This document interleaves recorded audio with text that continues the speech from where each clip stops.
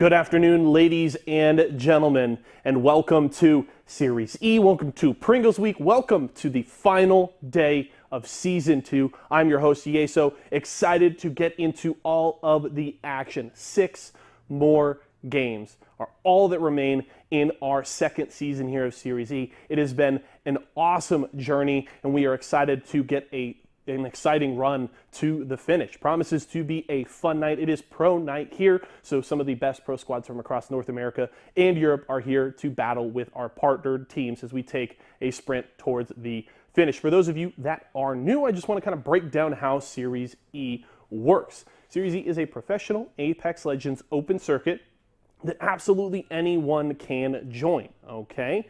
We have 9 teams that made it through our open qualifiers, have been drafted and signed by our 9 partner brands. Those players now make $750 a month salary, as well as compete weekly for points and prize money against other open squads every Tuesday, and as I mentioned earlier, against the top pro teams from across North America and Europe every single Wednesday. If you and your squad want to get in on the action, make sure to head over to matcherino.com/ESA for a shot at being a future Series E Pro. Now, a lot of stuff to cover here before we get into Deal or Steal, so we'll go rapid fire here. First thing I want to talk about, we have set the date for our Season 3 qualifiers. There are 4 spots available to try and get into Season 3. Those dates are going to be June 1st, 3rd, 8th, and 9th. So it starts next week. And this time around, you have to be in the top 4 of cumulative points during the qualifier to qualify for Season 3. So you can't just show up, have one good day, and be done, okay? So keep those dates in mind. I will have more info about those in the future. I also want to hit on our 10K Invitational that is coming up here in a few weeks. It's going to be June 19th at 2 p.m. Pacific. Our top 4 squads from Season 3 will be there, as well as a bunch of other big names and big orgs. You're not going to want to miss out on that. So save the date, June 19th, 2 p.m. Pacific time for our 10K Invitational. It's going to be a blast. Now, I want to hit some numbers here for standings. First, I want to talk about our open teams, and I want to especially congratulate from everybody here at Esports Arena, Team Lonely Fans. That is Blight, Blueberry Smalls, and Double O Negative. Congratulations to them. They have finished atop our open team standings here in Season 2, and that means those 3 gentlemen have qualified for Season 3. So congratulations to them. They will join our 4 top finishers for Season 2, as well as 4 teams from our open qualifiers in Season 3 of Series E. So super excited to see them competing next season. They had a great run this year. You can see a dominant finish there, over 200 points ahead of second place. So a great performance from those boys, a well-earned spot. Now, the big storyline tonight. It is the final day of the season, and nothing has been decided yet. Honestly, we're going into the final day here with a big shakeup in the standings coming last night. We saw Team Intel coming out of nowhere. I even had to apologize on the show for not recognizing them when I was talking about the standings to start the show. They were sitting way down at 6th place. They had a huge point gap to make up, but they came out just firing last night. Their first half was stellar. They ended up winning last night, their second open night win in a row, and they have charged all the way up to 4th place. And as you can see here on the right side of your screen, just a single point between them and Team Applejacks, and then another single point between Applejacks and Cheez-It. And those 3 squads are battling for the final spot in Season 3. Our top 4, you can see that red box at the top. Top 4 teams make it into next season automatically. The bottom 5 relegated back to qualifiers. They have to re-qualify for Season 3. So an extremely important race there. The other one to keep an eye on, Team Razor trying to catch up to Team Pop-Tarts. They are just 21 points behind second place, so that is another race to keep an eye on. Team Razor has been looking really good the last 4 to 5 weeks, especially since the addition of Cereal. It has completely changed that lineup. So those are our 2 races to keep an eye on. Meanwhile, we have Team Pringles sitting all the way at the top over a 100-point lead. They seem secured in first place as Season 2 champions. Obviously, we won't say anything until it is all said and done, until we have 6 more games in the book, but it has been an incredible season from the Pringles boys, and they look set to take the championship. So that is what you need to be keeping in mind tonight as we go through all of our games. Again, it's just 6 more games remaining in our season before we close the books on Season 2 and look forward towards Season 3. But before we get into the games, we've got my favorite segment of the day, and it is Deal or Steal. Let's head over to the GVO zone, where I will be joined by Presley of Team Pringles. All right, Presley, welcome to the show. Happy to have you here. How are we doing today? I am doing amazing. How about yourself? I'm doing great. I am excited for some Deal or Steal. Excited for you guys to finish what has been an impressive season. Before we get into the show, I just do want to ask, what are you kind of feeling here at the, the end of this journey? I'm kind of proud of how we've played. We kind of slowed down a little bit. I know some of us had to miss some days, but you just got to make up for it with how you can. But overall, I think we did pretty good as a team. I'm excited for Season 3. Definitely going to hold out first place. So yeah, definitely a strong performance this season. Always. Looking forward to seeing you guys in that 10K Invitational as well. That promises to be a banger. But we have business to take care of here. It is Deal or Steal time. And if you guys at home want to play Deal or Steal with me, make sure you subscribe to us at twitch.tv/esportsarena and have a shot to come and play it with me. The way the game is going to work, I've got 20 Apex crates with a range of prizes from all of our partners. To start the show, Presley's going to choose one of them to hold on to. We will then go through multiple rounds, eliminating crates off the board. At the end of every round, I will have a deal for Presley. He can either take the deal and take that prize home with him, or he can elect to steal and keep playing on. If we get to the end of the show and Presley takes none of my deals, we will then crack open his crate and he will get what is inside. So let's get into the fun. okay. All right. Now, I know which one I want. Is it the Xbox Series X? Is it something else? What are you really gunning for here today? The Xbox, that's definitely on the list. Sure. I think that's the #1 priority. Okay. So where do you think that Xbox is then right now? It's in #1. You think it's at #1? It's in there. Okay. Oh, yeah, it has to be. Presley calling his shot at the start. So Presley's going to hold on to #1 here to start the show. First round, we got to open up 9 crates, knock those off of the board. So let's just start one by one here, Okay. going through them. Get 7 out. Number I don't 7. like it. It's out. 7 already looking at Presley funny here to start the show. Says, get it out of my game. And it's, oh no! No! Oh no! Oh! There's no way. Oh! That's the first one. Oh, that just Okay, a dagger. Well, that's just a big backfire. Okay, let's all collect ourselves. Okay. All right. No Xbox Series X. It was inside crate number 7. Nope. I'm just trying to process what I just watched. Yeah, I am too. Okay. Wow. So I guess the keyboard up next. it's a great keyboard. It's a great keyboard. Razer, great products. We love them. Great partner of ours. Okay, so we want to protect that Black Widow keyboard. Which crate is coming next? The keyboard is definitely not in number 17. Okay. So we're gonna go with 17. I'm keeping my fingers crossed for you, Presley. I don't need my heart broken twice in one day. It's the Nestle Splash water pack there at 17. Okay. Okay, we're getting back into it.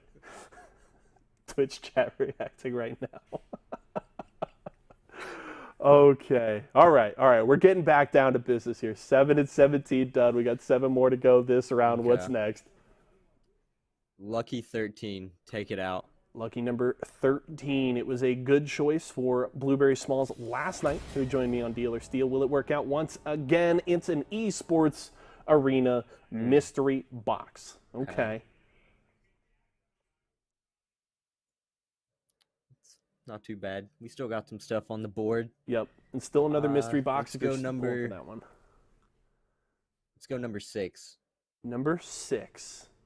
7 burned Presley to start the show. Will 6 Yeah, that one hurt. pay off a little more? It will. It's a Cheez-It pack there. Okay. Back into those white tier prizes, which is right where we want to be in the first round. Okay, 5 more before my first deal. Number 2. Number 2. Okay, it's going to be 2,150 Apex coins, one of those lower blue tier prizes. I think we're doing real strong here. We're all right. Do number 3. Number 3. Got to keep the momentum rolling here. Presley says 3. Can we stay in those white tier prizes? Stay in those top 2 rows. Dramatic pause here for effect. Yep. That's usually not a good sign. Number 3. I'm nervous. Show me what's inside. There it is. And it's going to be the $50 Walmart gift card. All right. That's quite a bit of snacks. That could have been a lot of Pringles. A little bit. Yeah. Yep. That one hurt. Okay. It's okay. 3 more to go. We're going to get 20 out. Number 20, down to that bottom right corner opposite. Crate number 1 that Presley said the Xbox was in. And it's the other Esports Arena mystery box. Another one of those high blue tier prizes. So we need to end in those whites here. We got 2 more this round. We need to get back up. You know what? Number 15. It looked at me funny. Okay. I don't like it. It's out. You know what? Fury agrees with you. Said eliminate 15, Presley. I know it. And Fury has never been wrong for me. Okay, Fury. He betrayed you this time. That's the Razer Wireless Black calling Shark out later. V2 Pro headset. That one stings. That's a great headset. Yep. Okay. Fury's getting fake comms later. Yep. Yep. Okay. He's going to go down at one point. He's going to die tonight. And typically you see the BM where you're shooting your enemy's crate and you're going to be shooting. Oh, no. He's getting... Yeah. He's getting griefed. Okay. 1 more this round. 1 more to go. All right. Number 8. Number 8. Back up to that second row. Can we close on a winner? We need a white tier here. It's the Apple Jacks Jumbo Snacks Pack. Okay. So, rough start to the show here, Presley. But we got some good ones there, right? There's still 4 prizes off the board in those top 2 rows, but it was kind of a scatter shot here. So, my first deal for you this time around, it's not going to be great, but I think we have progress. We can get better. I got a Rockstar pack here for you. I want to keep you hydrated. I know you got some big games coming tonight. 10K Invitational in a few weeks. Get ready for Season 3. So I want you to be hydrated, have plenty of energy. So I got this Rockstar pack for you here. I think I'm going to steal. As much as I enjoy Rockstar, there's still a lot of good stuff. Okay. Presley's feeling confident he can get a better deal here. I don't hate it. The keyboard's still on the board. So Presley says steal this time around 6 crates. 6 crates have got to go before my next deal, and still 2 of those purple tiers available. Number 4. Number 4. Can we start off round 2 better than round 1? We can. It's a Pop-Tarts pack there. That is a fantastic start, Presley. Beautiful. That is what we're looking for. Beautiful. All right. Keep the ball rolling. Number 5. Number 5. Can the momentum continue here? Still a few of those white tier prizes available. Oh, it's the Razor backpack. Presley stumbling again. It's okay. You're not dead yet. We're still in this. The keyboard's still there. Yes. All is not lost, my friend. We're okay. We still got 4 more to go this round. We haven't touched you haven't touched that middle row. 9 through 12 is one of those looking at you funny. I'll go with 11. Presley says 11. Okay. We need to get our feet under us once again here in some deal or steal. Can we do it? Ooh, 6,700 Apex coins. That's a lot. That's a lot of Apex packs. Yeah, that one's going to sting. That one's going to sting. I don't blame you. Okay. 3 more this round. I mean, hey, you know what? You said the Xbox Series X was the goal, but like if you couldn't get that one, the keyboard was still up. So all is not lost. Yep. Keyboard is still here. Yes. Get 19 out. 19. Okay. Show me a white tier prize. Come on. It's a Rockstar pack. That's what we're looking for. That's fair. That is what we're looking for. Get it out. I don't want it. Good recovery. Okay. 18. Okay. Is the next one. 18. We're going to close out that bottom row. What is inside? It's the Nestle Splash Water Pack. Yes, Presley. Yes. My guy. Okay. We are on a roll here. We are rolling, baby. This is what I'm talking about. We need one more. One more this round. Tell me, where is that Pringles pack or the Rice Krispies Treats pack? Where is it? It's in number 9. It's in number 9, he says. Let's see. Can he call it again? Yes, he does! Yes, he does! I'm a maniac! Presley's got it! Okay. That is how you finish a round, my friend. There we go. Okay. So. Yes, sir. Only white tier prize still available. It's the Rice Krispies Treats pack up there. Otherwise, we got blues and the keyboard. My offer for you, going to get a little better this time, but it was still a rough round overall. Okay. But I got some Apex coins for you here. I got 2,150 Apex coins. I want to help you complete that heirloom collection, Presley. Deal here, you take the coins and run. Steal, we keep playing, and we try to hunt down that Black Widow keyboard. Hopefully, I mean, you know, if I'm you, I'm hoping it's in number 1, but we'll find out maybe.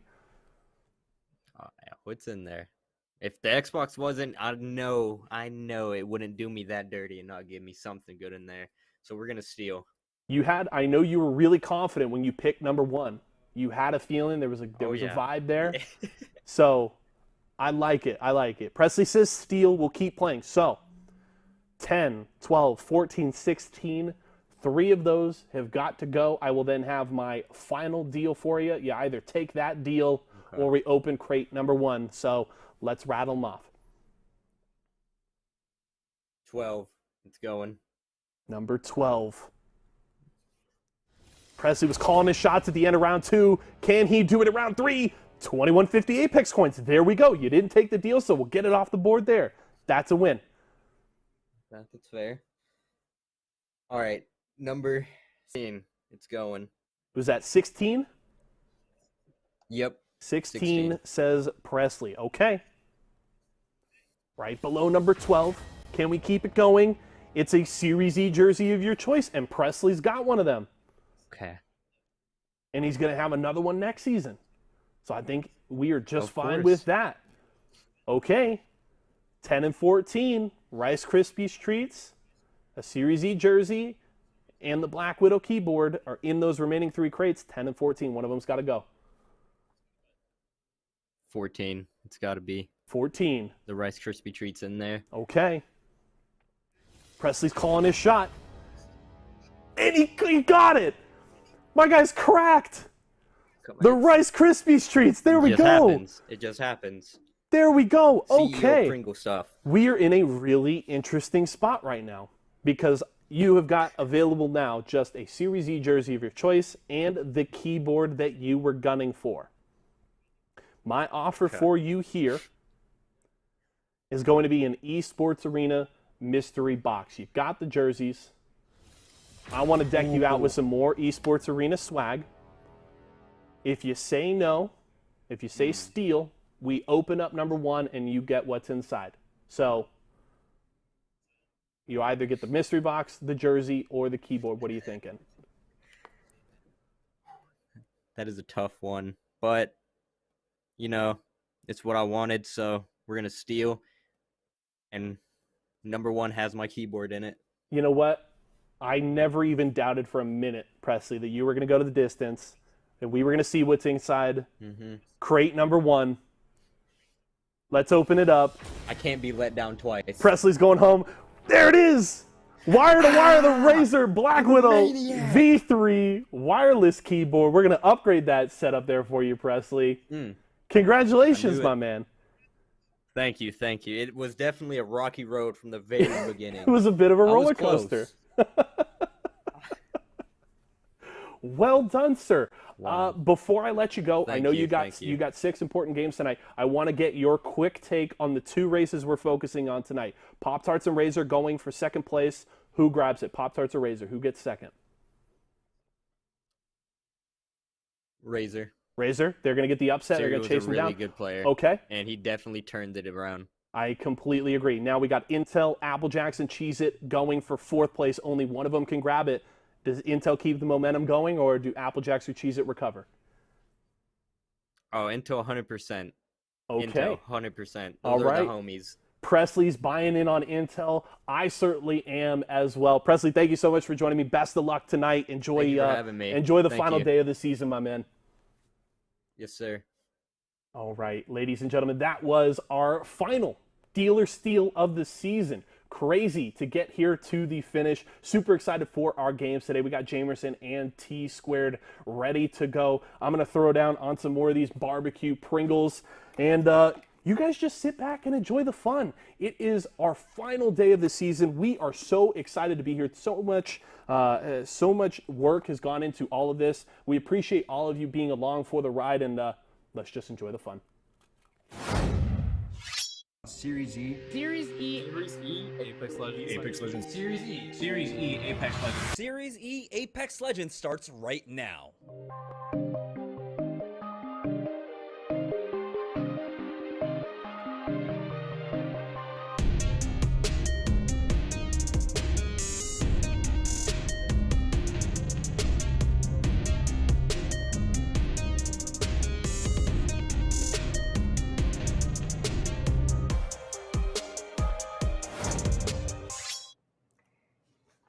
Welcome everybody to SeriesE, where it's just the day of good taste. We got Yeso in that He shirt. He's also picking up the barbecue Pringles. We got Presley winning big on Deal or Steal, and it is the final day of SeriesE here for Season 2, and we had such a huge shakeup in the leaderboards last night. It was incredible to see.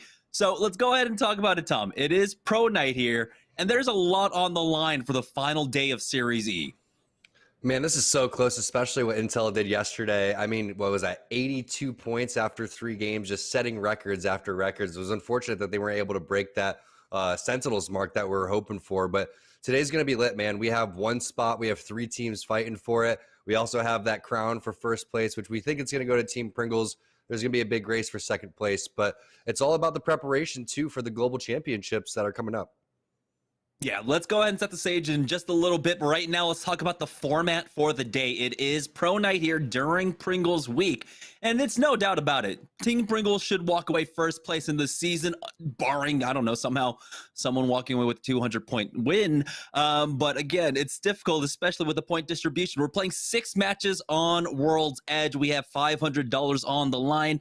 Kill points and placements matter. We got to see Team Intel last night farming it up, both in kills and in placements, getting 2 wins, a second place finish, and a whole slew of kills. Their first half of the day was absolutely amazing. Now let's go ahead and take a look at the pro teams that will be joining our partnered squads tonight for the final pro night of Season 2.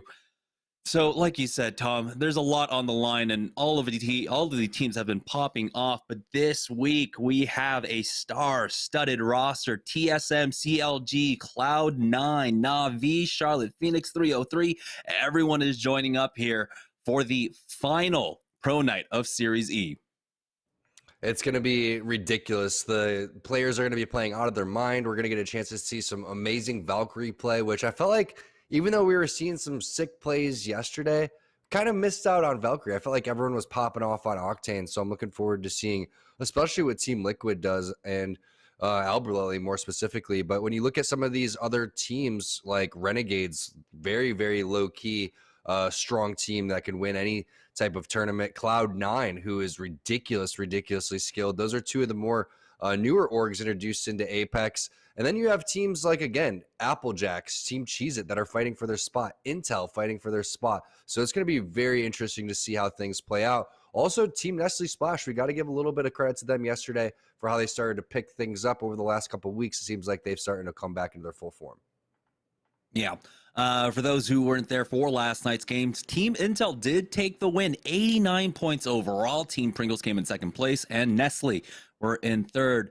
But let's go ahead and talk about the overall season cumulative leaderboard here. This is the important one. This is the final day because we have 4 spots that are up for grabs. Well, I mean, 1 spot up for grabs, but 4 spots that keep you safe into Season 3. And right now, Team Pringles, Pop-Tarts, and SeriesE are pretty much safe in it. And it's the final spot, the 4th spot that Team Intel are currently in. That's going to be the big battle. Taking a look at the point spread. 2 points separate these 3 teams. Team Intel in 4th place with 889 points. Team Applejacks right below them with 888. And Team Cheez-It trailing just by another point there with 887 points.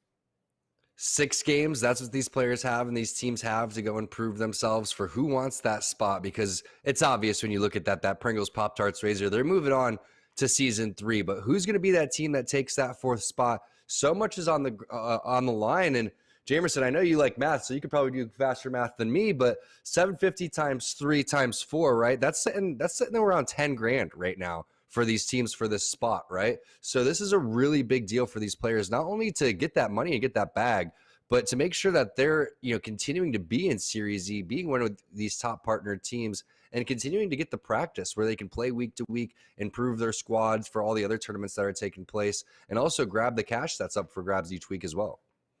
That's right. So we have the salaries on the line for Season 3. We also have the opportunities. There are plenty of other opportunities that come with being in SeriesE, and especially being here in the top 4 for relegations.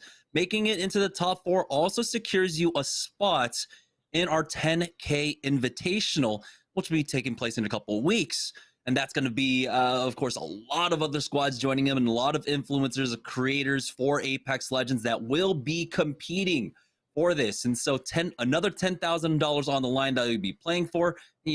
Like we said, of course, $500 on the line every single night that you compete here in SeriesE. That's an extra $350 that you can walk away with, up to $700 a week that you can be winning here. And so it's been a huge boon, a huge, nice shot in the arm for the Apex competitive scene, and helping out a lot of the players that just could not find representation in an organization, and keeping them afloat while the ALGS keeps running. So I'm loving what we've been able to do here at SeriesE. I'm so happy that we get to continue to do it for Season 3, Tom. And I look at improvements from not just individuals like Farmer Lucas on Team Pop-Tarts, but their whole team, really, right? Team Pop-Tarts was a team that wasn't a team that I would have predicted to be inside the top 2 when this season would have started. But when you watch the way that they play, and you watch the way that Team Pringles play, they've been playing phenomenal. And then also you get a player like Serial, who has been trying to find his team for quite some time. Well, he finally found his place on Team SeriesE, and he's been playing phenomenal. He's had some of our best clips out of all of the players individually, like a montage when it comes to not just the open days, but the pro days too. So it's been fun to watch Team SeriesE kind of rise their stock just 2-3 weeks ago. They were the 5th team outside looking in, and you can see the amount of points that they've put up just in that time. Yeah, that's right. So while the 4th place position is also important, we also have to, note that 2nd place is going to be something that's fought over right now. Pop-Tarts currently in 2nd place with 1,033 points, and Team Razor now currently in third place with 1,012. So they're only separated by 21 points overall. So we'll see who will be the overall leader. Remember, Team Razor were the season 1 champions, essentially, with the highest point total across the 12 weeks of competition in season 1. But this time around, of course, it is going to be Team Pringles, barring any kind of miracle. I mean, there's a 142 point difference between Pop Tarts and Pringles right now, which is a chasm that's going to be hard to kind of cut there, because Team Pringles have been incredibly consistent week in and week out. I really think the only way that Team Pringles loses this is if Presley goes back to Steel or Steel, combines his Razer keyboard with a handful of actual points that they have, and tries to sell that off for the Xbox Series X. I really think that's the only way that Team Pringles is going to end up losing this, and that's not even legal. So I'm really impressed with the way that they played. When we're talking about major tournaments where it's the finals of SeriesE, where we have, you know, this $2-3 million tournament that's coming up, Team Pringles is on my list of teams to watch here, and I think that they are fully capable of winning a tournament. And we'll see how our partner teams do today against our teams that, again, are some of the best that we have in North America and in our EMEA regions. We're on board with Team Pringles during Pringles Week, and they are obviously looting up Sorting Factory. Yeah, this is a lobby just full of ALGS winners. And so, you know, it's absolutely stacked right now, but we're going to be joining on board with our current cumulative leaders. This is Pringles Week, and so Team Pringles going to be able to get all of the loot here. And we've seen in the past they do frequently get contested over at Sorting Factory, but it does not seem to be the case today, and so things should be relatively free. And like you expected, Tom, we're going to see a lot of Octane now. I mean, there was a lot of experimentation with Valkyrie when she got first added into the game and people were using her in competitive, but going back to a bit more standard, and we're seeing teams going back towards the Octane, some still picking up the Wraith. I really just feel like it's a matter of, you know, being comfortable. And when you're playing Octane, Octane has been around for quite some time, and he hasn't had really major changes. Yeah, his stem change was pretty significant in terms of the, you know, the double up of what happened with his health regen, but the double bounce pad is pretty big too. But it's crazy that players are electing to pick him, and to me, I wonder if it's more of a hitbox thing. Octane has one of the smaller hitboxes. He's tough to deal with. And if you're very talented and mechanically gifted, say like someone like Hal, they're going to be able to get away with a lot of different things. And I really think that that's what TSM hopes for. They hope to get these crazy rotations, but they also expect Hal to play aggressive, get in there, and try to be, you know, that terror that he can be when it comes to just picking up kills and putting down damage. This is an interesting rotation coming out from TSM right now. We do know they dropped Fragment East, and with the pings going down as they're making their move on up, we can see that the ring will be pulling up towards the survey area. Not maybe survey, but might go into Skyhook here. But I thought they might run into Cloud9, who I believe dropped at Frag West. You see reps keeping an eye on it for the time being. They're getting scanned up. And so this is dangerous. If they take this fight here, they can get shot up from behind. It looks like Cloud9 might be fighting up against Third Impact there, as Balon G instantly gets thirsted from Third Impact. So now TSM starting to make their move, and they might just decide to run past this one and go over to Skyhook, but they are taking an off angle here as Reps gets a knock onto Jazaz. TSM sniped down. Took a lot of damage there, and Zicky is the one that takes him out. Now we do have the bubble, and the res should come out, and with Imperial House starting to stick that, I was thinking maybe he had a gold bag, but no, he was just the first one there. TSM already with 2 kills to their name now. We'll keep moving, and it looks like they're already happy with that start. Yeah, they're going to take that for sure. I mean, it was such a fast rotation. That's what TSM does. They move around the clock almost around that 2-minute mark, and they came around, did a loop-de-loop, and caught Third Impact off guard. And Third Impact is one of our most active teams in the early game. They love to fight. They land over towards that Epicenter Refinery area. They'll go, Epicenter Survey area. They'll go back to Refinery, start bullying teams back there, and just constantly looking for battles. But they also have that double-edged sword where if a team is ready for that, like TSM, that they're going to go and catch them off guard. And that's exactly what happened. Some good shots there. Snipe Down did get knocked, but no one else was there to try to clean up. So that's a good job as we take a look at what Team Applejacks is doing. And keep in mind, Applejacks and then Team Cheese It, and then Team Intel. Those are the 3 teams that you're really looking out for to see who's going to take that 4th spot. Yeah, it's 889 points to 888 points to 887 points. You can see now all the teams starting to gain their positions over at Skyhook. Rice Krispie Treats, I believe, usually dropping down by staging.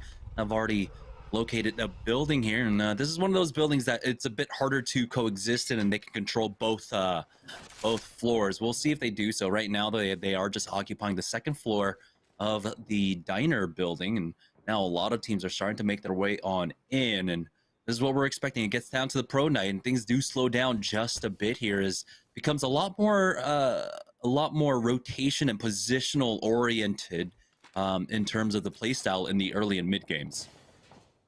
This is going to be a very interesting circle. I mean,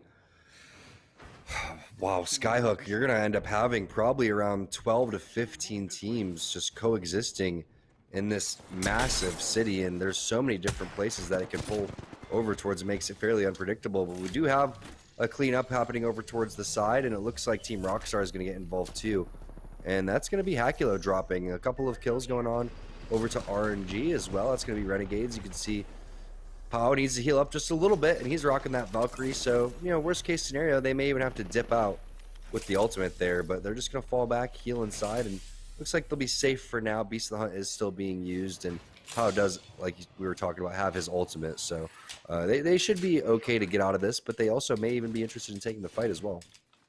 Yeah, it looked like an attempt at a third party there. You can see as they were making their way into the safety of this building. Saucer threw a scan behind them, and hostiles were detected. Like you said, they do have that Valkyrie deployed, and typically we can see teams, of course, throw down the bubble throughout the beginning animation of it to keep themselves safe for now.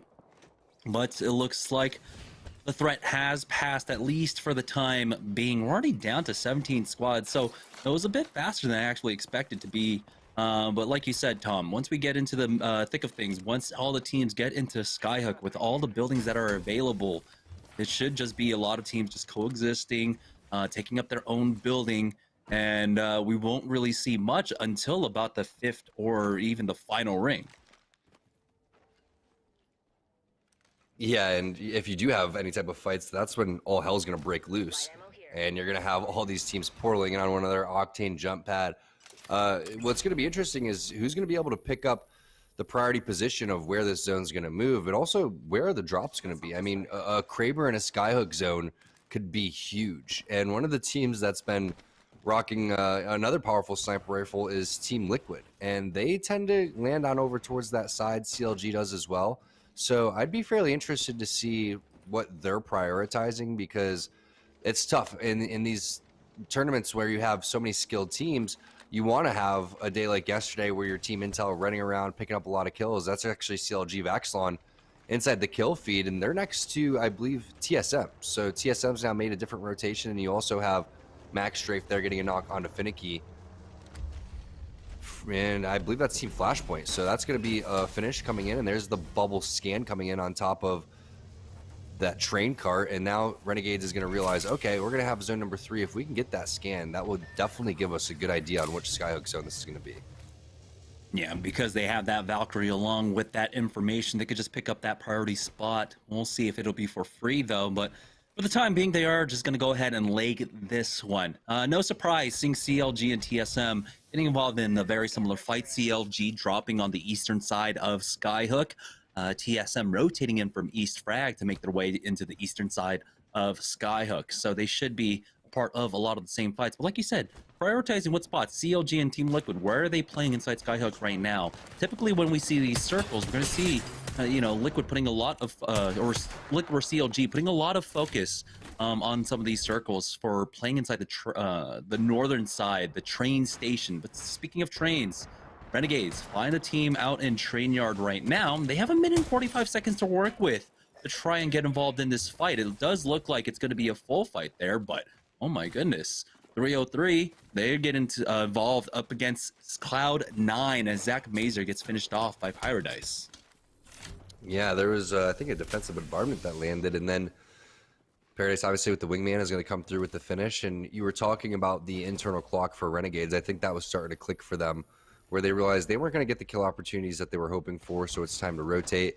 And you have to rotate around this time on the clock because you need multiple outlets to go and try. So they're going to try this side of Countdown, find out what they're going to have available. And then you also, I believe, have a drop over towards the right-hand side that no one has gotten. I wonder if Renegades is going to be interested in going for that. There might be an opportunity for them, but a minute now left here, and they can hover around in this area if they want to. They can take their time. They've picked up some early kill points, and they know that other teams are still on the southern side of the ring right now, and it looks like that's what they're positioning for. But TSM are looking to get aggressive here, just outside of Market now. Beautiful spray coming in from Imperial Hal. It looks like that squad is just none the wiser where these shots are coming from, but they have been forced back into the diner area, and so they will be safe for the time being. So TSM really favoring that Market ending here. We did get to see one of these circles yesterday. It was, I believe, who was it? Team Intel that ended up winning at the game in the circle that ended here. Yeah, and Market's always one of the more common skyhook endings if it's not going to go kind of towards that big center area. And we do have a Watson in play. You can see the Watson fences over towards that southwest building. And TSM's going to have a lot of resources here. So Hal has the flatline R9. He's going to be completely okay with around 300 bullets there.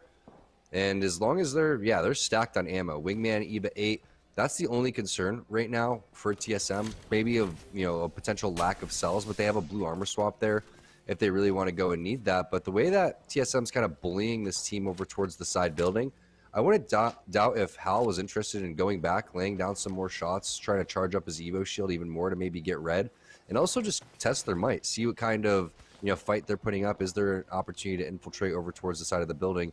At the same time, you run into the issue of leaving one of the god spots right now. This is probably the best building to lock down, and TSM gets there fairly early. You can see on the north-hand side how the zone number 1 was right there on the outside, and then it's barely even moved. And it's fairly easy to predict here in Apex that you can anticipate it's going to continue to do that same pattern, and that's what TSM is hoping for. Now on board with Team Intel, currently our 4th place squad, but for how long? We'll see if they can keep up the momentum from last night. They did slow down in the second half of last night's games. 82, 83 points overall in the first 3 games, but only got about 6 after that. But we have a full send coming out now. As you can see, with that bubble down, they do survive that, but they're getting shot up from every which way, and they're trying to find a safe angle here. So it looks like they are getting shot from every single angle, but they don't have a bubble here. This is dangerous for Team Intel playing here on the low ground now as they're all cracked, trying to survive, popping bats. But it looks like they do find a safe spot here. They're even getting spammed out by some Valkyrie missiles, but they will be able to dodge that one. And really, he only dodged that because of that amazing wall bounce. That was a typical 6 just random wall bounce trying to warm up the movement. You can see Hal actually does get the knock on his Slurpee G, and I was wondering if they were going to start to pressure the team over towards the side, and they're interested in getting aggressive. Look at the shots, look at the teamwork. Everybody's still fairly healthy.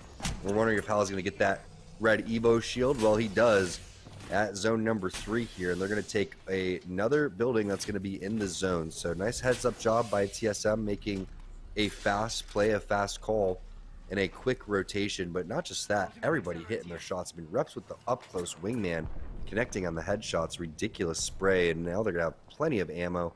Hemlock R9 there for snipe down. He's going to like what he sees, and pretty impressed with the way that TSM's been able to play this. I mean, there's not that many kills that have been had in this lobby, and they have a majority of them already.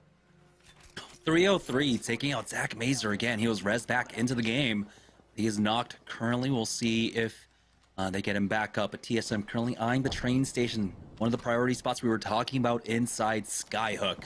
And with clearing out one of the teams here on the northern side, and that might leave it a bit more free for them. It does seem like Cloud9 were able to recover throughout all of this, and they did get Zach Mazer back on up. They are watching this port for the time being. They should be safe here for now, but this is pretty much what we were expecting with this Skyhook ending. So many buildings available, so many teams still alive. how the heck did they get Zach back up? I mean, hasn't Zach been knocked and finished twice already, and he still has better armor than his teammates? The loyalty here from C9 are things that you love to see. And oh, you can't make it through that portal, Lucas. He gets knocked. Fortunately for him, he doesn't get finished, and they were also timing that portal for when it was going to disappear. So nice play there by the timing, but they also get finished over towards the side on the Pringles side. That's going to be Nocturnal, Alberlily, and the Team Liquid squad, and there is the drop that you are hoping for if you are C9. If you could get a Kraber here, you're going to be loving life. Yeah, we do have the bubbles going down, so that squad over by the diner building should not be able to pick it up. Noct is trying to hold on to his bubble for the time being as Team Intel get themselves into a fight along with Charlotte Phoenix. The Team Intel pick up 2 of those kills. Kuya and Nesh going down to them. We saw Applejacks in the kill feed as well. So it's a very important race between those 3 teams. Applejacks cheese it along with Team Intel as C9 are now full sending it into this building. They do make it into that first floor, and so they are not prioritizing that drop, but they have to take this fight. They have the squad above them as well. It's going to be Team Pop-Tarts who do have the better armor situation right now, Tom. And remember, Lucas was someone that got knocked but got right back up because that portal was back. So they had good support and a good idea of how to play the Skyhook zone. And they've also taken a very good building. And we were wondering where this is going to pull. It actually pulls away from TSM and goes more over towards that train area and the big building that we saw Team Intel kind of, scrounging around. And zone number 4, 14 squads. This is kind of what we were expecting.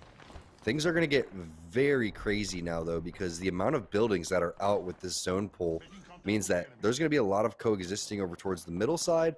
And then you have 1, 2, 3, 4, you have 5, 6 buildings, and you have 14 teams. So where are the teams going to go? And there it is. One team starting to yeet it over towards the center. Ooh, Team Intel in a fight up against TSM's or Team Liquid here. CLG gets involved as well. And now Nocturnal is the only one alive for Team Liquid, it seems. As Stomps actually goes down. ASCII picks that one up just on the stairwell, but he is safe. They're able to back up. Lucas takes that high ground angle for them to make sure no one pushes at this point. Cloud9 in a fight up against Applejacks for the time being as well. It's a 1-for-1 exchange. A's going down. Noct will fall on the other side as it looks like Kubsky gets finished off on flashpoints. So we're now down to 13 teams remaining, and this is what we're expecting once a lot of these buildings get nixed out, and a lot of the squads are going to go down as well, and Applejacks are just down to Dupe here. Cheese Fries finishes off Aves, going to the roof, and it's a full squad above. Dupe is going to have to drop low, and it's only a matter of time before he gets finished off. Impulse is the one that picks that one up. Pop-Tarts were able to make their way safely in, and now Renegades as well. This was the squad that showed up when Dupe was trying his best to nope out of that situation. Saucer takes huge damage, and look at Hanmu actually is on Caustic here, which is going to be pretty crazy considering that they have the high ground. Where's this zone going to pull, though? They actually have to move away, and it's going to be that fence ending that we've seen a handful of times. These are probably the more 2 popular endings, would be the market ending and the ending that we're seeing right now. And Team Intel somehow, throughout all of this, after being in absolute shambles over towards the bottom, 6 wall bouncing just to stay alive, dodging everything that they could, they are in a pretty solid position here now as they're going to continue to try to rotate on the slow ground. But look, another team is doing the same thing over towards the right-hand side, and they have to advance to the north eventually. So Metro is going to use that death box to actually avoid the Arc Star, and then he's hoping that 6 and the rest of the team is going to advance and try to lay down some cover fire so they can continue to advance. But right now, it's a matter of cat and mouse between these 2 Bloodhounds and scanning consistently, and then really hoping and praying that all the focus doesn't go over towards you. And that's what Intel's trying to do. Maneuver around here, find out exactly where they could go to have some safe haven. Looks like they've spotted out a possible solo rat over towards the side. And they will go hunting forward, and I'm glad that they're making their move early on. It's going to be Nocturnal, the last member alive for Team Liquid. Defensive bombardment has gone down. Their bubbles have been used, and 6 is dropped down to 2 HP. Panders has fallen throughout all of this as Almu picks that one up. Now the res does come out, and it looks like they will be able to get him safely up. And you can see 6 hasn't even popped his heals yet, but they are going to be forced to now. But I like that they made this move early on. Metro threw a beautiful scan up top onto the tower. There were 3 teams above them, and they did not want to get caught on that scramble. So now they're going to be avoiding a lot of this now on the slow side of the circle as they're making their move along this fence line. They'll have some decent cover, but that train yard is their main vulnerability. As you can see, there is a squad there, but their main focus in this the train station team is just to make sure that the train station is actually cleared out. Here's Team Cheese at one of our squads competing and battling it out for that final spot in to avoid relegations. They're one of the teams that are going to get caught up in that south side scramble. As you can see, so many teams dropping down. Prodigy Aces along with Joey Blackout will be able to finish off CLG, picking up another kill onto Stunny as well. But Rakinishu is taking so much damage to the ring. Team Intel are just surviving throughout all of this. Panders gets that revenge for 6 from all the times Joey Blackout was just the bane of their existence yesterday. He really was. Joey Blackout was like the sole player shutting down Team Intel. And I'm just really impressed with the way that Intel has maneuvered into basically not really a game-winning spot, but they have an opportunity to win this game, especially with having all 3 members of their team alive. You can see that one of the teams is actually not full, so we'll find out who exactly that is going to be. And that could be Charlotte Phoenix, as Amu is posted up against the wall and they're kind of just coexisting towards the fences. It's going to be 2 players. There's the scan. And if it is just a 2-team... Ooh, nice job by Panders with the missile barrage. And if this is just a duo, I wonder if Team Intel could be interested in sending it on them.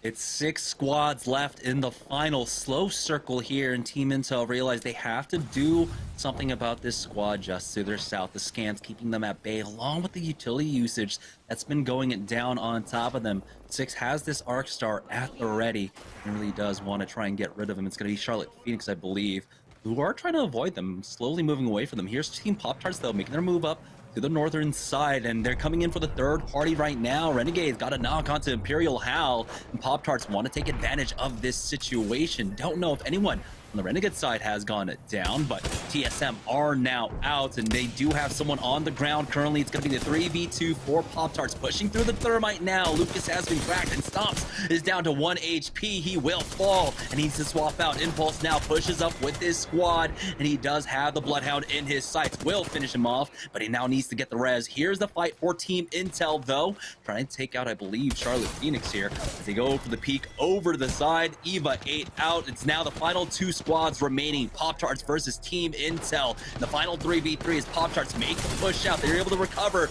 but they weren't able to fully heal up. But Pop-Tarts find the timing and take out Team Intel. They'll take the first win of the evening. Still a big game from Team Intel, though, because they're popping off with a lot of kills, and we know how the importance is of holding into that 4th spot. Got to give plenty of credit to Team Pop-Tarts, too, for getting the dub. The way that they rotated into the train station and finished that fight off, that was a huge fight because TSM was seriously looking like a threat in that lobby. Yeah, and just rezzing up 2 players and instantly turning on the swivel to finish off Team Intel. That was absolutely massive for them. But speaking of Team Intel, remember, they were up by just 1 point for that 4th place position here, but getting a 2nd place win along with about 7, maybe 8 kills. This is going to be a huge boon for them, adding a little bit of extra safety for them as we go on through the rest of the games for the evening. We're going to go ahead and take a short break, but when we get back, we'll have game number 2 of Series E here during Pringles Week after this. Hey, what's up, guys? It's Presley, and this is the Presley Pringle stack. Boom. Pizza on the bottom, pizza on the top, sweet and spicy barbecue somewhere in the middle, and then you also take the fire roasted jalapeno for that little extra tang. So let's go ahead and...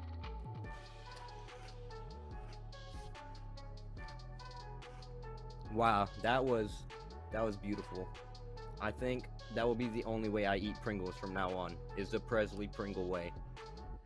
If you want to buy Pringles, head on over to walmart.com/esportsarena and you can cop yourself some Pringles. I play for Team Pringles and you're watching Pringles Week.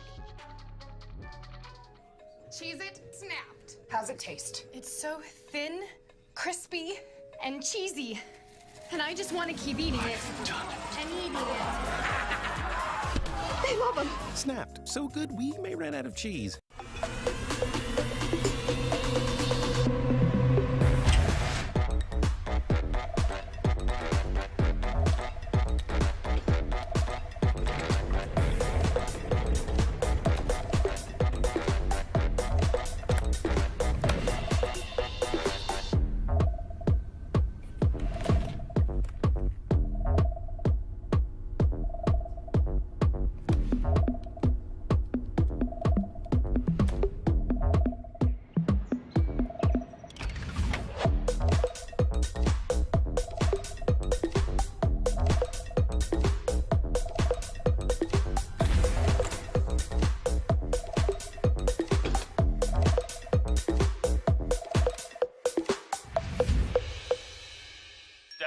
flavors. Make new ones. How much do you think Pringles paid these people? Hardly anything. Hey, you guys want to stack different Pringles flavors to create new flavor combos? Here, I'll go first. Pizza, barbecue, and jalapeno. The spicy barbecue pizza stack.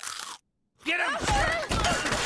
Grandpa, what's going on? Pringles. We're trapped in a Pringles commercial. They must have taken us in our sleep. How can we get out? Stack Pringles flavors. Make new ones. How much do you think Pringles paid these people? Hardly anything. Hey, you guys want to stack different Pringles flavors to create new flavor combos? Here, I'll go first. Pizza, barbecue, and jalapeno. The spicy barbecue pizza stack.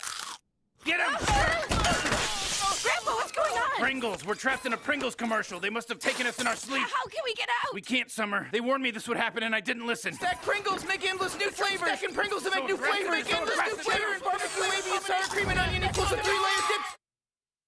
Welcome back, everyone. Yeso here. Game number 1 of the day is all done and dusted. Team Pop-Tarts able to take the win. Intel coming in second place. A huge game for both of those squads. We didn't see Razor there at the end, so that is certainly a good sign for Team Pop-Tarts trying to hold off and lay claim to second place here at the end of Season 2. Meanwhile, Team Intel, as we talked about at the top of the day, very, very small gap, just 1 point ahead of those other teams vying for that 4th place spot here. Let's check out our post-game stats here for the first game of the day, and it's Lucas continuing to keep Pop-Tarts rolling. They only had a 21-point lead coming into tonight, but getting that win to start the day is huge for them. Meanwhile, Reps from TSM does take kill leader for this game. 6 kills, no surprises there. Whenever TSM is out, they show up all over these post-game stats. So Reps, great game from him. Meanwhile, ASCII of 303 Esports, over 2,300 damage for them. 303 has been a great, consistent competitor here on Wednesday nights, on these pro nights in SeriesE. Definitely a squad to keep an eye on, but lots of storylines to follow. We're going to head to a quick break. When we come back, Jamerson and T-Squared will check that Mobile 1 leaderboard, and we'll see where we're at headed into Game 2. Hey, what's going on, guys? It's Phony here, and today I'm going to be trying the sour cream and onions Pringles. Personally, this one's my favorite, considering not only does it taste really good, but it's one of the most popular ones out of the regular ones, which are original, barbecue, and cheddar. And I like this one the most just because it gives me that tanginess that I like. If you guys are ever looking for Pringles or shopping for Pringles, just go ahead and go to walmart.com/esportsarena. I play Apex Legends for Team Pringles, and this is Pringles Week.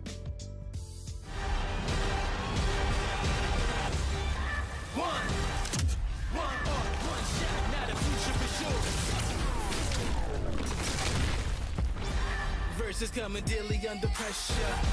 Working on applying the skin, the true side trademark is at the edge of your dreams. Yeah. One shot, now the future is yours.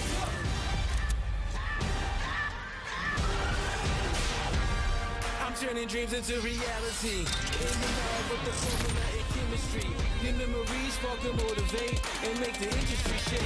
Put the bars to the brakes. I'm talking one chance that was so good for the code. It's one shot, now the future is yours. Let's go.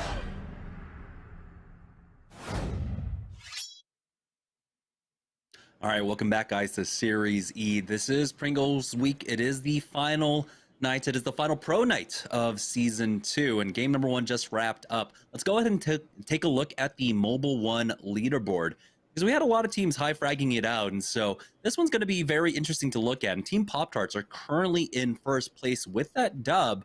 The TSM fragged out so hard that they are currently in second place with Team Intel right behind them. But this is still a very even point spread amongst our top 5, Tom.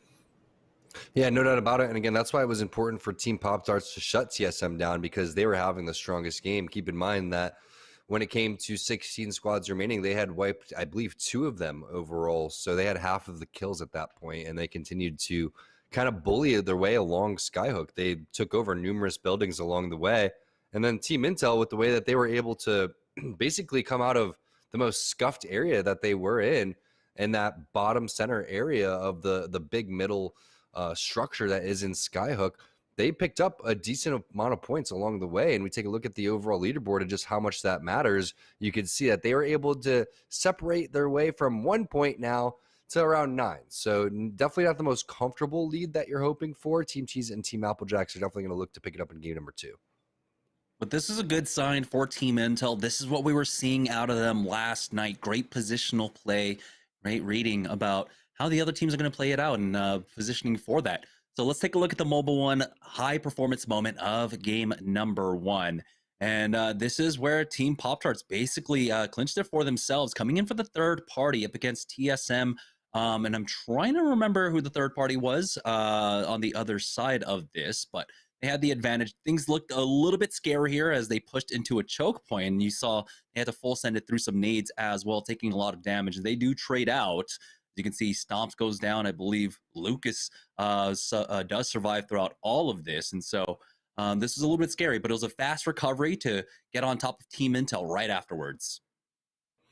And the problem for Team Intel is they were fighting a little bit later than Team Pop-Tarts was. You could see Panders comes through. They got the knock on Onmu actually earlier than that.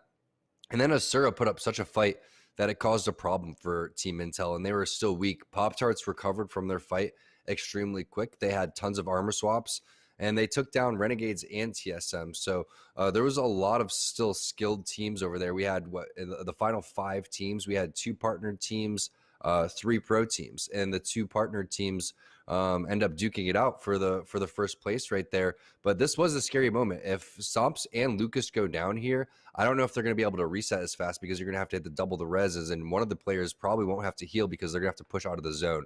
So it was a smart job by, I believe it was Lucas, that backs off, and then they come through with the bait and switch, and they get the finish there, so they're able to even get to Team Intel to begin with. But you got to give props to Asura, because while the fight in the third party was taking place inside train, they already had Onmu knocked. So that's 3 players focused on 1, and he still did enough to, force them out of position and force them have to reload, use resources, et cetera, and that made life a lot easier for Team Pop-Tarts.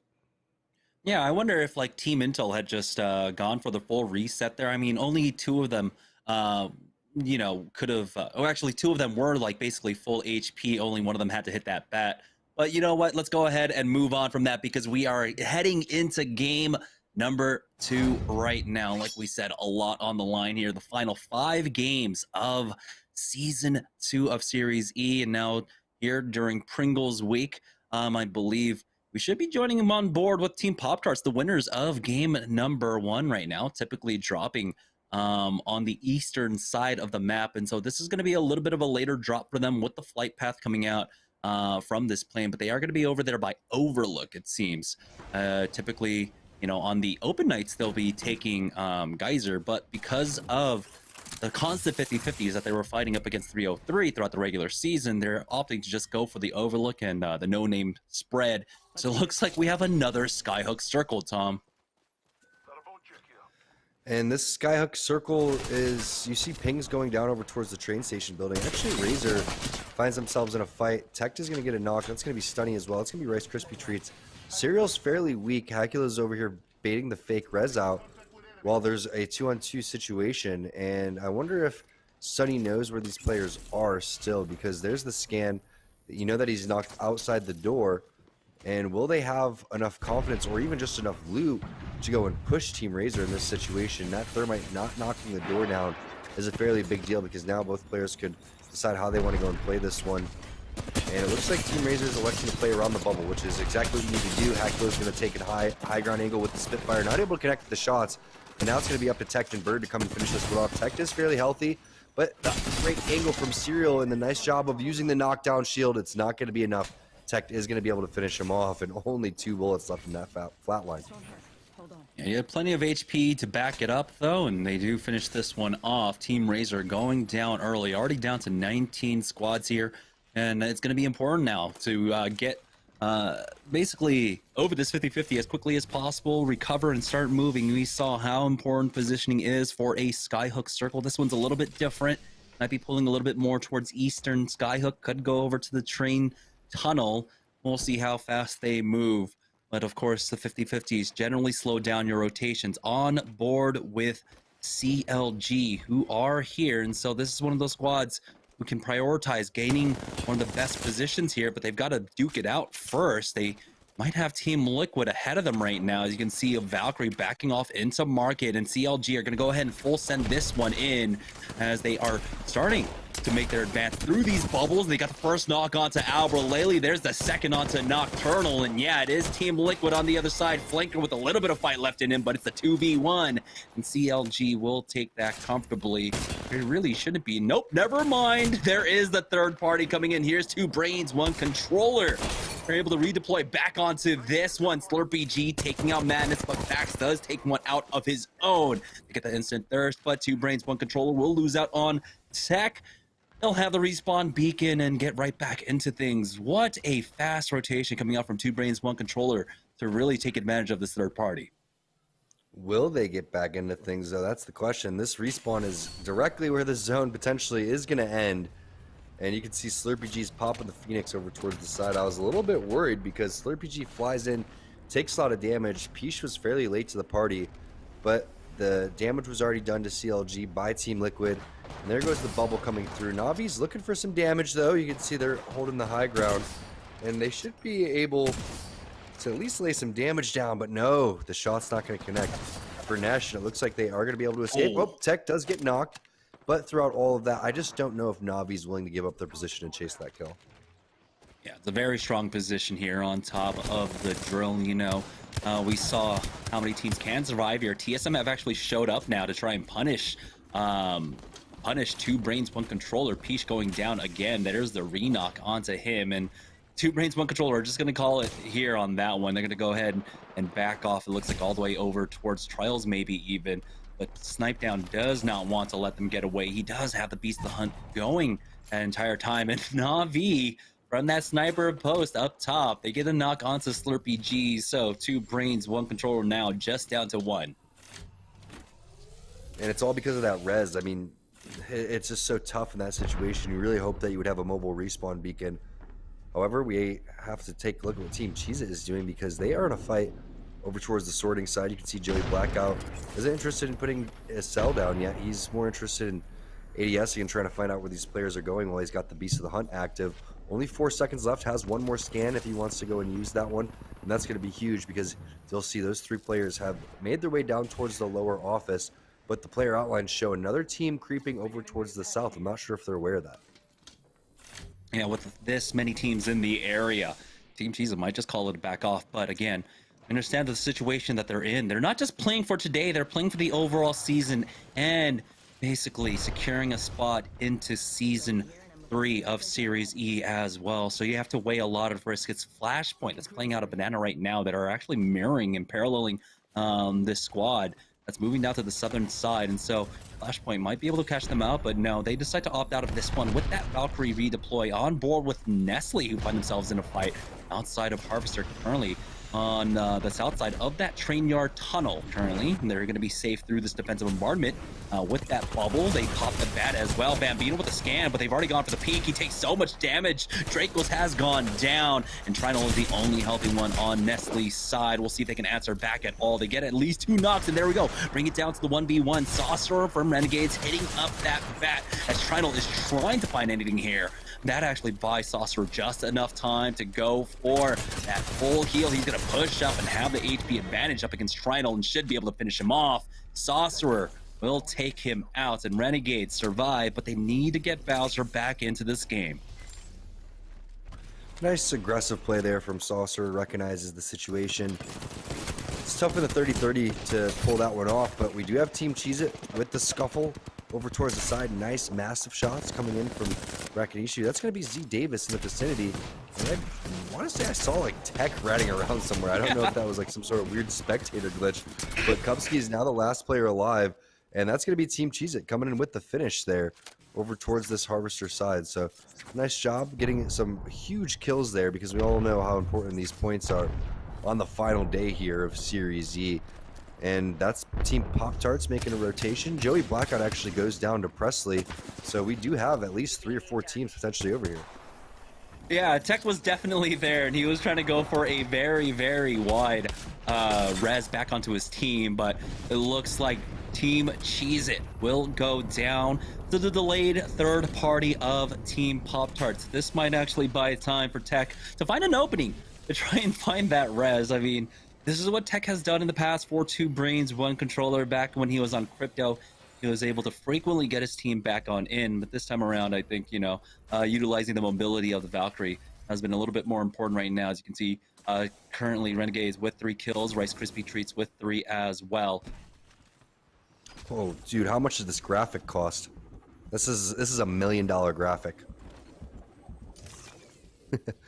You can see, I love that it has the amount of players that are still alive too, for each team and the legend that they're playing. So, nice job coming through for the SeriesE production team over at Esports Arena. Look at this high ground play coming in for Team Rockstar. They're interested in getting out of here because there's a couple teams and we know how difficult it is to get out of these chokes. So they're trying to full send on over towards the Skyhook area. Makes things a little bit difficult though because you're trying to scan players on the outside if you're Valkyrie, but you don't know exactly which players are going to be inside the buildings. Ooh, Matt Pickett taking a lot of damage there, but Team Pringles now still in the fight. Over here by Harvester, currently Phony is dropped down low and he'll back up. Impulse and Lucas should have more HP though. It's Renegades on the other side. They've lost out on 2. It's just Sorcerer left. Team Pringles now left in the 3v1. Should be able to finish this one off safely as they just jump on in with that jump pad and take him out. Team Pringles coming up with this, a lot of kills here in the early game for themselves.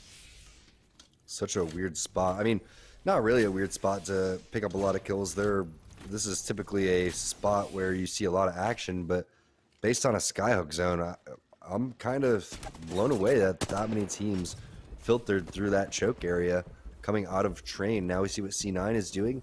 They're over towards the opposite tunnel and they're on the platform looking for some action. That could be a team inside and it could be another team on the outside. So they are surrounded right now and it's going to be up to Stay Naughty to try to find a scan and a correct scan. He's going to scan away from the tunnel back onto the team towards the hill. So the tunnel's actually safe, which is huge for C9 because if they were stuck out in the open, that's one of the more open spots that you have in all of World's Edge. There's not a lot of places to go.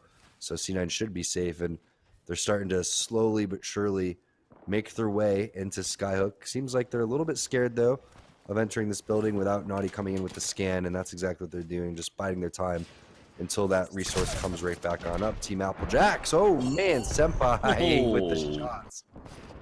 Oh man, you can see they're also just up against it. The armor situation not great. Dupe had the highest HP with that blue armor, but looks like they will survive for now. Rockstar themselves took a lot of damage. You can see Cheese Fries getting that assist from his buddies. The bubble does go down on top of him. He does have that gold armor, so he'll be able to heal up rather quickly, but Rockstar are taking this priority position here in Skyhook. We saw, of course, that ring pulling over here towards train station. They're the team that's going to be holding it down for the time being, but it's for how long? It does look like 2 brains, 1 controller were able to actually recover. As you can see, Tech got Slurpee G back into this game at the very least. Don't know if they got their 3rd. Here's Team Intel, though, on the western side of the zone. Team Cheez-It are out. I believe Applejacks, yeah, they're still up. And so Team Intel are looking to continue to grow that lead up against those 2 squads. And the coexisting is going to continue, but this is a lot less squads that we had before. Remember when we were moving into zone number 4 and zone number 5, we had 14, 15 squads here.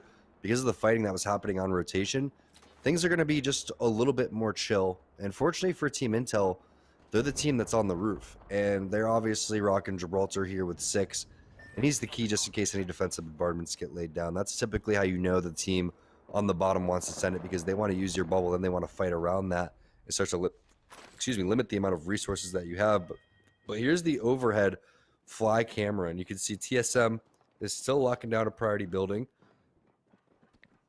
and there shouldn't be much action here actually in the next 2 minutes or so. I think once this zone closes and teams realize what the exact Skyhook zone is going to be, that's when you're going to see fights. And remember that when this happened, when the zone moved from zone number 3 to 4, then when it moved from zone number 4 to 5, one of the most active teams was TSM. They took fights immediately. And that's one of the keys, is you're going to realize that as well. As soon as that happens, teams are going to say, okay, it's not even worth coexisting here. We're going to try to take you out. And that's what I'm expecting probably with Team Intel, but the fights on the edge are not stopping. Team Pringles still trying to make their way in. Yeah, they should be roughly safe here to take this fight, as it looks like TSM have found a fight of their own. Onmu going down, but here's the full send out from Team Pringles. It might just be a rat, honestly, with the way that they're chasing after this Valkyrie, trying his best to survive. It's going to be Slippery G to go down. He gets thirsted off, so Tech left to by himself once again. It's a top 13 squad situation, as the scan does go out behind them, and Team Pringles, they can delay their move into Skyhook and just stay around here in Countdown for a moment. They've picked up a few kills along the way, so they're definitely happy with the how they're playing this one out so far. Just playing and committing to the edge for the time being. They do come from the southern side of the map, and so you can see how you have to be able to play both of those play styles. Being able to get a center priority position, or just being able to commit to the edge. It looks like Team Intel are slowly making their way down this building, as they do have Cloud9 actually in there with them for the time being. This is kind of a tricky spot right now for Team Intel, because really you don't have an opportunity to check all around you, right? Because you know Pringles is trying to make their way down the hill, but at the same time Team Pringles has no idea that there's two really solid squads that are basically gatekeeping them. And the way that they are set up right now, you know that you have to watch these stairs. You have to constantly be scanning right now. So you really only have one player to look around, and that's Panders, and he's AFK in a corner. Yeah, he's going to take his moment here as the scans do come out. And so, yeah, definitely need to keep your wits about you in this situation with Cloud9 underneath you, with Na'Vi, I believe, on that sniper post, looking to just take shots at you whenever they get the opportunity. You need to make sure that you're keeping track of everyone. The scan comes down. They do notice that there's another team, of course, on the building just to their southeast currently. But as this ring starts closing in, they're going to have to make a move shortly here. Team Intel have been great about the positioning. Now with Third Impact surviving that early game, it does look like 2 brains, 1 controller will get finished off by Team Pringles.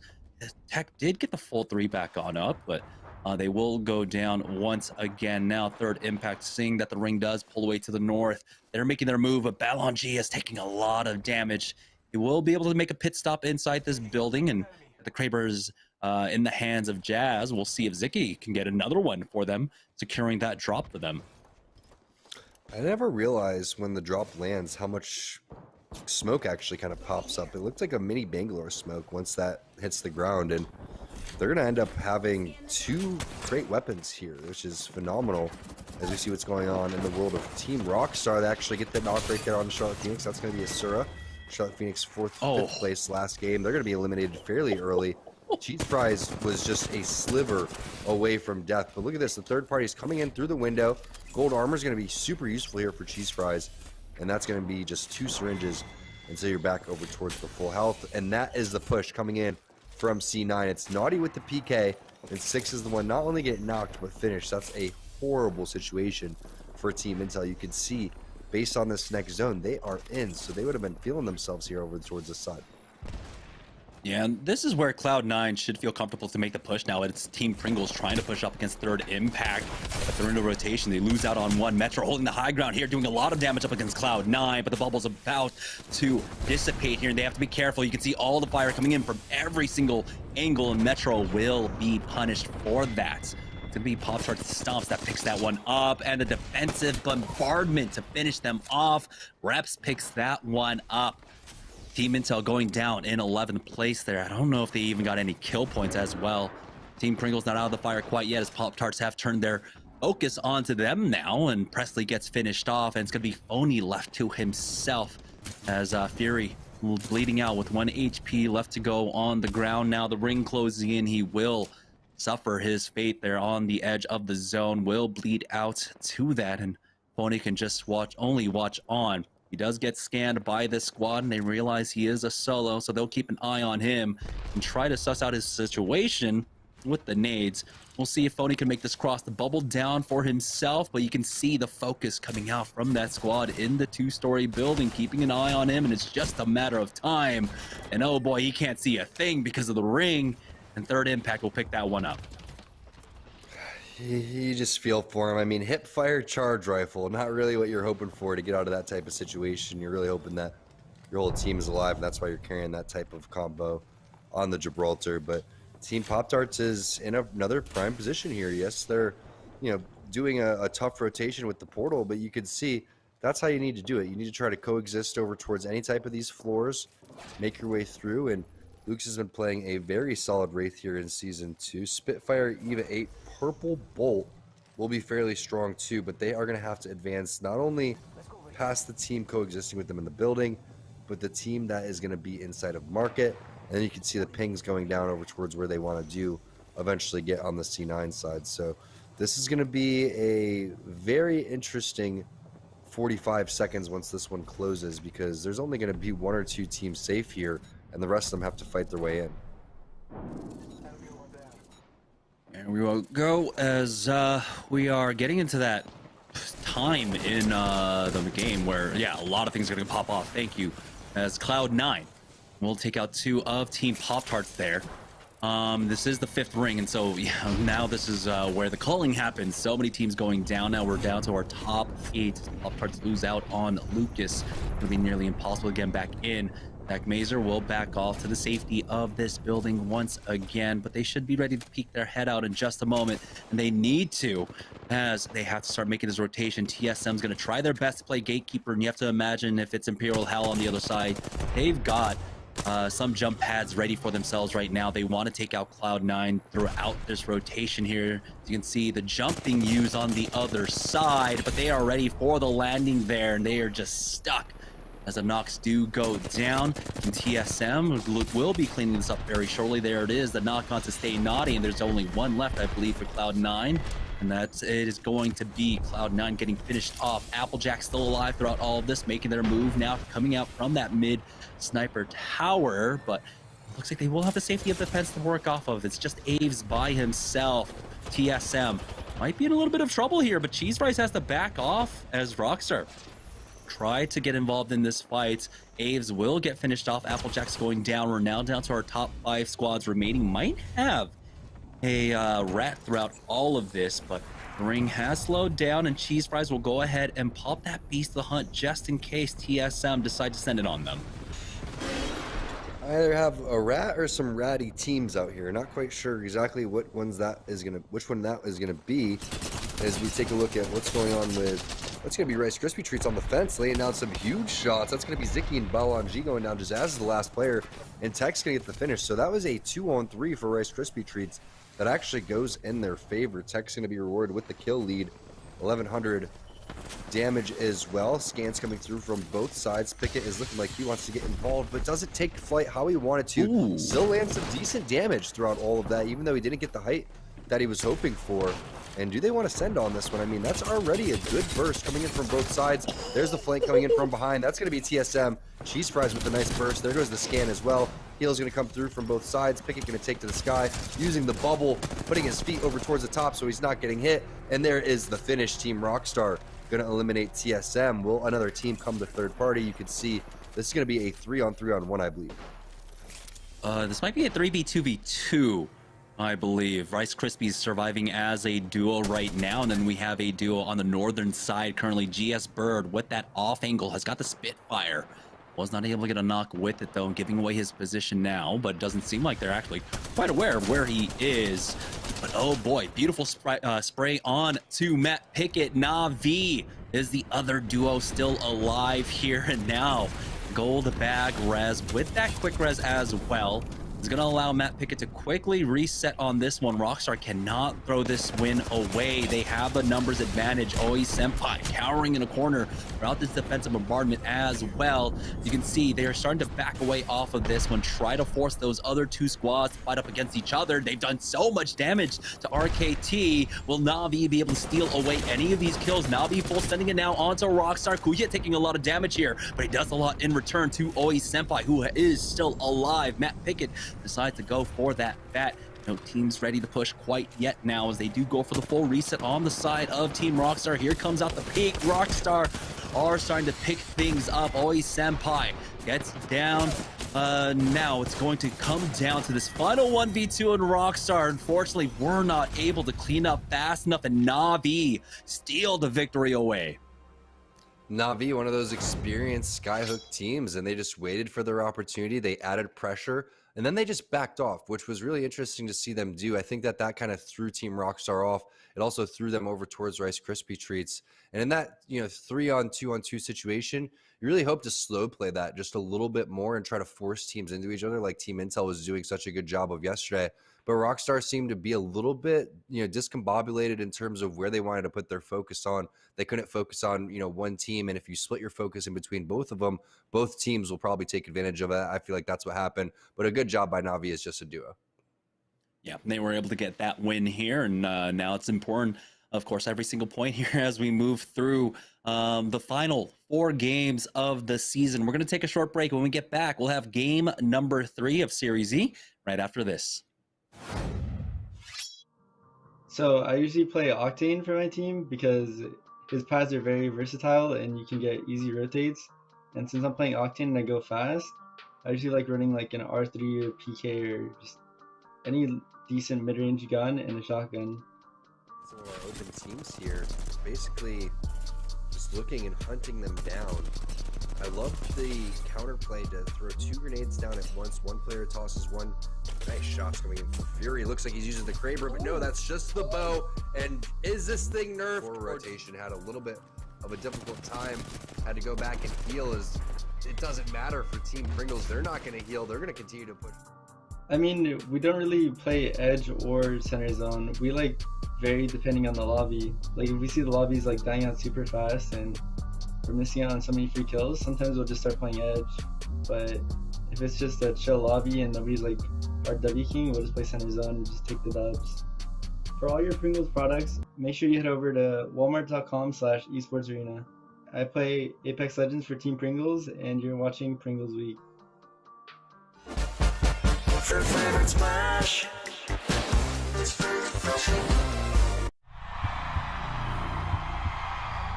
I wasn't born in the spotlight. Nah. Had to grind and shine like a star on a hot night. And something about the struggle now resides in my muscles. And every trial and trouble helped to hang my hustle. Real rock stars don't chase the spotlight. It chases them. Stack Pringles flavors. Make new ones. How much do you think Pringles paid these people? Hardly anything. Hey, you guys want to stack different Pringles flavors to create new flavor combos? Here, I'll go first. Pizza, barbecue, and jalapeno. The spicy barbecue pizza stack. Get him! Grandpa, what's going on? Pringles. We're trapped in a Pringles commercial. They must have taken us in our sleep. How can we get out? We can't, Summer. They warned me this would happen and I didn't listen. Stack Pringles, make endless new flavors. Stacking Pringles to make new flavors. Make endless new flavor and barbecue, wavy, and sour cream and onion equals a 3-layer dip stack. All right, everybody, welcome back to SeriesE. It is Pringles Week and the final day of Season 2. We saw Na'Vi able to third party and grab the win there as Rice Krispie Treats and Rockstar were duking it out in that final circle. Let's check our post-game stats here for the second game of the day. And make sure you guys keep following along. We see Intel, Cheez-It, and Applejacks fighting for that 4th place spot. Meanwhile, Team Razor, I believe, was 0 points through their first 2 games. Very rough start to the day for them. I know somebody in the studio is probably very disappointed with that. Team Pods are still looking strong. But it is Kohia leading the way for Na'Vi. 6 kills for him, kill leader here for this game. There he is, yes! We got the shot, yes! Yes, finally I get to be toxic to Shimona Heat on stream. He is actually here to hear it. Nesh with the damage lead over 2,200 damage there. Tons of storylines to follow. The day is not done yet, okay? 4 more games to go, so don't go anywhere. Razor still has a shot, but they certainly made that climb a lot more difficult here as we run down the stretch. We are running out of time, ladies and gentlemen. We're going to go to a quick break. When we come back, we got game number 3 brought to you by Jamerson and T-Squared. So I played Gibraltar for my team, and probably my favorite gun combinations. It's pretty toxic, but I like using a charge rifle or a bow. Pretty much any gun that I can just poke at people and they can't do anything back to me, just because I like to be mean to people and know that I can't get punished for it because I'm shooting you from 400 meters away. Presley coming through, and Pringles silently having a really solid game. And oh, I bet Presley's eyes are lighting up right now. He doesn't even have to look. He just has to just keep shooting. And he's going to pick up a ton of kills. Presley taking. So on Tuesdays, we usually stick to Sorting Factory, and then pretty much anyone that comes to Sorting Factory, we usually either kill them off drop or we will just run them down. And then on Wednesday, depending on how that week before went and also how ranked has been going, we will either give up sorting and go somewhere else and try not to mess with the pro teams. That way we can all get good practice.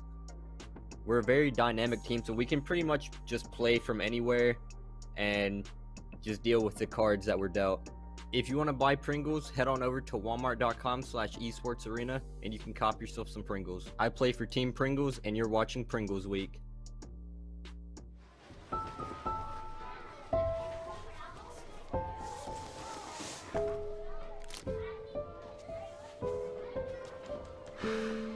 Hey, shake it, kiddo.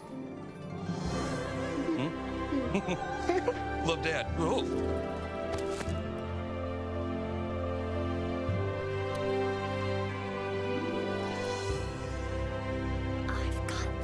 Kellogg's Rice Krispies Treats. A little love when it's needed. It's Kellogg's, Fruit Loops, Apple Jacks, Corn Pops, Tiger Paws. They're Jumbo. Jumbo snacks, snack time heroes. Go take them on the go. Cereal, magnified, showing up for snacking time.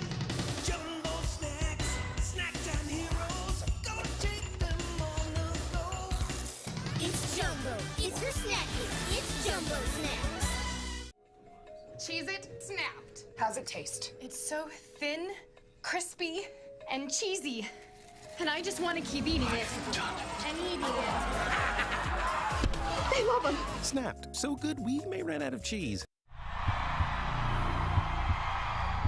I wasn't born in the spotlight. Nah. Had to grind and shine like a star on a hot night. And something about the struggle now resides in my muscles. And every trial and trouble helped to hang my hustle. Real rock stars don't chase the spotlight. It chases them.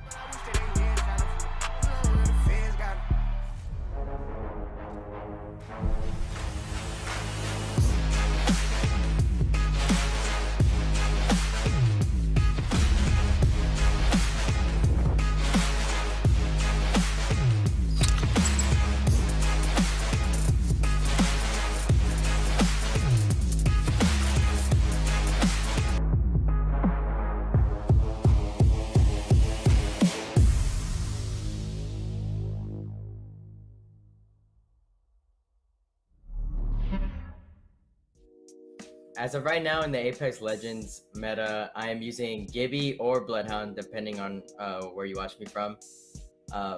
As of right now, the gun combinations that I do use are the Charge Rifle and the Eva on Gibby. And if I'm going with Bloodhound, I use something close range, like a Volt or like an R9 as well. Those are my primarily used guns. And yeah. You know, actually looking at Lava City, the one squad that's closer to Team Cheez-It is actually going to be Lonely Fans, so that's going to be interesting to see because they will run into each other based on rotations. But it's going to be Team Pringles with Phony. He's the epitome of one. He's going to hold the door to heal up safely, but it looks like he's trying to trick him, being able to break the shield in time. Oh! So usually in SeriesE on Tuesdays and Wednesdays, we usually figure out beforehand who's in the lobby, and if we're able to claim a spot that we want, we usually take it. And if we're not able to, we usually fight for the spot that we do want that has most likely the best loot. So that would imply like sorting or epi just for our play style. We would just take those two, and that's just mostly for Tuesdays and Wednesdays. Coming up into the champs, we will be taking epi whenever complexity is not there, and then lava fisher whenever SSG is not in the lobby and complexity is in our lobby. If you guys are ever looking for Pringles or shopping for Pringles, just go ahead and go to walmart.com/esportsarena. I play Apex Legends for Team Pringles, and this is Pringles Week. What's up, it's Fury, and if you want to play like me, you gotta snack like me. Getting that onto Wizzy now. Rambo did take a lot of damage here. Here's the bow check bow for Fury. He pushes up his for the 63, and they get the knock onto Nate. Up hard two, once again, playing in circle, by the way, playing very slowly. And meanwhile, Pringles, on the other end of things, not playing so slowly. They are... For all your Pringles products, make sure you head over to walmart.com/esportsarena. I play Apex Legends for Team Pringles, and you're watching Pringles Week. Alright, so we're gonna hold right here, and then when this team starts pushing up, just get to these boxes right here, and then we're gonna bubble left, and then we're gonna aggro on them, okay? Alright. Right here. Move up, move up. 130 on the Gibby. I'm bubbing up. Get in here. I think I can push up this guy by myself. I can kill him. Nice, I got him. Alright, it's one more squad. We're chilling, we're good. Alright, let's go. 50. He's blood. Two dead. Two knocked on. He's one. Apex. Got him. Last one, Jibby. Dead. Nice. GG. Let's go. Good shit, bro. GG's.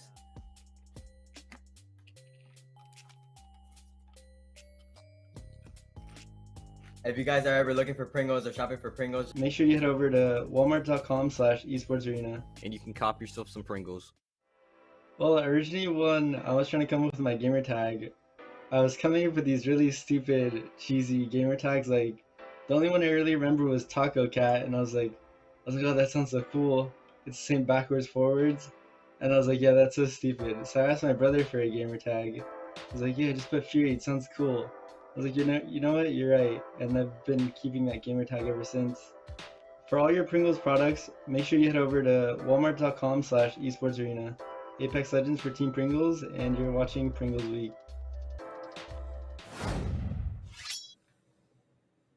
All right, welcome back, guys, to Series E. 2 games down, 4 games left to go to finish off this season. Let's take a look at the Mobile One leaderboard to see who is currently in the lead now after 2 games. We've had 2 Skyhook endings as well, so hopefully the ring will have something a little bit different for us. But taking a look at this leaderboard, it's crazy how close it is amongst our top 4. I thought today was Skyhook Day. I know it was Pringles Week. I thought it was Skyhook Week, the way that we've seen these zones continuing to pull. But it's pretty similar to what we saw in game number 1, where we saw TSM, Pop-Tarts kind of popping up, and they were, having decent performances throughout. Not their best, but it was Rockstar and Na'Vi towards the tail end that are putting up very similar points, and you could see why this is so tight, because they were 2 exact back-to-back zones. So no one's able to really have a crazy game like you would see out of maybe Team Intel yesterday. But again, the crazy part is how Na'Vi was able to win that with just a duo. Rice Krispie Treats, Na'Vi, and Rockstar were the final teams in that final circle right there, and they were able to pull that one out. And speaking of Team Intel, they're still not that far off track, sitting in 6th place. Let's look at the Mobile One accumulative leaderboard. And Jamerson, looks like we are still as close as ever over here. Yeah, 8 points separating Team Intel from Team Cheez-It, but Team Cheez-It's still only 1 point above Team Applejacks. So these final 4 games, we're going to keep an eye on that all night long. The lead for Team Pop-Tarts, though, growing up against Team Razor right now. Team Razor haven't been able to get much going, while Team Pop-Tarts have found some success so far across the last 2 games. So they're getting closer and closer to securing that 2nd place finish for themselves. So a lot on the line here. Let's take a look at the Mobile One high performance moment of game number 2, though.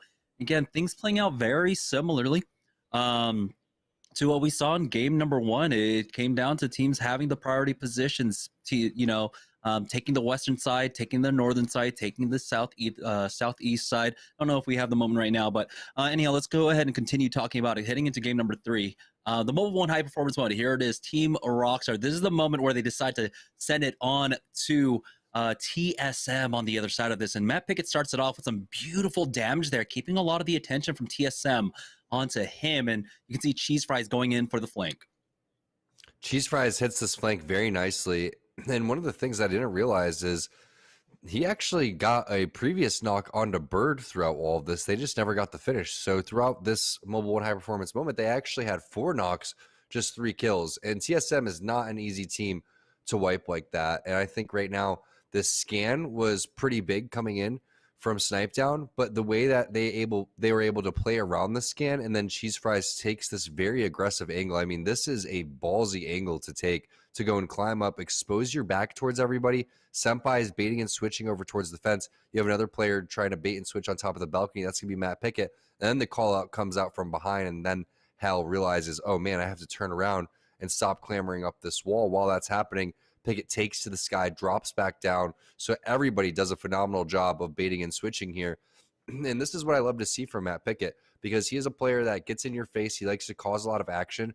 So he could if he could figure out how to utilize the Valkyrie in these skirmishes, that's going to be the perfect type of legend for him based on his skill set. So I like to see that he's able to open up with this initial damage, and the rest of his team's able to follow this up, because again, that's TSM. That's one of the best teams, if not the best team that we have in North America.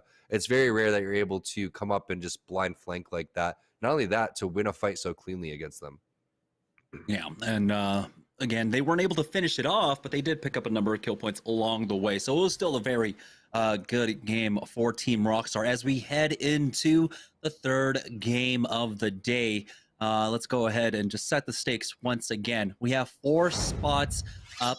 Secure your way into Season 3, and then 5 teams that don't make it into the top 4 will be relegated to go through qualification process once again. So it's super important to perform well right now. The 3 teams that are in the running for that final spot to avoid relegations: Team Intel, Team Cheez-It, along with Team Applejacks, and it's Intel with the narrow lead amongst against those other 2 squads right now. I believe like 7 or 9 points, I forget exactly. But here we go, heading into game number 3. And you can see Nog already has a purple armor for C9. And that's before anyone else has even landed on the Na'Vi side. So on board with the Lava Fisher squad, who seems to be having this for free. Max Strafe didn't get the flight path that I was hoping for. He actually eats a little bit of the lava over towards the side. And now we have Team Razor over towards the back of Dome. I was not anticipating Team Razor to get in a fight back here. I didn't even know that 2 teams were considering going towards Dome. We'll have to find out exactly who this other Psycho squad is.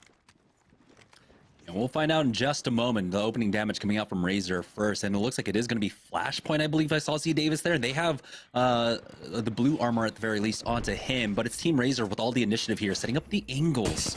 As you can see, I'm watching them go out, hitting huge, but up top, you've got the Gibraltar doing a lot of damage. Zero Tricky goes down, but it's in exchange for 2, and it's all up to 1 here left. Or Flashpoint as Finicky gets finished off. Team Razor will pick up the +3, and they do it fast enough. No, they don't. Here comes the third party already out from, I believe, Team Cheez-It. Yeah, here's Rakanishu, and Prodigy Ace is looking to punish this 50-50.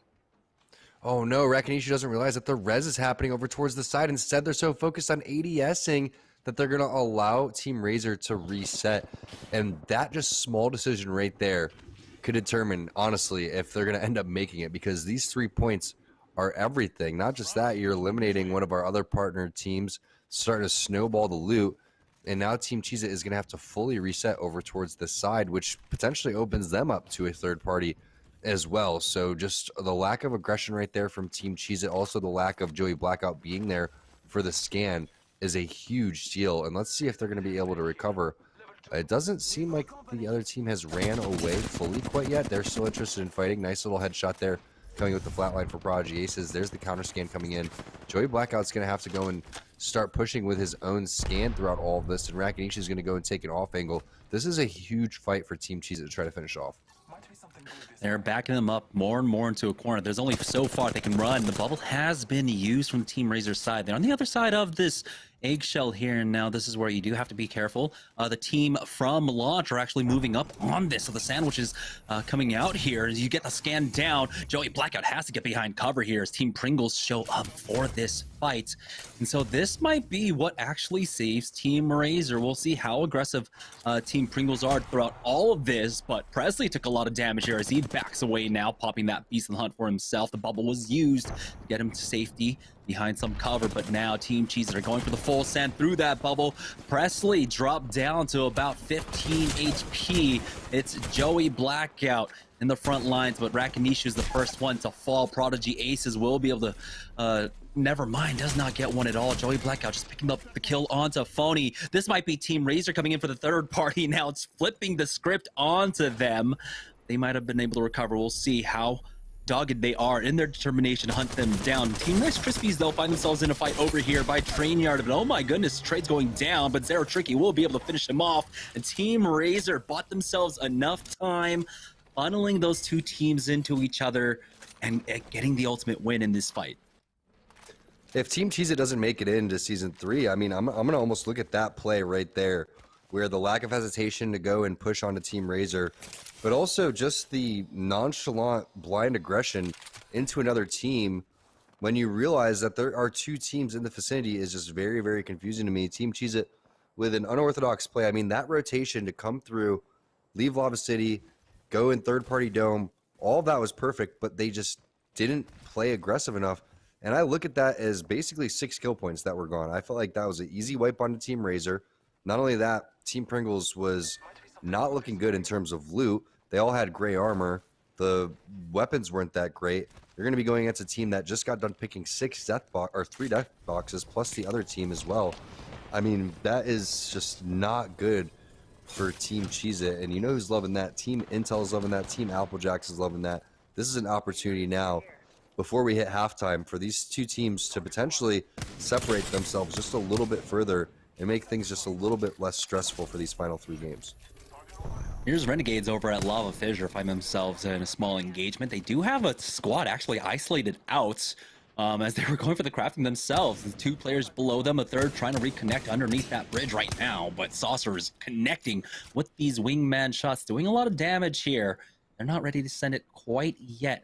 They have not connected on the middle of this building quite yet, but here they go. The scan down from Saucerer is the full send out from this squad. Pal by himself, though, will be able to use that passive from the Valkyrie, but Bowser has been cracked, and now it's all up to Saucerer to try and hold the line here as he pushes up, forcing that squad back on in, but they're going to push out aggressively onto him, get the knock. It's going to be Slurpee G here. But Pal with the flank will get the knock, onto Tech, and now it's the 2v1 for Renegades, as they will be able to clean that one up. Are there any third parties in play here? Looks like they're relatively safe and should be able to pick this one up. I'm surprised that a team like Intel aren't in the area for this rotation to try and take advantage of this, but Renegades will be able to get the +3 and safely reset. It looks like Team Intel are starting to make their way on up, though, and they are in the area now. Rockstar actually finds themselves in a fight with Nestle Splash towards the train side. You can see some good PK shots coming in, but Ronnie's already going to be down, and that means it should be a fairly easy reset coming in for Team Rockstar. They just need to heal up, figure out how they're going to go and approach the situation, and that's how they're going to go and approach it. Just straight up the zip line right there into the face of Dracos. There goes the finish. The actual finisher comes through, and now Bambino trying to put his quick boots on, but I don't think they're going to be able to get away. As the scan comes through, Pickett also could take to the high ground if he wanted to go and chase this just a little bit more, and has a little bit of a respawn on his utility, but it doesn't matter. They're going to be able to still find this player nonetheless. Just a matter of time before the finish comes through, and you like to see that from Team Rockstar. I mean, that's an aggressive play over towards train. It's not easy to take out the players that are sitting in the train cart, but Ronnie is the player that you would want to take down on Nestle Pure Life first and foremost, because in these skirmishes, he's typically the one that's doing the most damage, and they're able to get him originally, so it made that fight just a little bit easier. On board with Rice Krispies over here at Frag West, Frag West. Currently, the ring's starting to pull up towards the northern side of the map once again, but this time it's going to be a frag circle, maybe even a survey camp. But with the positioning coming out from Rice Krispies, we expect it to go over here, and you have a great building to be holding for the time being. It's going to be very similar to how we saw games 1 and 2 play out. When you get these city endings with a lot of buildings, teams won't be able to hole up, and we won't see much action until about the 3rd or 4th rings. But we do still have a lot of teams playing the edges, so we'll see if that expectation gets upset right now. But Rice Krispies will take a moment to just gain their bearings here as Stunny Looks like they do have a team quite possibly on the other side of this. He's going to try and grief that door, but he gets shot from all the way over at Frag East. Here comes a kidnapped attempt from Tech, but they just close the door on him and say, no, this is not happening today. Team Intel over here at Skyhook go in for a very late rotation, really roundabout rotation, looking for the fights on the edges here. I'm surprised they actually found a team here. But they have a minute and 30 to work on this right now. They've got the high ground as well, but it looks like it might be multiple squads or just one squad completely disconnected here. And Charlotte Phoenix find themselves in a fight up against Team Applejacks right now. Amu and Asura already down. Was Intel rotating, or were they just predicting another Skyhook zone? I think that's what they were going for. Applejacks actually going to dip out now after putting down some damage towards the bottom of Epicenter. And I like this play. Regroup, get back on over towards the high ground, figure out exactly how you're going to approach this situation, especially with Team Cheez-It being eliminated. Razor looking good with the shots coming in from Hakulo. And Hakulo was a huge reason why they're even able to still be fighting right now, because of the shots that he had early game with the flat line. He's going to be bailing, though, with that Volt. Serial is the one trying to lay down the cover fire, and they did a little bit of a swap in terms of their composition. You could see Serial switching, obviously, from Octane to Bloodhound, but more importantly, Hakulo going on over towards that Wraith just to try things out a little bit differently on the rotations, as they are going to be playing the choke. Maybe not for quite some time because they need to rotate, but they did have that team behind them. I was curious to see if they're going to do some serious gatekeeping. Team Intel is going to go down and take Na'Vi with them, actually, though. 6 is the one player that needs to get recovered, and they do get that banner, maybe putting it back into that respawn beacon here very shortly, with this only being round 2. And amount of resources that they have should be fairly strong. So it's a great job by Team Intel picking up some more kill points. Yeah, neither of these teams really getting involved in early game fights, so their economy should be quite high right now. There's no one really in the area to punish them for this res as well, so they should be able to walk this one in with a number of options for the term in terms of rotations to get into the safety of this ring. So Team Intel taking upon themselves to find some early game kills and really start to grow this lead up against Applejacks and Team Cheez-It right now. You can see they are number 2 in terms of points and kills in the game right now. 3 to their name. Team Razor with the early flurry of kills in the first 2 minutes of the game, currently sitting on 7 kills overall. Just that graphic, man. That graphic is next level. Love it. Razor is... Oh, are they going to go continue to push in? Thought that they may have caught out a team, but it's actually just a ping towards the building. And that's the train station where you see the player outline. So they're going to be safe in this next zone as it closes. Again, it's just round 2, so it's not going to do that much damage.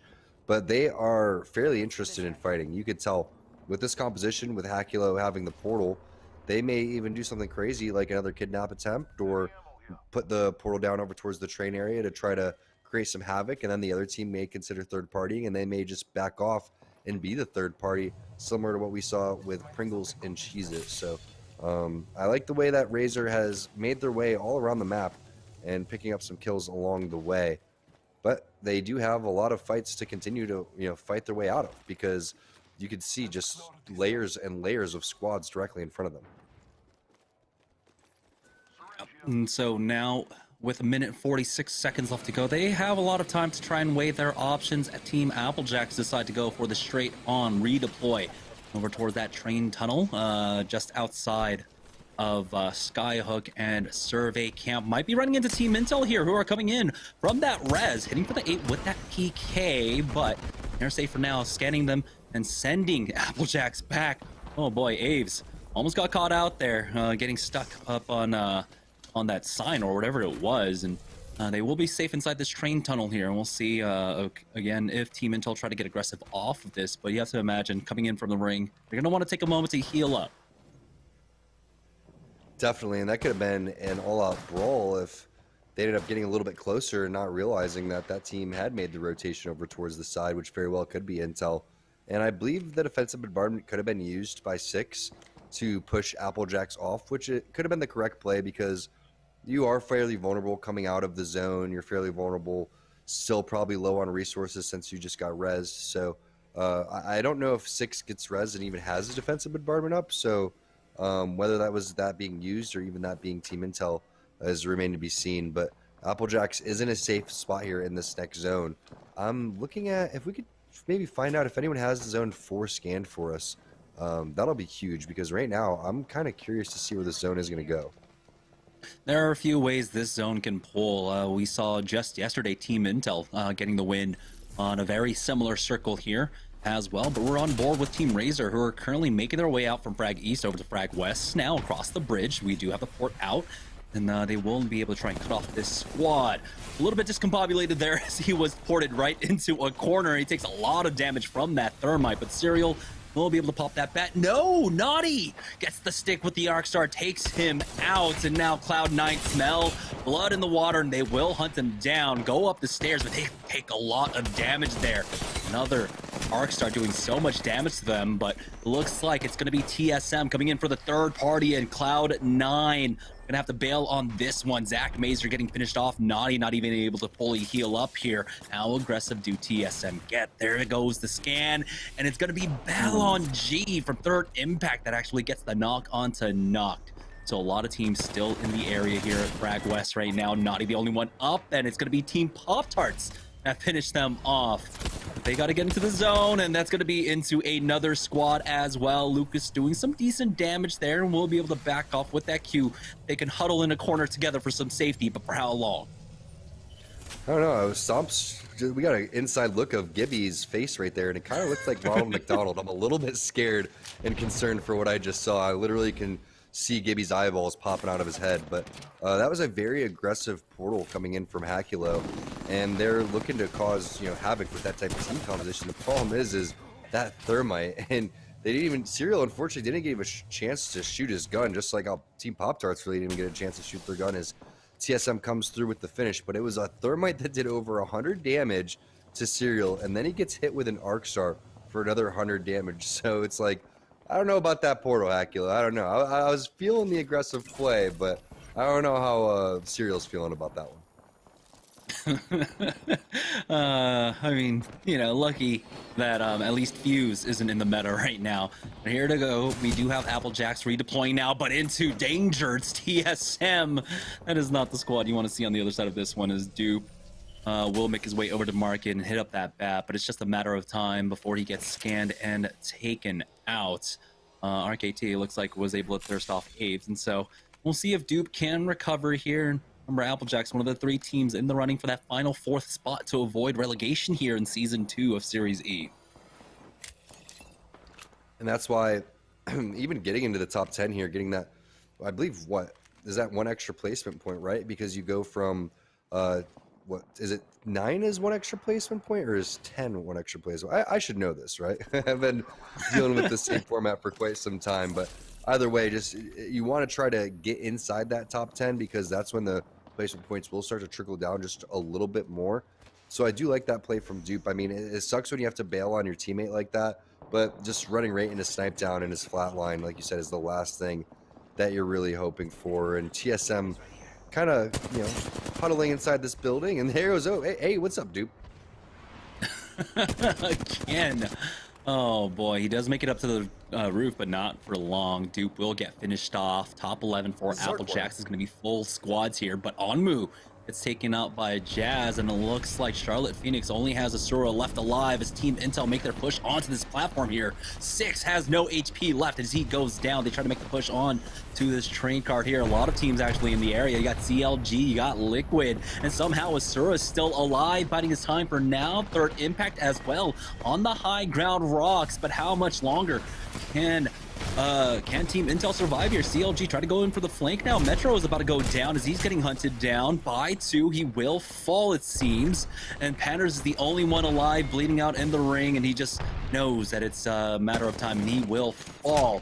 Does out-survive Team Cheez-It and Applejacks, though, which is the important thing for Team Intel, so they will be able to continue to grow this lead up against those 2 teams, but it's Team Liquid are able to lock down this card. And I mean, what a way to do it. They've got the Watson, and this is the position you want to play in the ring when you have a Watson. I love Watson as a legend and just as the lure in general, because really just again, sets the stage for we own this spot, right? And that's what Liquid's trying to do. They're trying to lock down that platform. But we didn't have time to break that down because Rice Krispie Treats is getting in a fight with Rockstar. And now it's just only up to Matt Pickett in a 2-on-1 situation. He's going to take to the sky, try to get over towards the top of the stairs. That's not going to be the case, though. Third party is going to come through. Looks to see and seems to be TSM. And that is the case. Look at the just fast cleanup and the fast reactions from TSM. And not only that, to be able to kind of split up and be checking for the third parties all at the same time. Everybody just making their way together. And I think that's the big thing with TSM is you watch them and they're always all three almost shoulder to shoulder in these type of instances, which really helps for their snowballing of how good they are when it comes to the skirmishes. And now they're trying to snowball some more again, making their way shoulder to shoulder up this hill, having some players over towards the side, and it's kind of a weird little strafe on the way up. Hal's looking for some damage though, and are they going to be able to get these players out of the air? So close. Oh, I feel like Nock actually might have picked one up, and he did. It is Renegades on the other side. Nocturnal with a triple take was able to snipe them out of the air. There's only one left. Nocturnal does give his life for it, going for that wide peak, but Renegades do get taken out. Top 4 squads remaining here is Third Impact now trying to make the push onto TSM. They do trade. It looks like 1-for-1. Snipe down going down. It's going to be the 1v2, and Third Impact will fall. Snipe down. Still on the ground, bleeding out. They get the armor swaps, and it looks like they will be able to recover, as it should be. It's looking like a 3v3v1. I don't know exactly how CLG are sitting currently, but I mean, I think that's basically where we're at. Who is the 13? Is that CLG or is it the team Liquid still CLG, live with the and Liquid? Yeah, that's what I was thinking. Okay, so CLG actually has 2, so this is another 3-on-2-on-2 situation, if I'm not mistaken. And Lou is obviously the player that is missing. So, wait. Okay.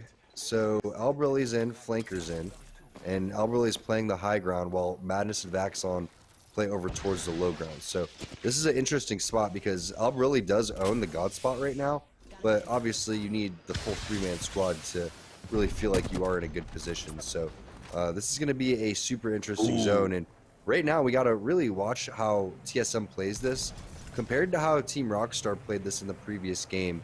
And yes, the situation's a little bit different. The two teams are fairly close to each other, but just keep in mind how TSM is going to try to slow play this as long as possible and try to own a presence at the same time. So I really think that this is what they specialize in, is not making mistakes when they have the advantage. Let's see if they can finish that off. Yeah, Hal's the one up there first, though, for his squad. He does get scanned, but that outline is now gone. Just having a mere presence in the middle.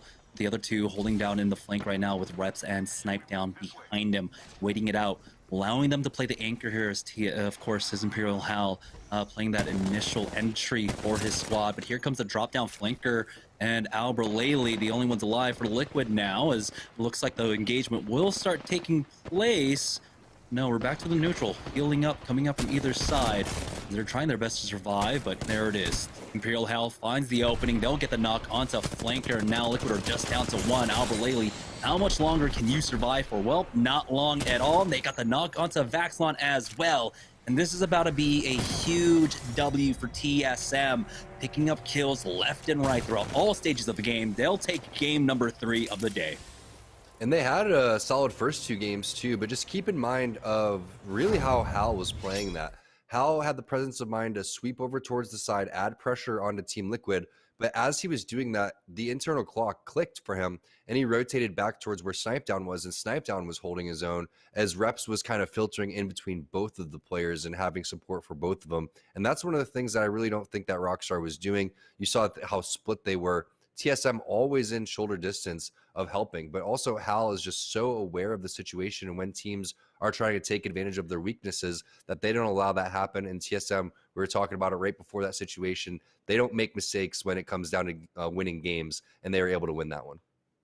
Yeah, great game number 3, but like you said, Tom, they had 2 strong games before it here, and so they should be taking the overall lead, but right now, our leaderboards are just jam-packed. We're going to go ahead and take a break for our halftime, and when we get back, we'll have the last half of SeriesE Season 2 after this. Hey, what's up, guys? It's Presley here. And I'm about to try the pizza flavored Pringles.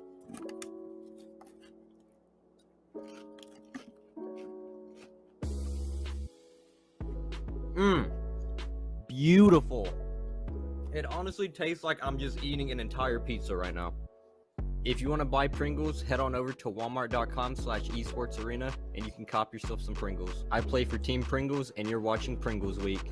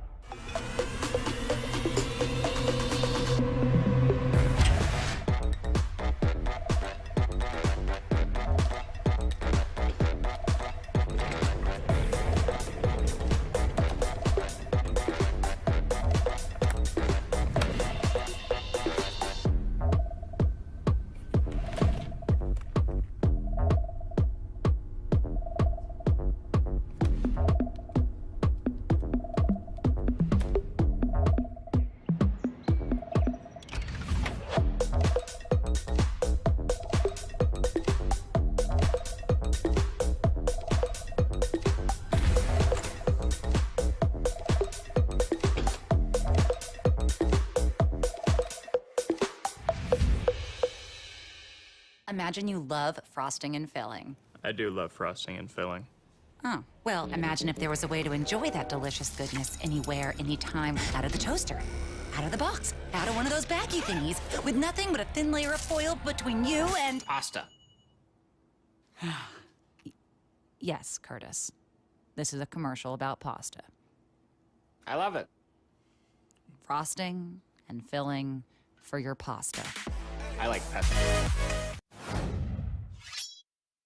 Welcome back, everybody. Halfway through our final day of Season 2 here of SeriesE. We continue Pringles Week. I am your host, Yeso. Back after that last game, TSM grabbing a victory and trying to get back to their old ways. They have many Pro Night victories here in Season 2, and they're looking to do it here one more time to close out the season. Great finish from them there. Meanwhile, keeping tabs on all those other storylines. Much better game from Razor here. They had 0 points through the first 2 games of the day, but they were able to grab 7 kills in that last game, so that's certainly going to help them. They still have a lot of ground to make up, however, as they were down about 45 points behind Pop-Tarts after those first 2 games, so they still have work to do. We will check in on those standings and our Mobile One leaderboard after our next break. Jamerson and T-Square can break those ones down for you as well. Still make sure to keep your eyes on Applejacks, Cheez-It, and Intel. Intel trying to open up that gap. Cheez-It was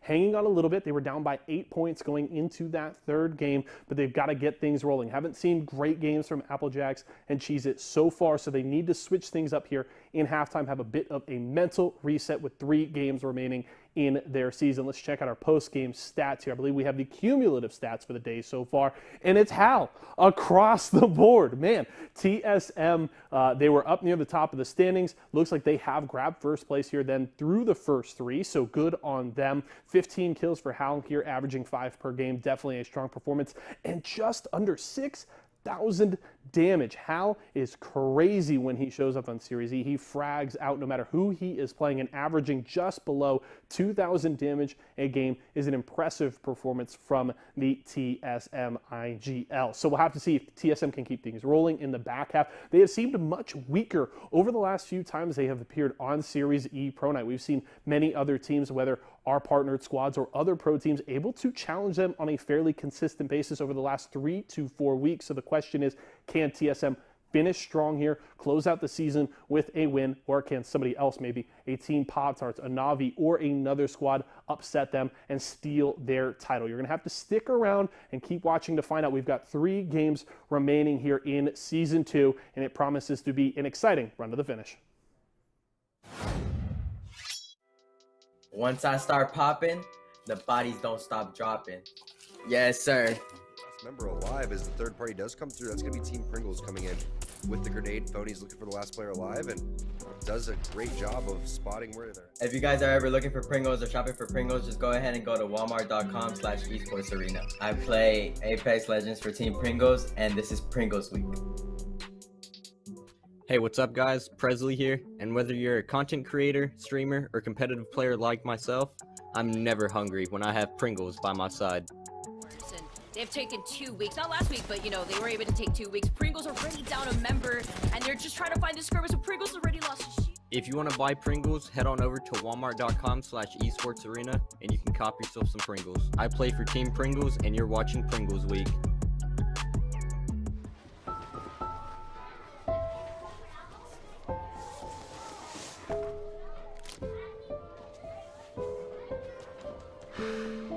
Hey, shake it, kiddo.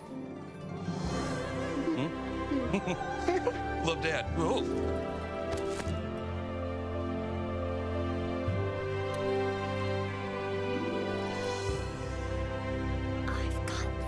Kellogg's Rice Krispies Treats. A little love when it's needed. Stack Pringles flavors. Make new ones. How much do you think Pringles paid these people? Hardly anything. Hey, you guys want to stack different Pringles flavors to create new flavor combos? Here, I'll go first. Pizza, barbecue, and jalapeno. The spicy barbecue pizza stack.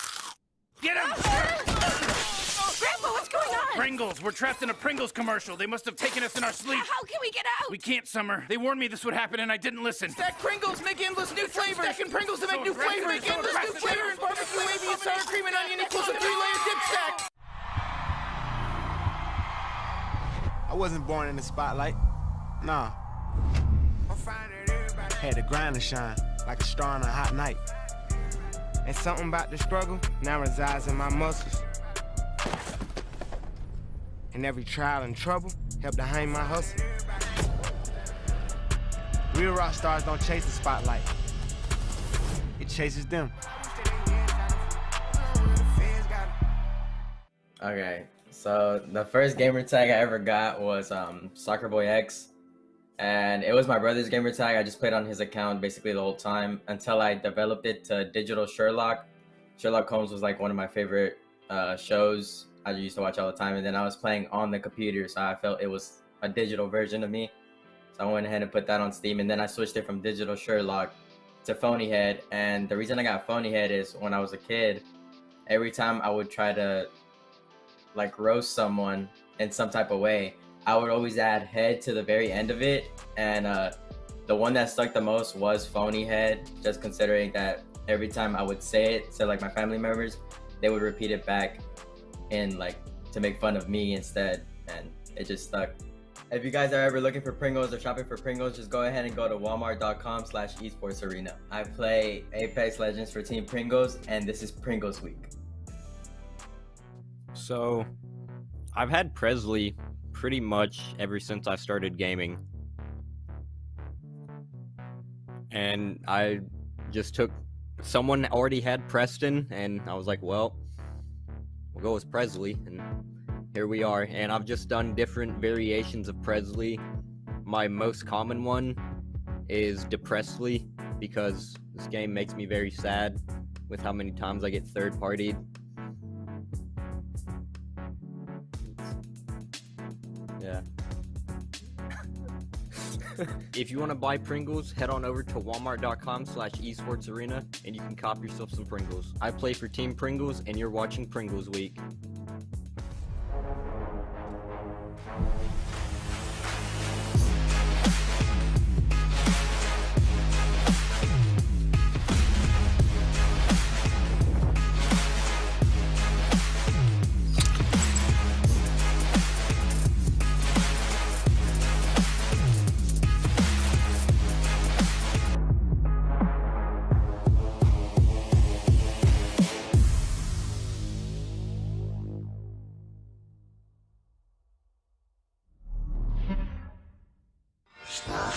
It's fruit, refreshingly sweet, but without sugar, 0 calorie treat. They're all our top fresh flavored splash. It's fruit freshin'. It's Kellogg's, Fruit Loops, Apple Jacks, Corn Pops, Tiger Paws. They're Jumbo. Jumbo snacks, snack time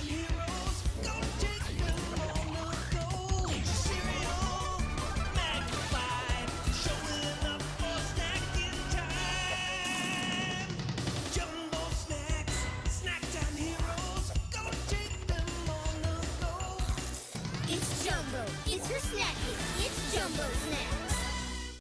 Hey, what's up, guys? It's Phony here, and this is the Phony Stack. I got the 2 originals on the top and bottom for the buns. I got the cheddar one inside in the middle for the cheese. I got the lettuce right next to it, which is the sour cream and onion, and I got the barbecue right above it.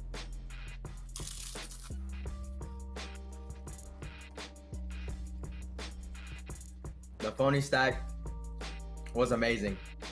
They should make this into a flavor because the combination with all 4 of these combined is better than all of them by themselves, and that's just facts. If you guys are ever looking for Pringles or shopping for Pringles, just go ahead and go to walmart.com/esportsarena. I play Apex Legends for Team Pringles, and this is Pringles Week. Hey, what's up, guys? It's Presley, and this is the Presley Pringle Stack. Boom. Pizza on the bottom, pizza on the top, sweet and spicy barbecue somewhere in the middle, and then you also take the fire roasted jalapeno for that little extra tang. So let's go ahead and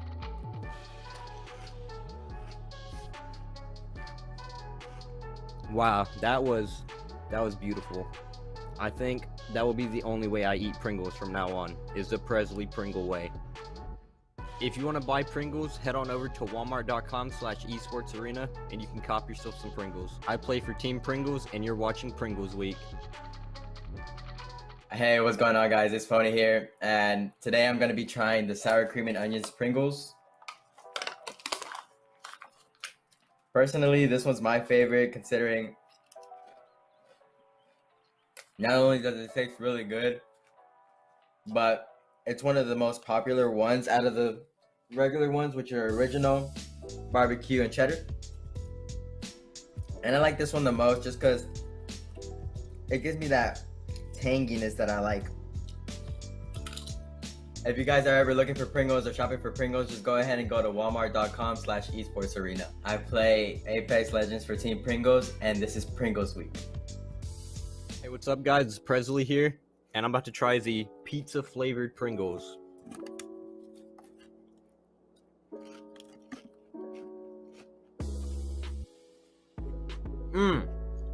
Beautiful. It honestly tastes like I'm just eating an entire pizza right now. If you want to buy Pringles, head on over to walmart.com/esportsarena and you can cop yourself some Pringles. I play for Team Pringles, and you're watching Pringles Week. So I usually play Octane for my team because his paths are very versatile and you can get easy rotates. And since I'm playing Octane and I go fast, I usually like running like an R3 or PK or just any decent mid-range gun and a shotgun. Some of our open teams here, basically just looking and hunting them down. I love the counterplay to throw 2 grenades down at once. One player tosses one. Nice shots coming in from Fury. Looks like he's using the Kraber, but no, that's just the bow. And is this thing nerfed? Forward rotation had a little bit of a difficult time. Had to go back and heal. As it doesn't matter for Team Pringles. They're not going to heal. They're going to continue to push. I mean, we don't really play edge or center zone. We like vary depending on the lobby. Like if we see the lobbies like dying out super fast and we're missing out on so many free kills, sometimes we'll just start playing edge. But if it's just a chill lobby and nobody's like hard W-king, we'll just play center zone and just take the dubs. For all your Pringles products, make sure you head over to walmart.com/esportsarena. I play Apex Legends for Team Pringles, and you're watching Pringles Week. Imagine you love frosting and filling. I do love frosting and filling. Oh, well, imagine if there was a way to enjoy that delicious goodness anywhere, anytime, out of the toaster, out of the box, out of one of those baggy thingies, with nothing but a thin layer of foil between you and... Pasta. Yes, Curtis. This is a commercial about pasta. I love it. Frosting and filling for your pasta. I like pesto. All right, welcome back, guys, to Series E here. This is Pringles Week, and it is Pro Night. Just before the half, we saw TSM taking the win in game number 3, and so that should mean they have a commanding lead on the leaderboard. Let's take a look at the Mobile One leaderboard to see exactly how many points that they have and how much they lead by, and it's a pretty comfortable one, 27 points over our second-place team, Team Rockstar. Hey, it's not 82 points, but it's Pro Day, so those points are a lot tougher to come by. So TSM is looking strong. I mean, that's 3 back-to-back games where they've been playing fairly well, and they finally were able to put it together fully in game number 3. But you're again seeing just the level of play that they have and just the variety that they can come at, right? They're able to play a lot of different styles, and when it comes down to actually locking on the dub when they have the advantage, TSM doesn't make mistakes. And you love to see, though, Team Rockstar and Team Pop-Tarts right there, especially Team Rockstar from the standpoint where they really don't have much to play for. You can see from the overall standings, they're sitting in 8th place, Jamerson. It's not physically possible for them to get 200 points here and try to beat where Team Intel's at. But that just shows a show that they are still ready and trying to compete in Season 3, no matter what that is. So I would love to see Team Rockstar bounce back, try to maybe keep the squad that they have. Whether they want to make adjustment or not, that's on them. But they're playing pretty well over these last couple weeks. And I do like how Rockstar and Pickett is playing Valkyrie. So the big storyline, obviously, that big spot for number 4, it's Team Intel, Applejacks, and Team Cheez-It. And Team Intel are slowly but surely growing their lead. Taking a look at the Mobile One high performance moment, the last moments really of game number 3. It was TSM cleaning up a lot of what was going on in Fragment East, and then during this rotation, catching out Renegades that were trying to delay. You can see Nocturnal gets that knock onto Pow, but it seems like he might have tunnel vision a little bit too much on trying to get these kills, because very shortly after, Nocturnal goes down here. Yeah, and it's tough because you want to think that you're safe, but at the same time, if you're honing in a little bit too much like you're talking about, other players are collapsing. And that's what I'm talking about with Hal in this final moment, where he doesn't get too discombobulated as we get ready. Actually, we're going and getting ready for game number 4. Hope you guys enjoyed that halftime break, but we have 3 games left here in Season 2. I want to know your chat predictions. Who's going to take that 4th spot? If you got love for Team Cheez-It, Team Applejacks, or Team Intel, support your team in the chat room and show them some love. Hopefully the vibes will come through as we take a look at what TSM is doing, and look at how fast they're looting. They've already got double blues and a purple. They're feeling good. Yeah, so we are on board with the lobby leaders and the winners of game number 3 right now, already with the loot to win out this game.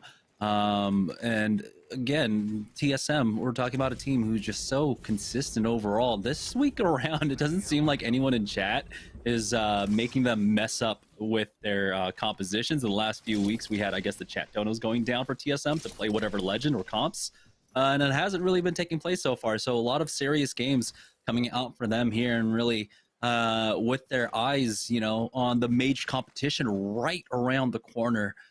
This is the last bit of practice you can get in before the major games start happening. But TSM, they hitting their rotation timing now, 2-minute mark. This is where they start going, and now we finally have a ring that doesn't go towards the northern side of the zone. It looks like it will be just a full-on Harvester ending, and TSM looking to lock down the northeast snake of Harvester. And let's watch how they play this, because again, that rotation is so fast. They're already out at that 2-minute mark, and they're going to almost beat the Harvester team into their own spot. So that's absolutely ridiculous. You can see that that door has not been opened. That crate has not been opened either. So this seems to be safe. Door has been hit, though, throughout all of this. So get a chance to take a look at the overlook of the map to find out where that Harvester team is. And now they are basically coexisting right next to each other. So TSM may try to wipe fast enough. They may try to come through and get these kills, but at the same time, they have taken one of the best spots, if not the best spot, if the zone's going to pull over here. Team Intel might run into Renegades very shortly here, as Renegades didn't get a beacon on their drop over by tree, so they had to move over to the secondary beacon just to the choke, so we should keep an eye on that. Remember, very important stakes here for that 4th place team, and it's Team Intel that is currently on the bubble. They've grown their lead now up against Team Cheez-It and Applejacks, I think to double digits at the very least, but it's still not a comfortable lead currently. Rice Krispies not in a comfortable spot as Stunny got tagged up there, will be able to back up to the rest of his team, but with the ring being revealed to a lot of squads, they know how important it is to gain a position here in Harvester early on, but it's so difficult to hold these positions oftentimes. And without the EMP, you're a little bit stuck here for Tech. You want to wait for about 10 seconds and you want to try to get into that drone. And in this type of instance, you're going to be charging up your Evo shields. So whether it's, you know, an opportunity to go and push, or whether it's just you using that to get some extra free damage, this is an opportunity here for Rice Krispie Treats that you could see perfectly timed coming in from Tech. I wouldn't be too shocked if they want to go and try to push something and do something about this. I would like to see maybe, you know, swapping off with Bird, who does have that white Evo shield. It can be fairly easy for him to evolve that one up, but with the EMP, it's just going to be a free blue for you, a bit more comfortable to play on that Gibraltar. But right now, it is going to be a lot of passive gameplay, but they might be getting pushed from either side. We saw a team down low below, Stunny, canceling out that port, thinking maybe they had to get out of dodge. It's Renegades, who somehow beat Team Intel on the rotate, but I have a feeling that maybe Team Intel are going to be looking for fights on the northern side once again, like they did in game number 3, swinging wide and just playing the edge to find the early and mid-game kills. And all the teams filtering into Harvester right now, this is going to be ridiculous. I mean, you could see just the amount of space in Harvester. Every spot gets taken. And then once one team starts to fight, all of these other teams start to fight. But it's just so different over towards the Harvester side, because a lot of teams start rotating in, and it'll just continue to filter over and over again. So you'll probably have half the teams fighting on the edge, making their way in. The other half are going to be constantly just dancing over here towards this side of the map, waiting for opportunities. And once one team goes, the rest of the teams are going to send it, and that's just going to be a non-stop bloodbath. So here we go with Team Applejack, some of the teams that aren't inside right now, and one of our more important teams to watch. I'm wondering who's on the other side of this one. It could be CLG. A lot of teams rotating in from the northern side, maybe even Liquid, but we'll find out in just a moment. Enemy Gibraltar Dome has been used as Dupe is set up in the broken building here. Aids inside Market proper, sitting for an angle on the right-hand side, hitting for Flash, got the knock. It's actually Cloud9 that are still here. Naughty going down. They instantly thirst him as well. Applejack's picking up a much-needed kill here in that race for 4th place. Oh! And looks like they're going to be cracked. Ooh, nice job by Rolders with the shots. The Hemlock. Such an underrated scope on the Hemlock, too. That 2.4 purple mag. Going to be putting in some serious work. And always fun to see it, whether they want to go single fire or with the burst in these type of instances. And while this is happening, they're just, you know, going in there, crafting some things up, getting some more loot along the way. So you love to see this from Applejacks, this confidence coming over towards the outside of the map. But they're going to have to, you know, answer that with some sort of kill points, and that's what you don't want to do. You don't want to overextend, get knocked out in the middle there, and have Rolders have to use all of his resources here while you guys are trying to conserve resources. So here's some of the fights that we were talking about in the top right of your screen. You're going to see Asura, Finicky, 303, a handful of players playing the edge, and CLG actually is getting involved too. So that's going to be Team Cheez-It over towards the sorting factory side. Prodigy Ace is taking a lot of damage. They're trying to recover Joey Blackout, unfortunately for him. And interestingly enough, Rakanishu going to switch off of the Gibraltar and go on over to Bloodhound, which we've seen before. They're going to let that player cross on over towards the portal, which may allow them to eventually make their way on over towards the banner. Definitely want to try to get Joey back into this one with the Gibraltar. Prodigy will have his jump pad up any moment now, so he can go for it with that stim pack. Let the scan coming out from Rakanishu notes that there is a full squad below. They haven't been able to recover the banner yet, and the team from the circle building does so much damage to Prodigy. He's going to have to back off, and now it does seem like Rakanishu was able to push up and grab that beacon, but will he be able to make it to the safety of his squad? Redeploy coming out from this team, and Rakanishu taking the shots, and they're going to try and full send it on to Prodigy Aces, taking control of that major building, but now one up on top. Rakanishu with a huge scan, spots it out, does do some damage, but he gets cracked here, watching his back as he tries to make it to the safety of this building. Prodigy Aces will join up his squad using that jump pad, and now he's on the hunt. He'll take out Madness as Lou goes down to Serial. So, a lot of teams in the area for a surprising reason over here at Sorting Factor. A lot of teams that we were not even expecting. CLG, what are they doing all the way here on the southern side? Team Cheez-It now recovering. They will have that respawn beacon if they want to use it, but this is still a risky one. But it looks like it's a risk that they're going to have to take. And I love that Prodigy Aces instantly goes for the thirst right there onto Madness. and they got a little bit of help from Team Razor throughout all of this. But the question is where will that res take place? If so, will they get collapsed on? Applejacks, they're getting collapsed on over towards the side. Dupe has to have the bubble be placed by Rolders. That's going to be the Phoenix kit, and the quick healing coming in for Rolders as well. And look at the delay by the enemy defensive environment. That forces them out of the bubble, so they're going to have to relocate. That's a smart play, but they can't push through their own defensive environment. So Applejacks realizes that, and they're going to use that time to rotate down towards the bottom of Geyser. Yeah, they're going to completely avoid that choke for now, make their way all the way on over, and so I'm going to still have a lot of focus over here by Sorting Factory. It does look like Team Cheez-It were able to make out of Sorting Factory themselves, but again, respawn beacons are few and far between. It looks like they might have actually hit the one on the train tracks and gone their third back on in, so it's all about getting him looted up, though. On board with Nestle, who are over here at Harvester currently, double purple armors along with the blue for Ronnie. Now, they have one of the high ground positions in Harvester. This is still a dangerous one. You can see doors being opened up behind them, and so they have to be wary of the pinch of getting sandwiched by other teams right now. And so everyone needs to cover a door and make sure that they're playing extremely defensively.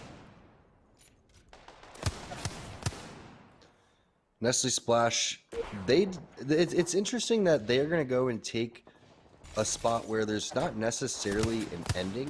This is more of a spot where you're trying to gatekeep, you're trying to pick up a lot of kills. And then TSM was a team that's going to go and try to predict where that end zone is going to be.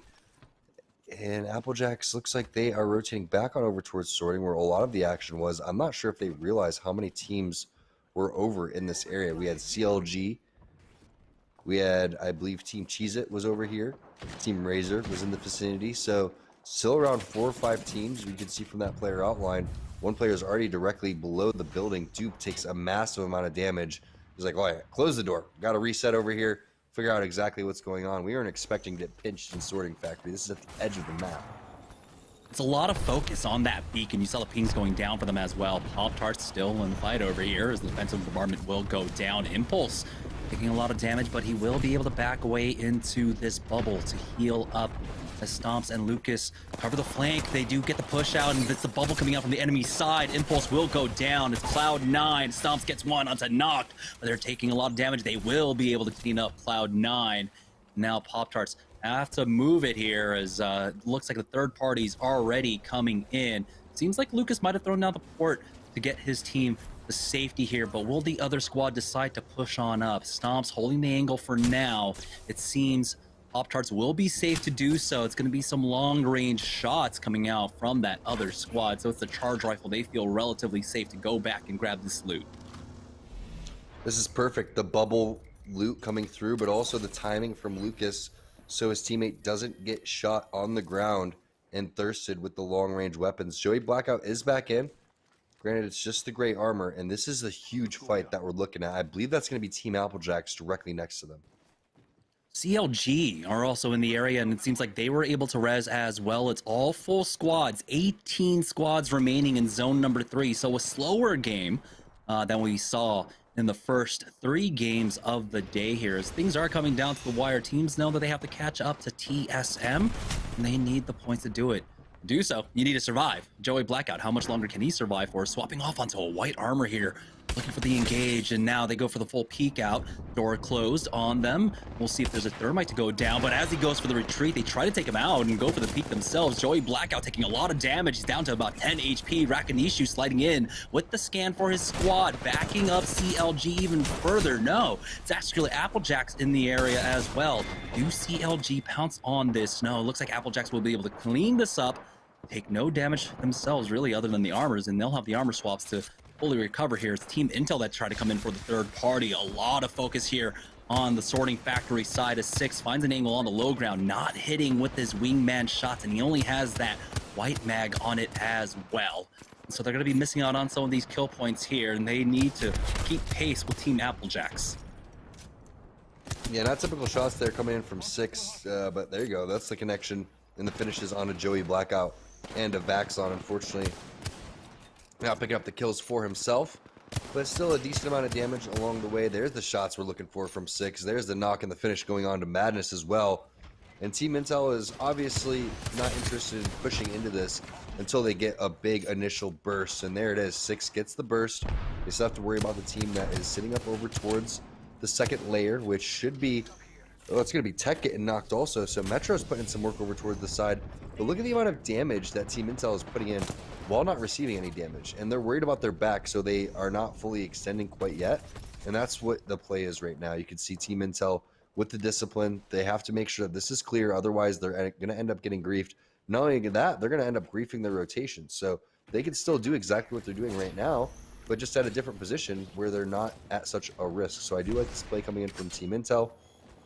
Meanwhile, 303 over here do a little dance with the team inside of the Dorito building, and you can see the heads shaking yes and no, no and no, because they're like, well, we're portaling out of here, 303. We really don't want to fight, and we're going to portal actually into your building. That's Lucas going for the psycho play, and I think he wanted to do either a blockage of the door or a potential kidnap, and that just wasn't going to work for him. And now that Lucas is down, 303 realizes the situation, just fall back, reset, don't let them get the res, hit that finisher before he gets back into the portal, and now they have a huge advantage from this fight. Sanders, though, has gone down on the Intel side as Pringles catches them out in this train tunnel here. So Team Intel have committed. 6 has gone down as Metro only picks up 1, but he will get finished off. Team Intel are out. This is the opportunity that Applejacks and Cheez-It are looking for. No, just Applejacks, Cheez-It are out. And so, Applejacks, this is their moment to try and catch up.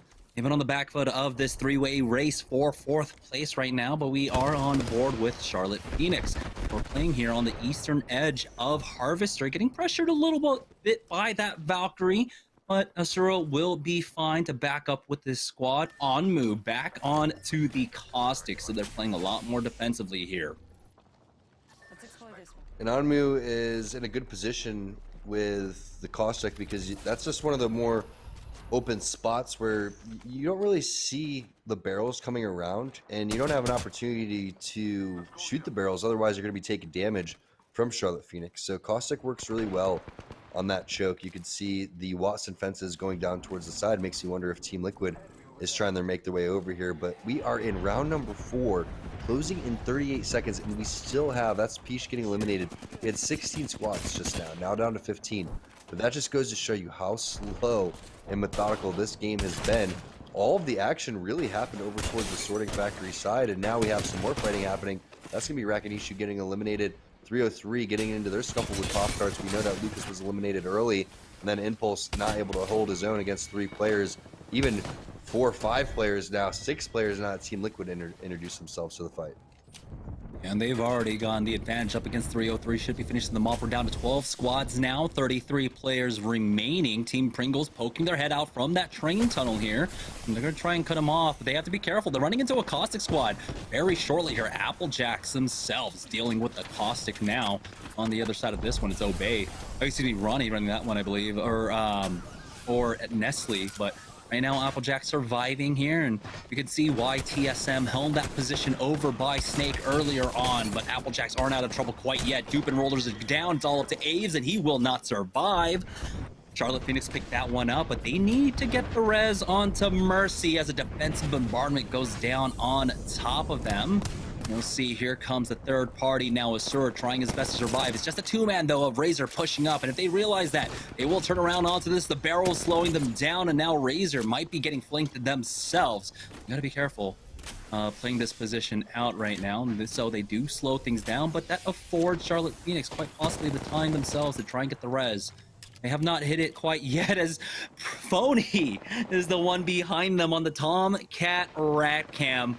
Waiting this one out. He will slow heal as well. But Charlotte Phoenix now getting pushed. Asura is the only one alive, and he answers back. Hakulo going down.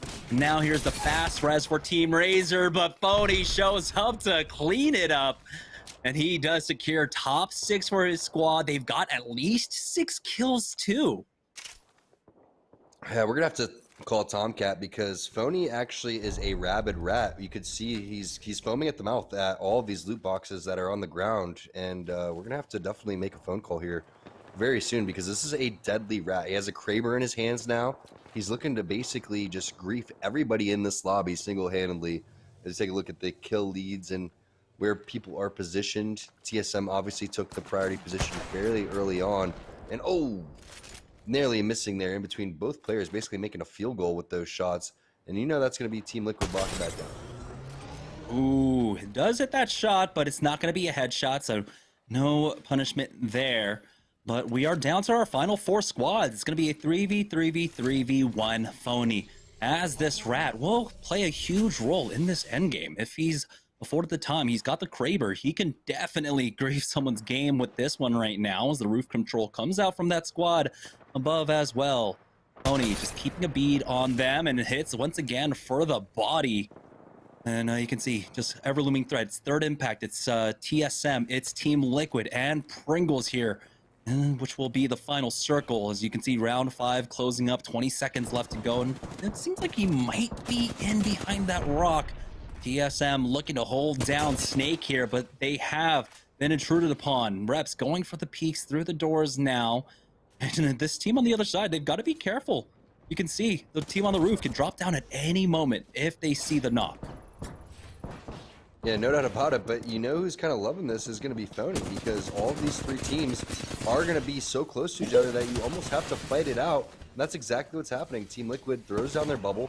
Once these bubbles go away, you almost feel like TSM may send this, but they are also worried about the team that's going to be on the roof. So this is a very interesting position.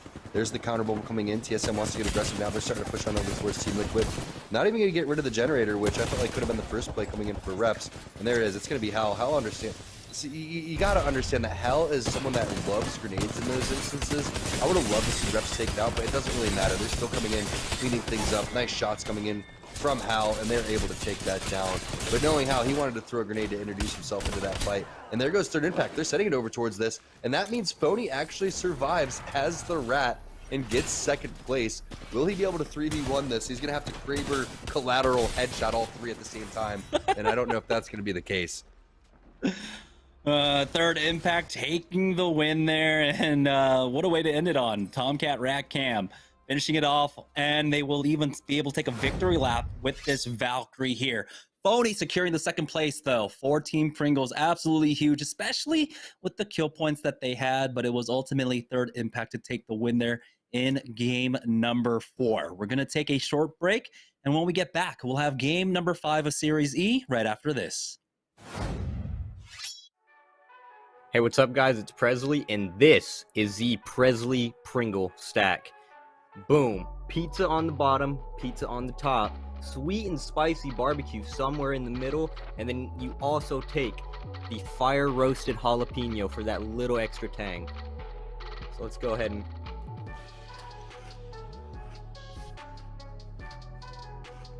Wow, that was beautiful. I think that will be the only way I eat Pringles from now on, is the Presley Pringle way. If you want to buy Pringles, head on over to walmart.com/esportsarena and you can cop yourself some Pringles. I play for Team Pringles, and you're watching Pringles Week.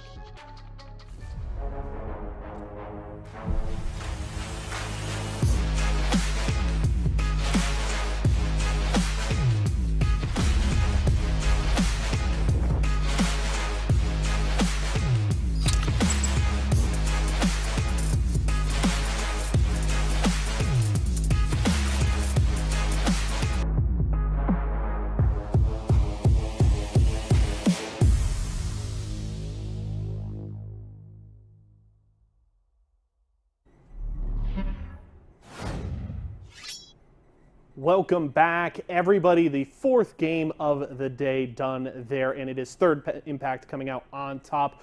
Pringles able to get in there and grab a top 2 finish. Just a little bit of icing on top as they close out their season here. Meanwhile, we saw a great fight to close the game there between TL and TSM getting after it. TSM gets into that top 3, and they're definitely feeling good at the top of our leaderboard. Let's check out our post-game stats here for the 4th game of the day, and it's Balonji IGLing for third impact here. Great win for them. We'll see if they can grab some more points here in the final 2 games of the day, maybe charge up towards the top of our Mobile 1 leaderboard. But Hal continuing to frag out. 5 kills there does give him kill leader as he continues to play extremely well. That should be 20 kills for him on the day. So Hal just keeping it steady, 5 kills a game, keeping it rolling. Meanwhile, Phony able to take most of the damage in that one, over 1,800 damage there for the leader of Team Pringles, as they are just enjoying their finish to their season, looking for this championship with just 2 games left to go. Still have to keep an eye on Razor and Pop-Tarts for 2nd place,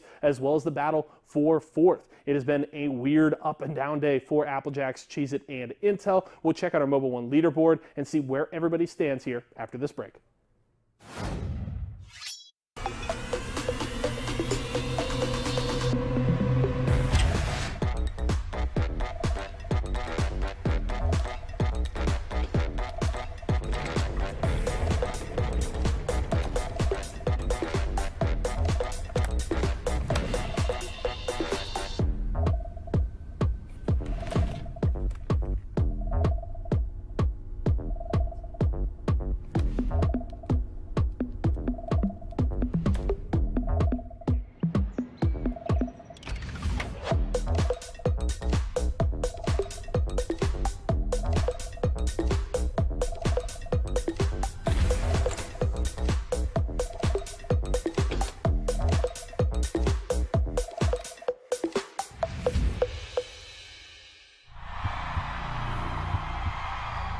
I wasn't born in the spotlight. Nah. Had to grind and shine like a star on a hot night. And something about the struggle now resides in my muscles. And every trial and trouble helped to hang my hustle. Real rock stars don't chase the spotlight. It chases them.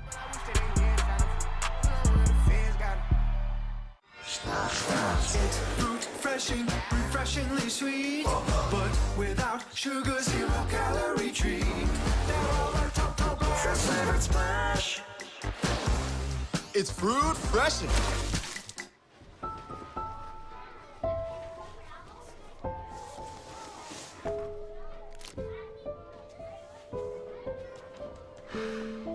Hey, shake it, kiddo. Love Dad. Oh.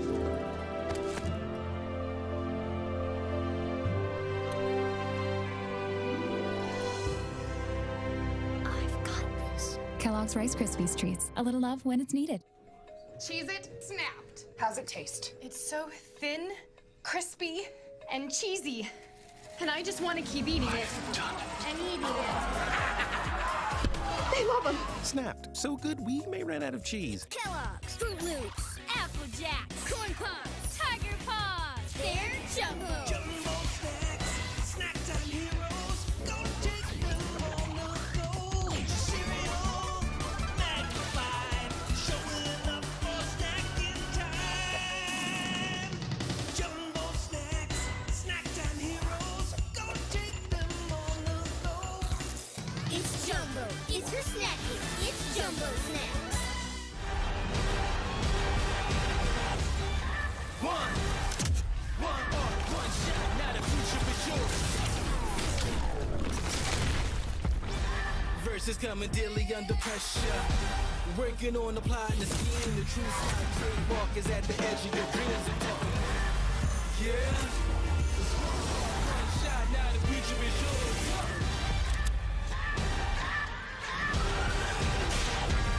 I'm turning dreams into reality. In the lab with the formula and chemistry.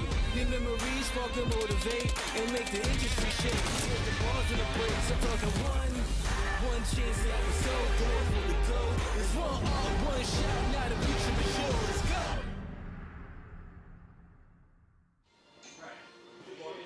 You want to zoom this in? I'm gonna do it. I don't know what I'm doing. The newest merch.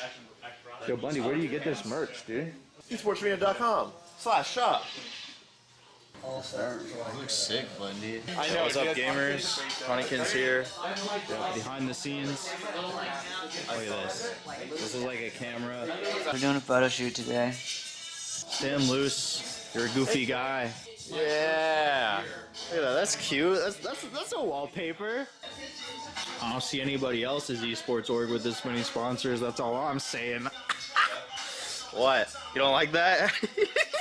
Why are you laughing? Do like, I don't know, is there like a Fortnite character that you like that doesn't figuring out just the storyline.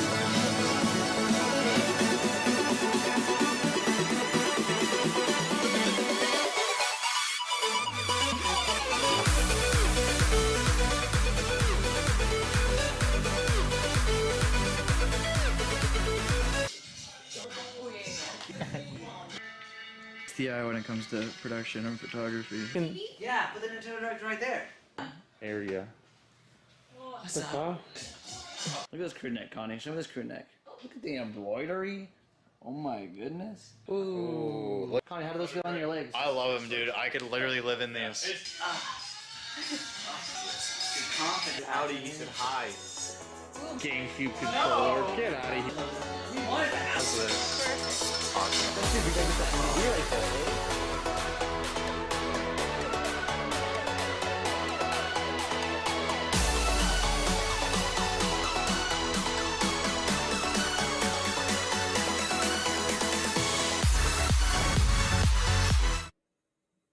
Welcome back, guys, to Series E. Game number 4 was another top finish for TSM, but it was Third Impact that took the win.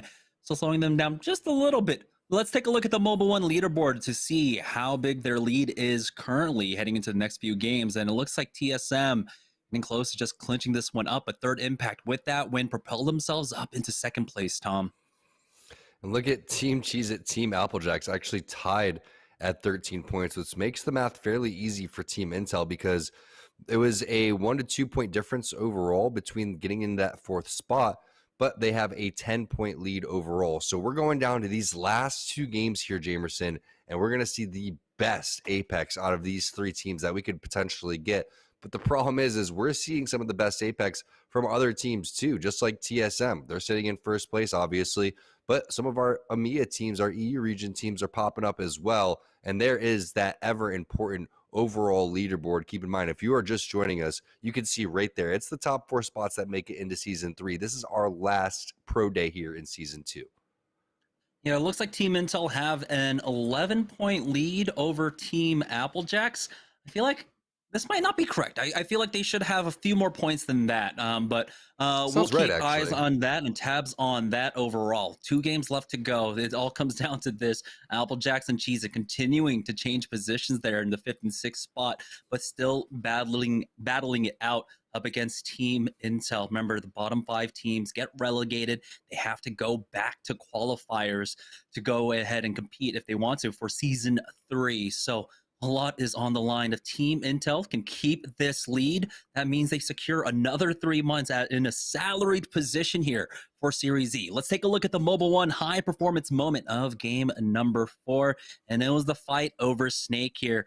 Team Liquid versus TSM. And the trades come out and instantly, Third Impact on the roof want to go in to finish this one off. No doubt about it. They were waiting for quite some time. Unfortunately for Third Impact, they didn't get Krabered by Phony at all the entire time. And you saw that they were connecting with a few body shots over towards the side. And here goes Phony trying to push in, but there really just wasn't much that he could do in this type of situation. 3-on-1, probably running low on Kraber bullets. You're going to have to reload eventually with either weapon that you do have. And that's a tough break there because nobody on Third Impact even went down. That's how well they were able to collapse directly behind TSM. I think that TSM was hoping that they could have took that fight a little bit cleaner. Again, I think that if Reps shoots the generator immediately, Hal has a little bit more wiggle room to make the plays that he wanted to. Instead, Hal had to stop what he was doing, shoot the generator. They had the opportunity with the bubble, with the arm shield to go through, take that down really quick, and then start to add the pressure. I really don't even think, though, if they mop Team Liquid a little bit faster, if they're able to defend themselves against Third Impact, I just think that it would have made things just a little bit easier for Phony and gave him a chance because Third Impact's timing was just so well. Yeah, easy 2v3 or 3v2 cleanup for Third Impact at the end there. There was an opportunity, but Phony did at least secure second place as the rat for the squad. A lot of that focus, the final 3 teams didn't want to try and find that rat, didn't want to pull their focus away from the major objective here, which is getting that ultimate win. And now we are heading into game number 5 of Series E. We'll be joining on board with Third Impact very shortly here, the winners of game number 4. But we have a very good flight path coming out here, as you can see, going pretty much down the middle of the map, fairly equally from west to east. And So a lot of the timings will be very similar for our squads that'll be making these rotations. Here is Third Impact, now making their way on in. The first 3 games for them weren't the absolute greatest. It was a bit difficult here because just of how the caliber of teams that are here on the northern side of the map that you really have to deal with. You got Cloud9 and TSM that you have to rotate around and you have to worry with a lot of the northern circles running into them for the same rotation path, but they were able to navigate it fairly well when we had the Harvester ending there in game number 4. And here's Team Razor again with the 50-50 over here by Dome, and Kupski's the first one to fall in game number 4, I believe. Flashpoint opted to just completely give up this drop and actually went for the tunnels just north of here beforehand, but you can see why they need to avoid this fight. Team Razor getting this one pretty easily. Z Davis, the next one to fall, and there's just one left. As you can see, they drop down onto Finicky and finish him off. Team Razor picking up 3 more points here in the early game.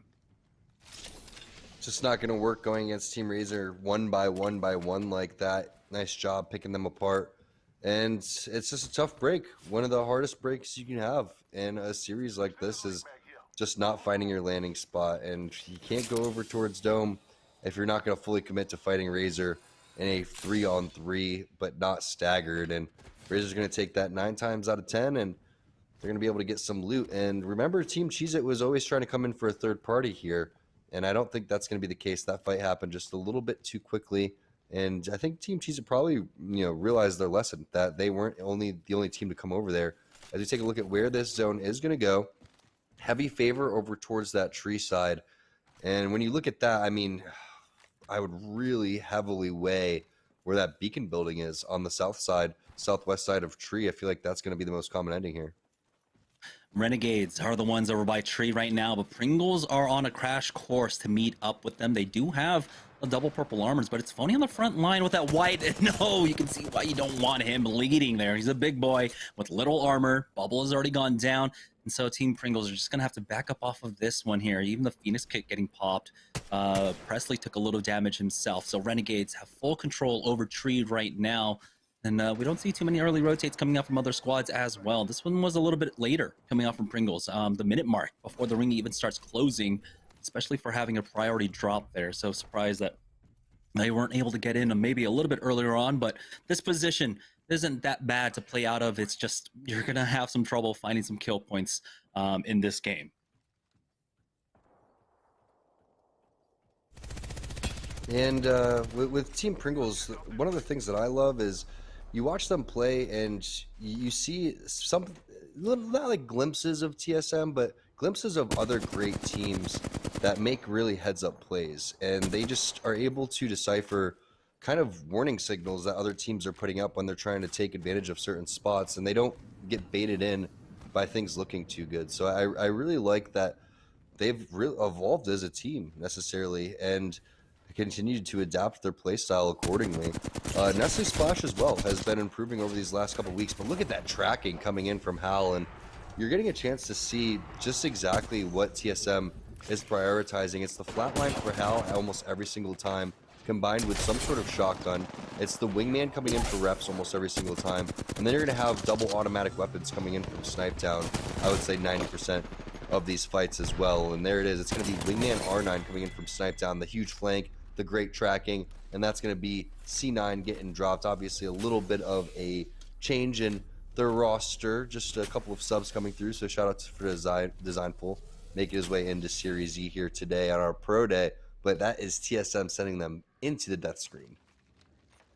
That was extremely fast as well. You can see the timing coming out from TSM, being very cognizant of the scans as well. Imperial Hal wanted to push, but the scan came out and he waited out the 3-4 seconds before he went for his next peek.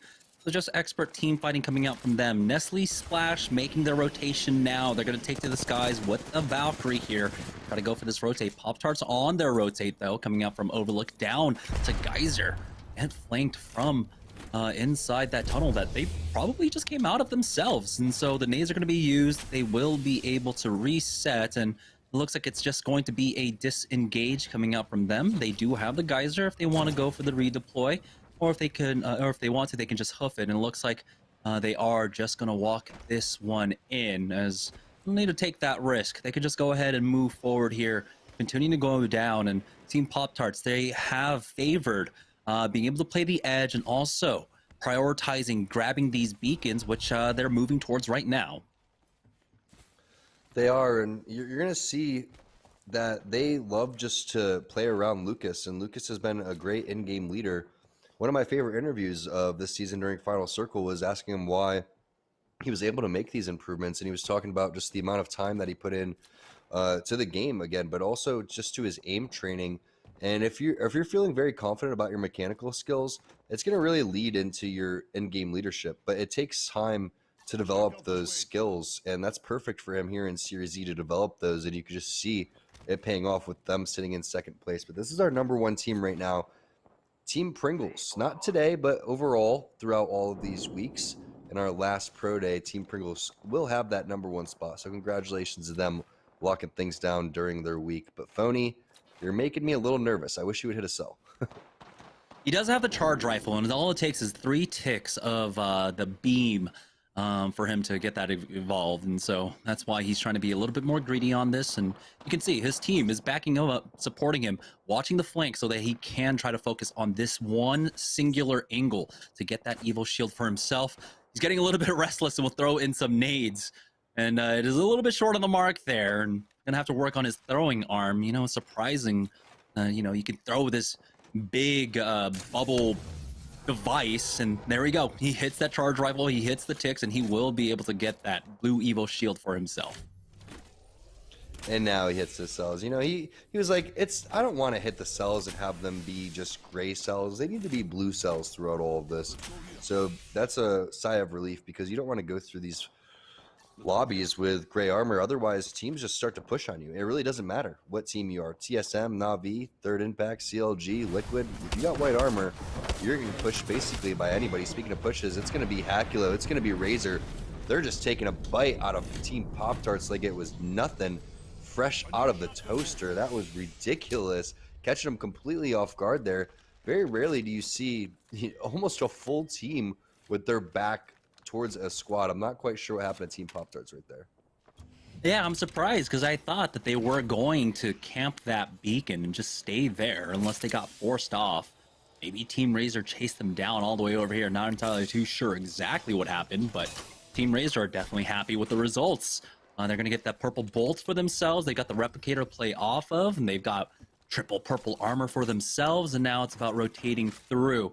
Team Liquid, though, now making their way into tree. They do have this high ground coming over from Thermal Station. Flanker, of course, with that gold armor. Albalalian Nocturnal with the purples for themselves. A lot of times, Team Liquid able to pick up the loot from Trials for themselves and come out all the better for it. Charge rifle in the hands of Nocturnal, getting some decent damage off. He's still about 500 damage away from getting that. Big connect onto that. Character on the other side is Nocturnal now. 420 away. He's looking around like he's trying to... There it is. Nice 88 under the back. And Nocturnal's been one of the players that have been consistently rocking a sniper rifle, but it's a lot of times been the Sentinel. And I get that the Sentinel is powerful. At the same time, look at when you hit with the charge rifle, it's just so easy to shoot, you know, and you're rewarded by good tracking, because you see a little bit of the glimpse of when you first hit that initial damage, and then it powers up charges, and then you get that big burst out of the charge rifle. So if you're able to keep it steady and continue to track where that player is going to go, you're going to be rewarded big time. And the 6x scope is one of the more underutilized scopes. I would say 4.8, 3x, 2.4, probably the most common. But Nocturnal is in a perfect spot on top of this hill to overlook so much of this map that he's just bullying all of these teams all over the place. He went from 500 damage away from evolving down to 144, 132 now. Very shortly, he'll be able to work on Albalali's shield as well. And yeah, he's utilizing that 6x well. Personally, one that I do not pick up. I do not like the 6x whatsoever. It just feels a little bit too close. I love the 4.8. Here's Team Cheese. It's still alive, as looks like someone tried to infiltrate on them, and now they're getting a caustic gas, and They're getting forced out of this car. They're just going to tank the damage for now as the full sent comes out from Charlotte Phoenix. Rakanishu tries to hold the line for his squad, but he is out. Applejacks and Team Intel love to see it. That is such a tough break for Team Cheez-It, man. They are in a great spot over here towards Tree, but Hamu hits him with the whoop, swoop, and pull over here. Comes through the portal, drops the gas, just leaves it, and then comes right back over through the portal once they get recognition that the ticks are hitting and that it was a good ultimate. So a little drive-by caustic ult there, I guess you could say, coming in as Asura has that portal down, and they're going to be able to take down Team Cheez-It, who desperately needed those points. So it's going to come down to one game here for Team Cheez-It. They're going to have to really pop off.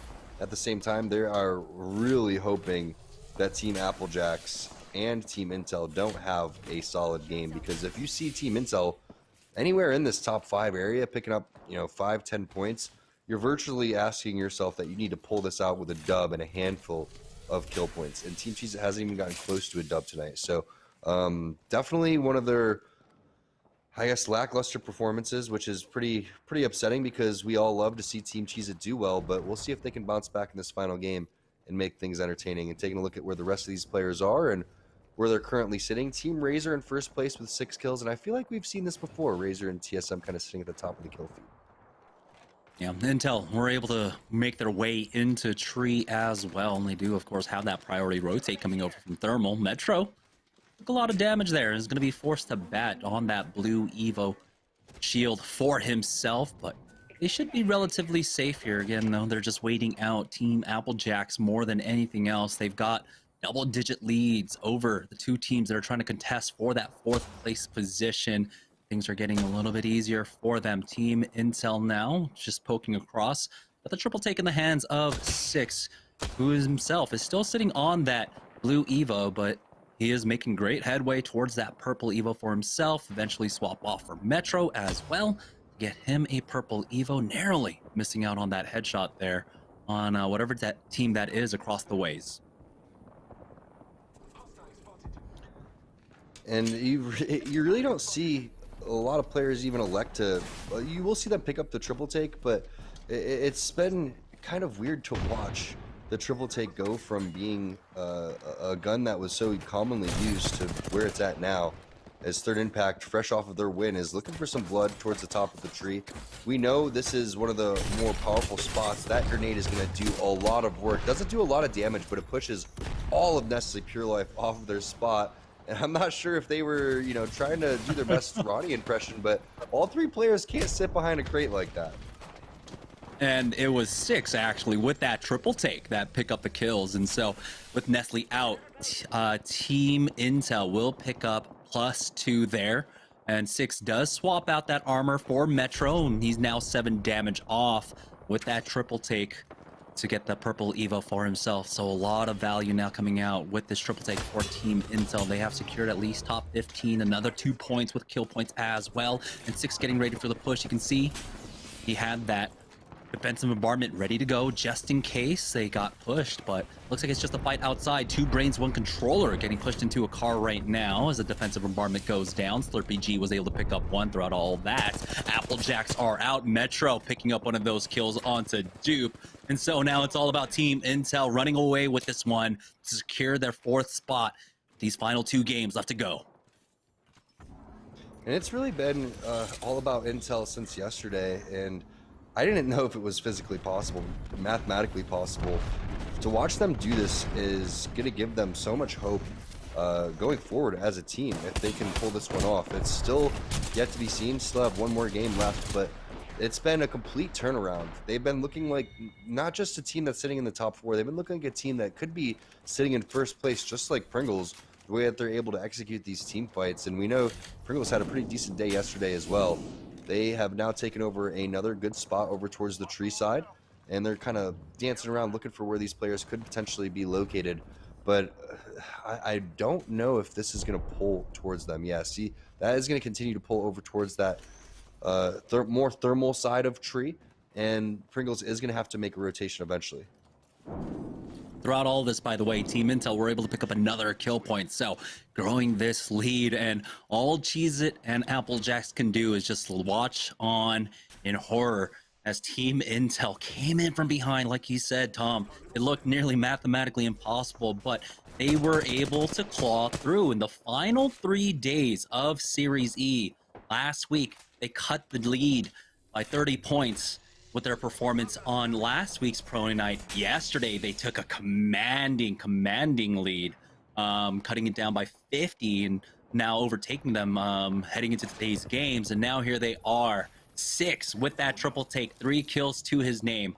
But here is the trouble for Team Intel. They got to make the rotate out, as you called it, the pull going on over more towards that thermal side. And how do they do this? We know that Team Liquid are running that high ground angle. Albralele has been absolutely deadly, along with Nocturnal up top, but it's going to be Team Pringles getting the cleanup onto Team Rockstar here at Tree, making the rotations just a little bit easier for the squads on the eastern side of this zone. And he did it with the defensive bombardment combined with Onmu on the caustic. But here's the situation. Here's the fight that they're going to need to take. There goes the scan. There goes the preemptive bubble. And now it's on over here inside of the building. Double bubble is going to be popped. And now this team actually is on the back foot. If I'm Pringles, I love that. The fact that they're running away is good because you still have plenty of time to go and take this fight towards them. And it shows a little bit of a weakness. We'll find out which squad this is going to be. Thermite is going to go inside the door. That means Phony's going to have to be the one to push. PK is going to be in the hand. Going to get the flesh damage onto the Gibby. That's going to be RNG. Tries to bust out the Kung Fu fists, but you don't want to bring a fist to a gunfight here. And Fury, realizing the situation, trying to still secure some kill points, or some placement points, excuse me, by getting inside the top 10. He's not going to be able to do so. Team Liquid locking down the choke between thermal entry, which has always been a priority position. That's where Team Intel is going to be. 6 throwing down a crazy defensive bombardment. Makes his way directly on top of that generator. He's going to need to stay on top of the generator, but oh no, the defensive bombardment does hit.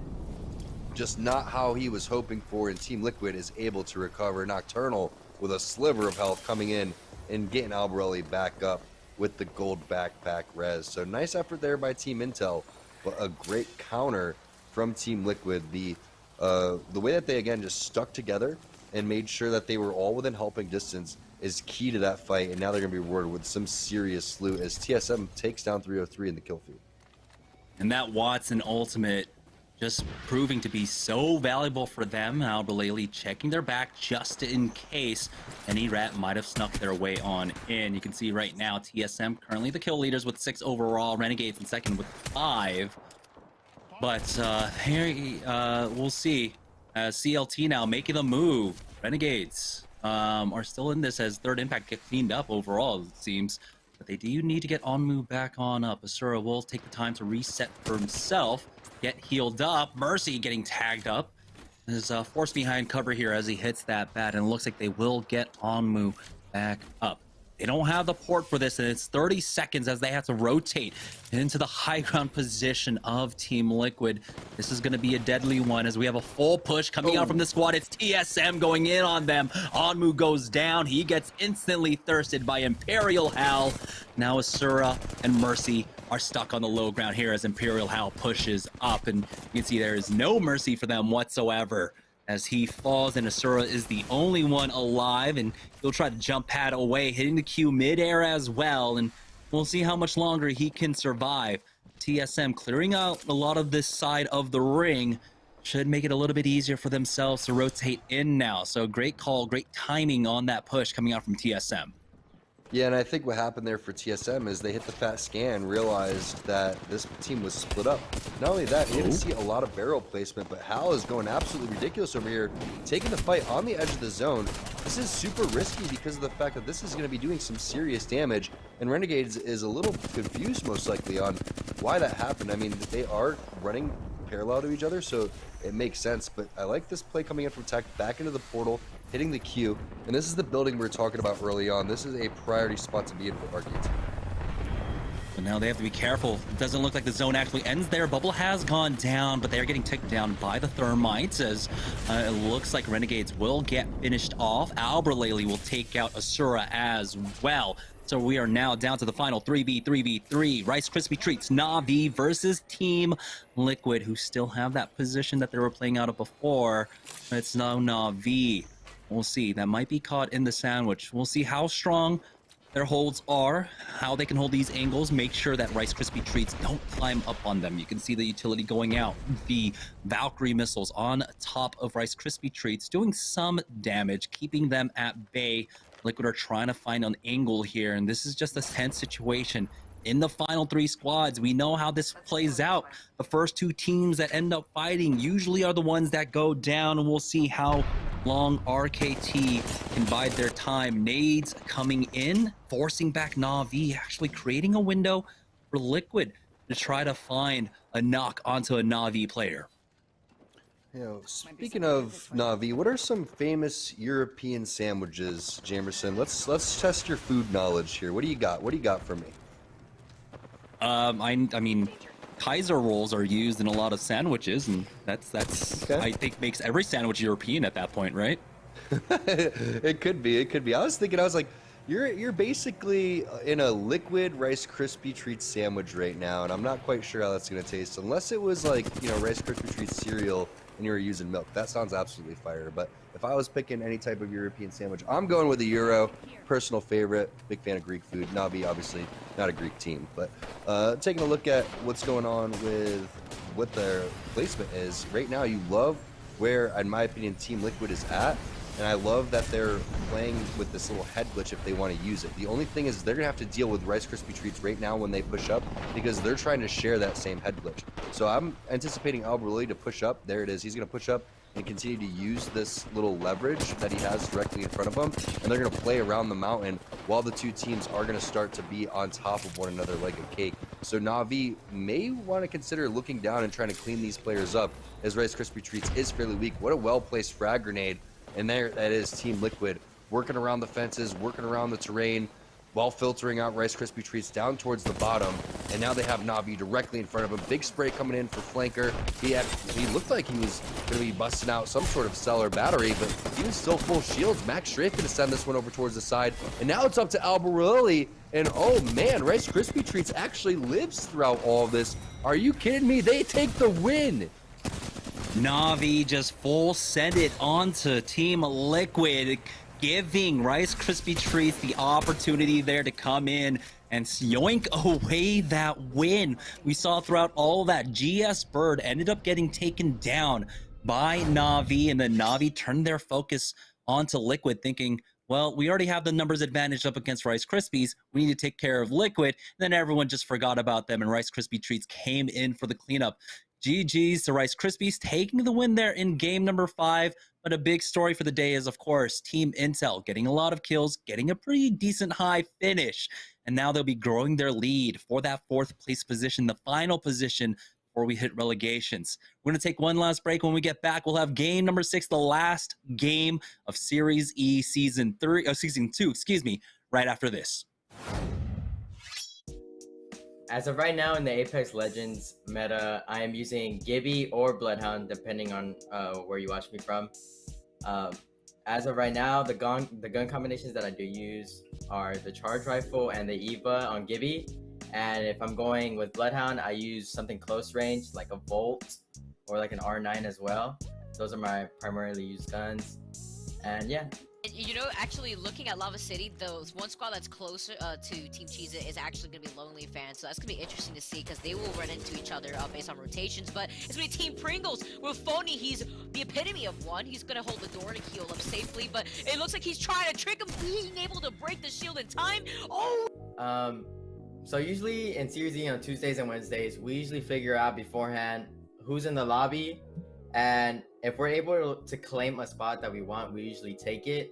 And if we're not able to, we usually fight for the spot that we do want that has most likely the best loot. So that would imply like sorting or epi just for our play style. We would just take those 2, and that's just mostly for Tuesdays and Wednesdays. Coming up into the champs, we will be taking epi whenever complexity is not there, and then Lava Fisher whenever SSG is not in the lobby and complexity is in our lobby. If you guys are ever looking for Pringles or shopping for Pringles, just go ahead and go to walmart.com/esportsarena. I play Apex Legends for Team Pringles, and this is Pringles Week.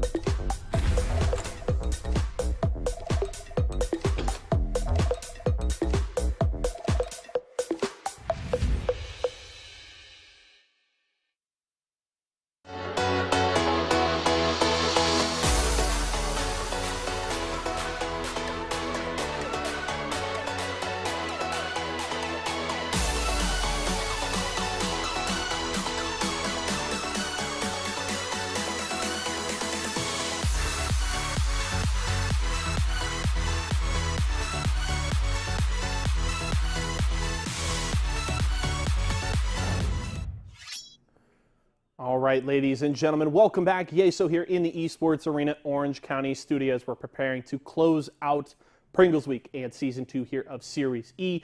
5 games are done, and just one final match remains in our season. Rice Krispies Treats able to take the win there, trying to close their season on a high note. Been a bit of a roller coaster ride, but they have certainly looked much better here down the stretch. Tech Candy has certainly been a game changer for that roster. Let's check out our post-game stats here for our 5th game of the day. GS Bird leading the way for the RKT boys, IGL there. But it's Sorcerer from Renegades with kill leader for this 5th game. 5 kills for him. Has been a bit of a trend here so far on the show. And then Nocturnal, over 3,000 damage. TL did get into the top 3. Just under 3,100 damage there for Nocturnal. TL did have a Pro Night win a couple of weeks ago, but it looks like it may be TSM's for the taking here. We'll check out our Mobile 1 leaderboard and get prepped for our final game of the season after this break. Once I start popping, the bodies don't stop dropping. Yes, sir. Member alive as the third party does come through. That's going to be Team Pringles coming in with the grenade. Phony's looking for the last player alive and does a great job of spotting where they're at. If you guys are ever looking for Pringles or shopping for Pringles, just go ahead and go to walmart.com/esportsarena. I play Apex Legends for Team Pringles, and this is Pringles Week. Well, originally when I was trying to come up with my gamer tag, I was coming up with these really stupid, cheesy gamer tags. Like, the only one I really remember was Taco Cat, and I was like, oh, that sounds so cool. It's the same backwards, forwards. And I was like, yeah, that's so stupid. So I asked my brother for a gamer tag. He was like, yeah, just put Fury, it sounds cool. I was like, you know what, you're right. And I've been keeping that gamer tag ever since. For all your Pringles products, make sure you head over to walmart.com/esportsarena. Apex Legends for Team Pringles, and you're watching Pringles Week. So, I've had Presley pretty much ever since I started gaming. And I just took, someone already had Preston, and I was like, well, we'll go with Presley, and here we are. And I've just done different variations of Presley. My most common one is Depressly, because this game makes me very sad with how many times I get third-partied.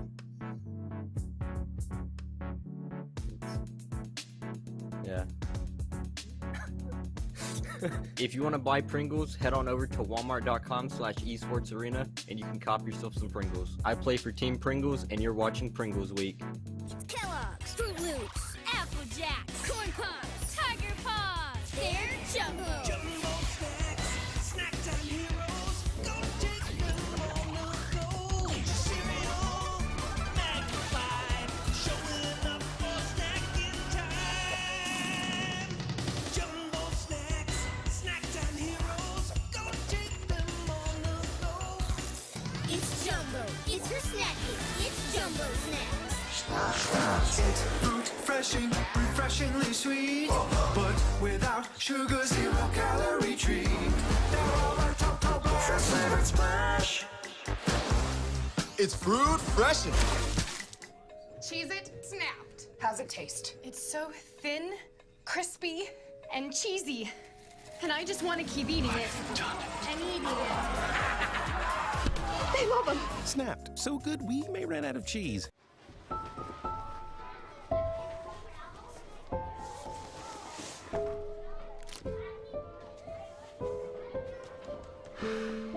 Hey, shake it, kiddo.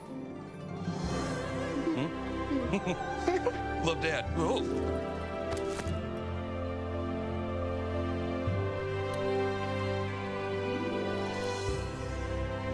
I've got this. Kellogg's Rice Krispies Treats. A little love when it's needed.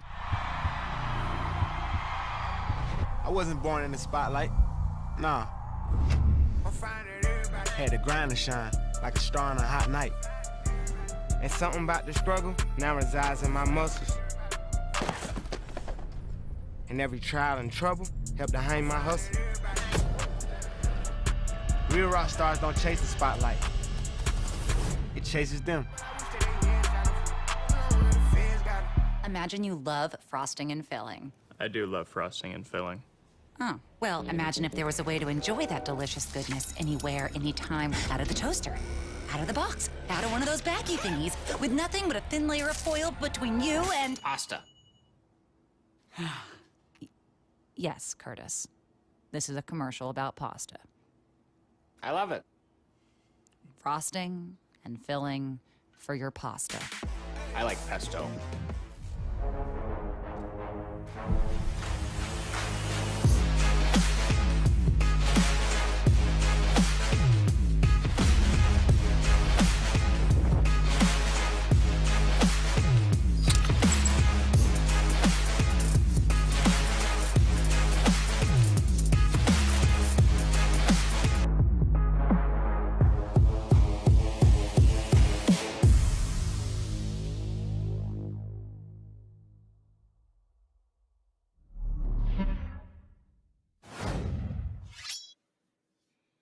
Welcome back, guys, to Series E. It is Pringles week. It is the final evening and the final game of Series E Season 2, and it all comes down to this. For 3 teams, it's the last game to secure their spot for Season 3. The other 2 teams will be relegated down to the qualifiers. So let's go ahead and set the stakes by taking a look at the Mobile One leaderboard. So far, throughout our 5 games, with 1 game left to go, Tom, TSM should still be relatively safe there in the top spot. Yeah, I think they're going to be okay. And I don't know if anyone else is actually going to catch up to them mathematically. I mean, you're going to have to drop that big 30-point game, and also you're going to need TSM to drop a goose egg. But Renegades, they've been playing pretty well. Rice Krispie Treats, you got to give a shout out to them. Again, these teams that haven't been in the running for the top 4 have really stepped it up over these last couple of weeks. It's been nice to see. So again, even though these players aren't playing for as much as they were hoping for today, you got to give a shout out to Nestle Splash, even though today hasn't been their best day.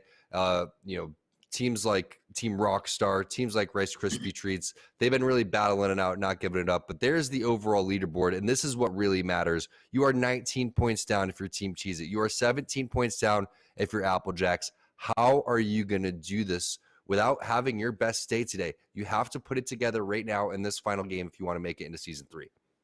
And for Team Intel, it's all about keeping an eye on that kill feed. If they see Apple Jacks or Cheez-It go down, it's just GG's and they can do whatever they want.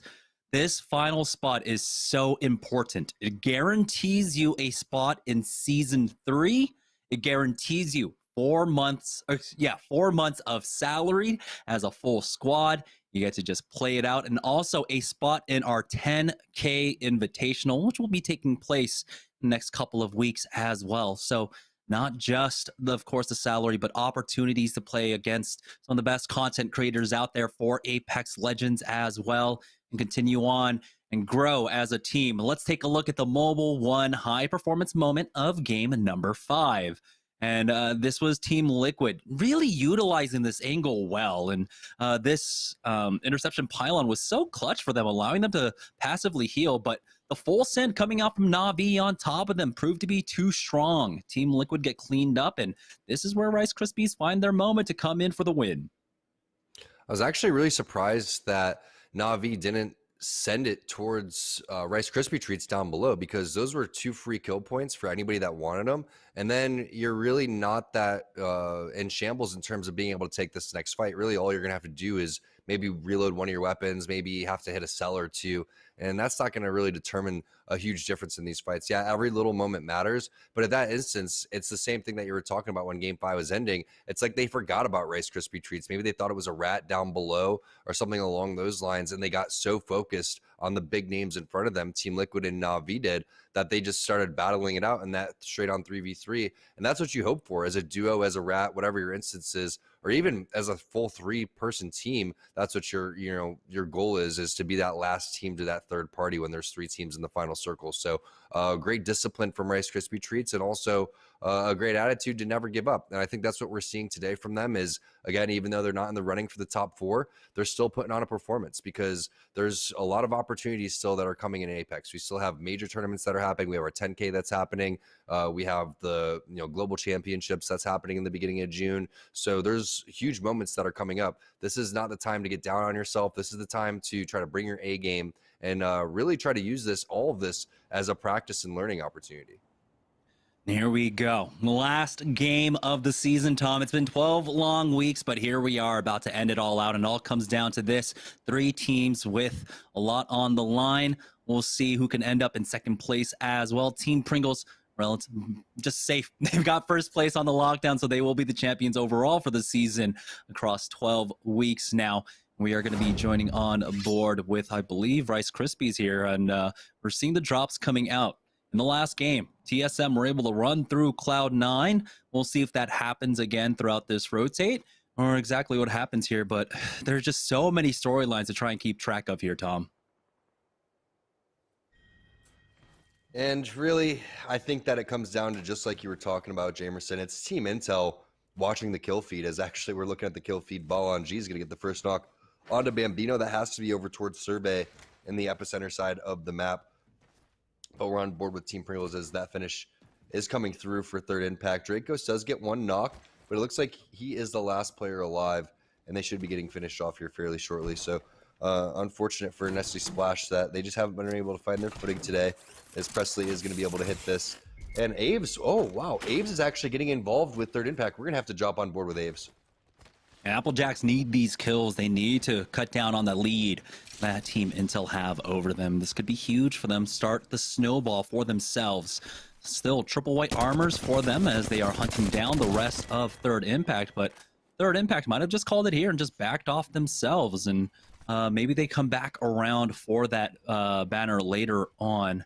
You can see Roller's a little bit slower on the rotate here, but Aves and Dupe are still happy. They've got the high ground position held down. They've got good line of sight as well. We'll see if third impact turn around for this banner. I think third impact is fairly used to these situations, so they're used to bailing out, and oh man, they're gonna have a very long track. This could work out in Applejack's favor because they need to pick up kill points along the way. I mean, they are what, 19 points down, 17 points down, somewhere along those lines. So you're looking at, if you get first or second, you still need to have a handful. You need to have maybe 2 or 3 squad wipes underneath your belt. And they've already started with 1 early kill as Belonji is actually going to be bleeding out over towards the side. I don't think that Applejacks gets rewarded with that kill. I don't think they found where he was. And that could have been big for them because that would have been 1 more kill point that they could have used. So we'll see what Abe's plan is. I think that he's anticipating potentially a res over here towards the side, and he also wants to check to see if this is looted, and it seems to be free loot. So extra resources going on over to Applejacks, and they're going to be feeling pretty good about coming out of this area. Or they should. I'm not sure what survey is going to give to them, but hopefully it's something more than just another gray armor. And for Team Intel, when you see this circle, you're also ecstatic because you get to play very safe. You have priority rotates, and you do have an engagement going on. Cloud9 taking on TSM. Well, one member of Cloud9 along with 2 fills here, the Zednim, along with the Zeinful, filling in the last 2 games of the day. But TSM looking to close this one out strong. They've basically got it in the bag already as they are trying to hunt down the rest of these members right now. You can see the scan came out. Imperial Hound was caught up in it, but he is still going to hunt down this Bloodhound as he does set up the angle on the right. Reps is here along with Snipe Down to back him up, and this player is just all by himself. That's going to be naughty. Get finished off instantly by TSM. Yeah, TSM's been really taking it to C9 over towards this side of the map. They're just brutally hunting them down like you were talking about, and that's going to be friendly little gesture from TSM on over to C9. But it's very common to see what the weapons are that they're using, and you can see what the playstyle is for TSM. They're adapting as this is going on, and they're getting stronger and stronger as the games continue, as Team Pop Tarts is trying to make their way on over towards this area. You can see double scan coming through from the Hounds, and no hostiles really within the direct area. One team is going to be over towards the side, and there's the 3 hostiles that they were hoping to find out exactly where they were. But Lucas is fairly weak. Stomps is hitting a battery, and oh no, those shots weren't connecting how he was hoping for. Lucas had a weak player crossing, but the Spitfire just not hitting. Yeah, Stomps is forced to use that bubble above the train tracks as well. Third impact. It seems they were trying to get the res in, and they're getting punished for it now as TSM are looking to mow through this lobby. If you're Applejacks and Cheez-It, you don't like to see that. You need to get on the kill feed here as Team Intel, they have a party position in the ring, like I said, with the ring pulling down all the way to thermal. They have whatever spot they want. They can play the safest spot that they want. And for Team Cheez-It and for Team Applejacks, they're the ones that are going to have to play the risky game here. They're the ones that are going to have to take every fight, basically, that comes their way as Pop-Tarts continuing to try to find more fights here over at Frag East, just fully committing to edge zone play. Pop-Tarts does this fairly often, so it's not that surprising. They also have the composition for it with the Wraith Bloodhound Gibraltar. So they're just going to continue to play on the outskirts. But the problem is with thermal station zones is you just know from playing these how brutal it is once the teams start to actually set up. So what you're hoping for from Team Pop-Tarts is more of a scrappy game where you can come through third party, get some loot, then take a priority position over towards a choke. Once this thing starts to slow down, then you can make your plays. But right now it's looking like we do have Pringles locking things down towards the back. And when we see teams setting up over towards the back here, I would say 90% of the time they are going to be correct, where it will continue to be the most brutal zone that you could possibly have in Apex in terms of getting gate caps. So don't be surprised that the teams that stay on the edge continue to play on the edge and just go all out on each other, while the other teams on the inside, like you were talking about, Team Intel, Team Pringles, they're just going to be big chilling.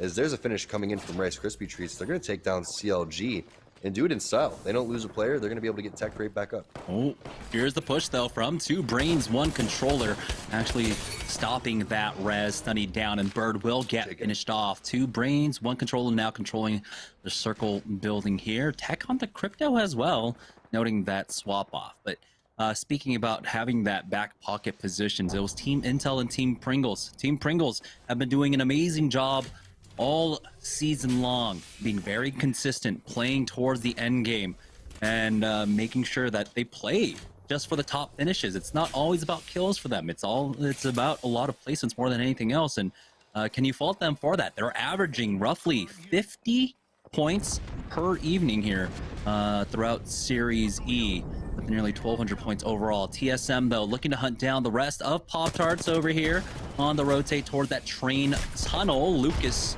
is caught out as he gets out from that bubble. It's a sandwich. 303 getting involved. And it's all up to Stomps. He has no defensive cooldowns. He doesn't have any shields. Will pop that bat as he watches his teammates getting thirsted off, and he is going to be our first Tomcat Rat. And we've seen some good rats today, though. So let's not give up on Stomps quite yet. However, when TSM's in the area, I'm not too confident that he's going to be able to survive, because they're doing TSM things right now. They're running around mopping the lobby, started with the C9, making their way on over towards Third Impact, and now making their way on over towards Pop-Tarts. Ooh, great spray coming in by the enemy player, and that, well, it's not that surprising. That's going to be TSM. They are all over the place right now. They are going at them like spider monkeys here, just pouncing instantly and finish off 303.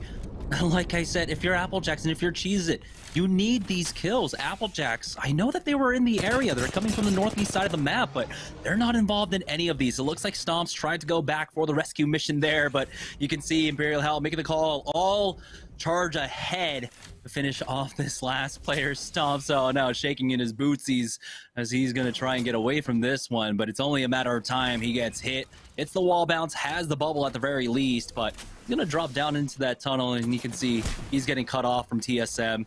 You can see the energy just kind of running out from him. He knows that he's going to have to stand his ground at this point. Dear 6-pound, 8-ounce baby Jesus, please help me. It's just not going to happen. TSM's going to come through, and the swipe, the Tomcat Rat Cam is over. Team Pop-Tart's going to be eliminated. And TSM, just look at them heating up. It's so fun to watch TSM when they're running on all cylinders. They do this fairly often where it's like, okay, we'll play the middle of the zone, but we'll also show that we can run around, play edge, get a lot of kills, and then make our way through. We'll keep tabs just how many points TSM has when this one's all said and done. But huge fight happening over towards the Dorito building here. The 2-story Dorito building as Rockstar enters the fray. They're into it with 2 brains, 1 controller who gets dropped, and there's more players all over the place dropping like flies. That's going to be Na'Vi. But here's SeriesE. SeriesE needing some desperate points, comes in at just the right time. Oh, big hits coming out from Prodigy Aces, bringing this one down to a 1v2, but he does get thirsted himself. The armor swap for Rakanishu now. They need to finish off this fight quickly. As you can see, the scans coming in. It's going to be the 6th party as well, and now Team Cheez-Its are about to go down. It's Renegades coming in for that final 3rd party. No knocks on their side, so this should be the end of the 3rd parties. Renegades will pick up all of this loot as well, and that's it. Team Cheez-It can no longer try to keep up with him. Pringles actually coming in for the 3rd party here, surprisingly enough. They got the knock. No, it's actually the push onto 6. And Team Intel, oh my goodness, Pringles taking out Team Intel, doing Applejacks a huge favor. If Applejacks can get the win in this game, they can steal away that 4th spot position. If we can, I would love to see if we can actually check in with Applejacks. I don't know. I haven't been able to keep track of the kill feed that well. We're already down to 7 squads remaining. By the way, 21 players left. I have no idea what happened to this lobby, Tom. You have so many good teams in the way right now for Team Applejack, so I'm not even sure if they're still in this one. I think they are. Not sure if it's a full 3-man squad. They are. Okay, so they're locking down the high ground over towards Thermal, which seems to be a lot safer than the back. There's still a handful of teams over there, but you see the Watson fences. You know TSM's lurking. They're going to have to take down Team Liquid. They're going to have to take down TSM on this rotation, and then they're going to have to make their way into the back of Thermal. So it's not that easy for Team Applejacks, but they can continue to bide their time and try to milk the placement points. Hopefully, mathematically, they've worked this thing out where they know exactly what they need. They only have 1 kill. They were down much more than just 12, 13 points. I think they were down around 17. So they have to pick up kills along the way and the W, or they need to pick up a ton of kills and at least a top 2 finish. And Team Intel only secured 1 placement point throughout all of that. And so with that 1 kill, it makes that difference up. But again, they do have to deal with the lead that Team Intel had beforehand. Here's Asura getting taken out by Phony as Team Pringles. Their position did get taken over by Charlotte Phoenix now. Applejack still biding their time. Remember, the plus 12 from the win alone will cut down that lead immensely here as Fury got caught, but he's able to make it around the corner now. But a lot of nades coming in as Phony takes a lot of damage, but he will be able to heal up. And now in this zone, the action should slow down. This is zone 3, by the way, and we're down to 21 squads remaining. Applejacks still alive. They're the only ones that can now contest for that 4th place position, that final secured spot, and to avoid relegation here, make it into Series E Season 3. Applejacks with a great spot in the middle of the circle now, peeking out, taking some pot shots at that squad, but their door is going to get grieved as TSM mop up Team Liquid. Yeah, and that's just what TSM's been doing, and they've been doing it phenomenally. And they live with 2 players up every single time. One person gets the res, the other person setting down armor swaps, looking all over the place. Here goes Team Razor, making their move. And throughout all of this, while all the fighting's happening, Applejacks, they need to think about getting involved. They have to. Ooh, does Dupe come in with a steal? I think he does. And now Applejacks is going to send it over towards the bottom floor. This is it for Team Applejacks. They have to win this fight. But they got to be careful. Will Team TSM come up behind them as well? I know that's a little bit redundant there. They do pick up those kills, and now RNG answer back. Pow is able to thirst A's, and now their chances are starting to dwindle away here. Dupe dropping down low, and he's falling. Pow is coming up huge for Team Intel. I know that's strange to say, but it's all up to Rollers now, left in a 1v1 to secure their spot, but they get the kill finally. Actually, Imperial Hell does, and here is the 3rd party, and this is gonna be it. They go down. Applejacks should be out. It's the final 3 squads. Team Intel secure their spots. And now it's all about TSM running away with this lobby. Will they be able to get the final victory of the day in the final day of Series E Season 2? What a wild finish we just had. And I can't believe that it was so unlucky for Applejacks. There's just so many death boxes over towards the door. Sometimes that becomes the bane of your existence. You're trying to filter in there. Not all 3 players pushed over towards the bottom, but Pa was the kryptonite coming through and just single-handedly in the 3-versus-1 situation, taking down 2 players, escaping over towards the top floor, buying teams like Pringles, TSM, more than enough time to get over towards this building. This was the game-winning building. Applejacks just wasn't able to pull it off. Charlotte Phoenix, they're not leaving their spot. They're locking things down over towards the side. You know, Amu's been rocking the caustic for quite some time. But the one team you have to watch out for is the hottest team today. It's TSM, and it's Imperial Hal here with the Kraber. And they're, I think, maybe on the verge of just hitting the triple digits as well, especially with the number of kill points they've picked up so far. When we checked in earlier on that match stats sheet, they had 10 kills, but they picked up a lot more since then. And you can see all teams just cowering in fear in their little corners. Hal doesn't even give a care as he goes in for that no-scope, narrowly missing, and goes again and hits the headshot onto Presley. This is just pure domination coming out from TSM as Imperial Hal hits another one. Reps will finish off Phony, and now Charlotte Phoenix try to come in for the third party. Will they be able to put a stop to TSM? No, it doesn't matter. Snipedown gets the knock. There's the answer back, but it's the 2v2. Snipedown with almost no HP still stands his ground. It's all up to Reps, tanking all this damage, defensive bombardment as well, and he hits the bat throughout all of this. Pringles are still alive as Fury gets the knock onto Asura.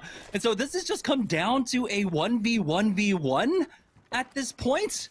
It looks like it might just be Reps getting pushed now by Fury. He does get finished off, and TSM are finally stopped.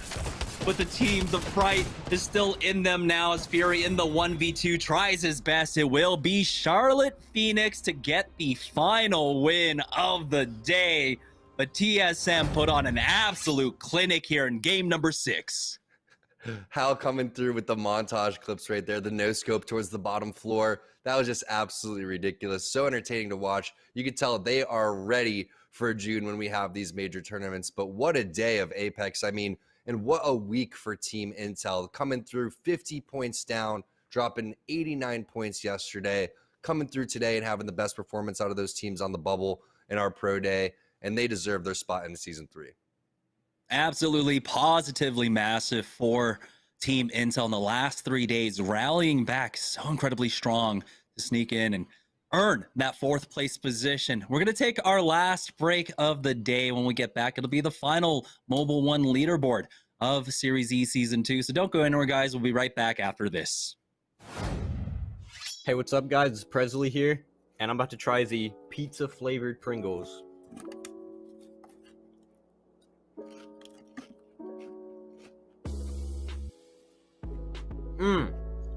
Beautiful. It honestly tastes like I'm just eating an entire pizza right now. If you want to buy Pringles, head on over to walmart.com/esportsarena and you can cop yourself some Pringles. I play for Team Pringles and you're watching Pringles Week.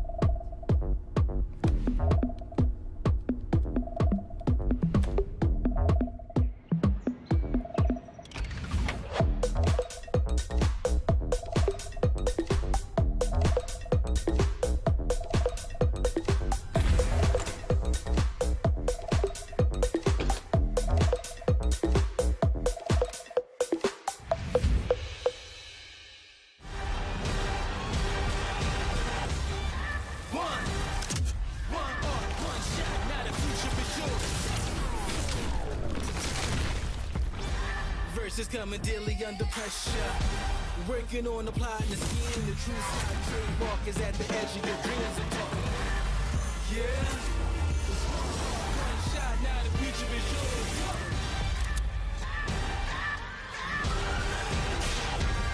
I'm turning dreams into reality. In the lab with the formula and chemistry.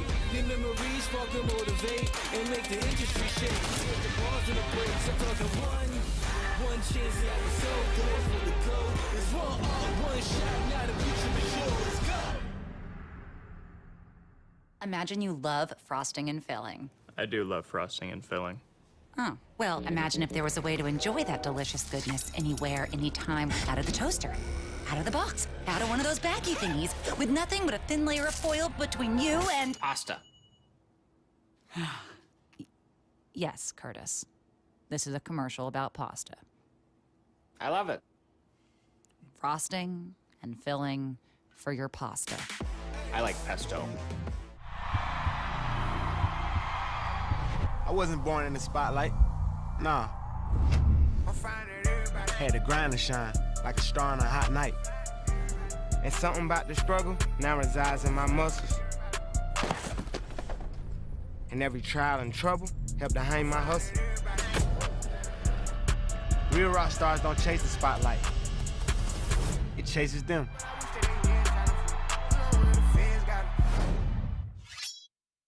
What's going on, everybody? Welcome back here into the Esports Arena Orange County studio. My name's Jay, so I've been your host all season, and we have all our games done. Our 6 games today, all finished. Pringles with a great finish. They're not able to grab the win, but still able to get there into the end. Charlotte Phoenix does take the victory. We will have the final breakdown of our Mobile One leaderboard from Jamerson and T-Squared in here just a little bit, but let's check out our final post-game stats of the season. Mercy only leading the way for this Charlotte Phoenix squad. Definitely a squad to keep an eye out for in Season 3. They had a bit of a stumble after transitioning to Wednesday nights, but I think this is certainly a squad that can perform at a high level, so keep an eye out for those guys.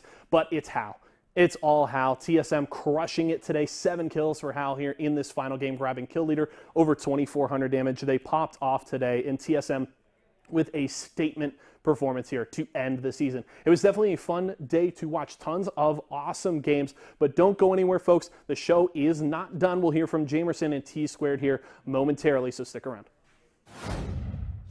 Stack Pringles flavors. Make new ones. How much do you think Pringles paid these people? Hardly anything. Hey, you guys want to stack different Pringles flavors to create new flavor combos? Here, I'll go first. Pizza, barbecue, and jalapeno. The spicy barbecue pizza stack.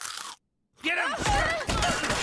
Grandpa, what's going on? Pringles. We're trapped in a Pringles commercial. They must have taken us in our sleep. How can we get out? We can't, Summer. They warned me this would happen, and I didn't listen. Stack Pringles, make endless new flavors. Stacking Pringles to make new flavors. Make endless new flavors. Barbecue, wavy, and sour cream and onion equals a 3-layer dip stack. Once I start popping, the bodies don't stop dropping. Yes, sir. Last member alive as the third party does come through. That's going to be Team Pringles coming in with the grenade. Phony's looking for the last player alive and does a great job of spotting where they're at. If you guys are ever looking for Pringles or shopping for Pringles, just go ahead and go to walmart.com/esportsarena. I play Apex Legends for Team Pringles, and this is Pringles Week.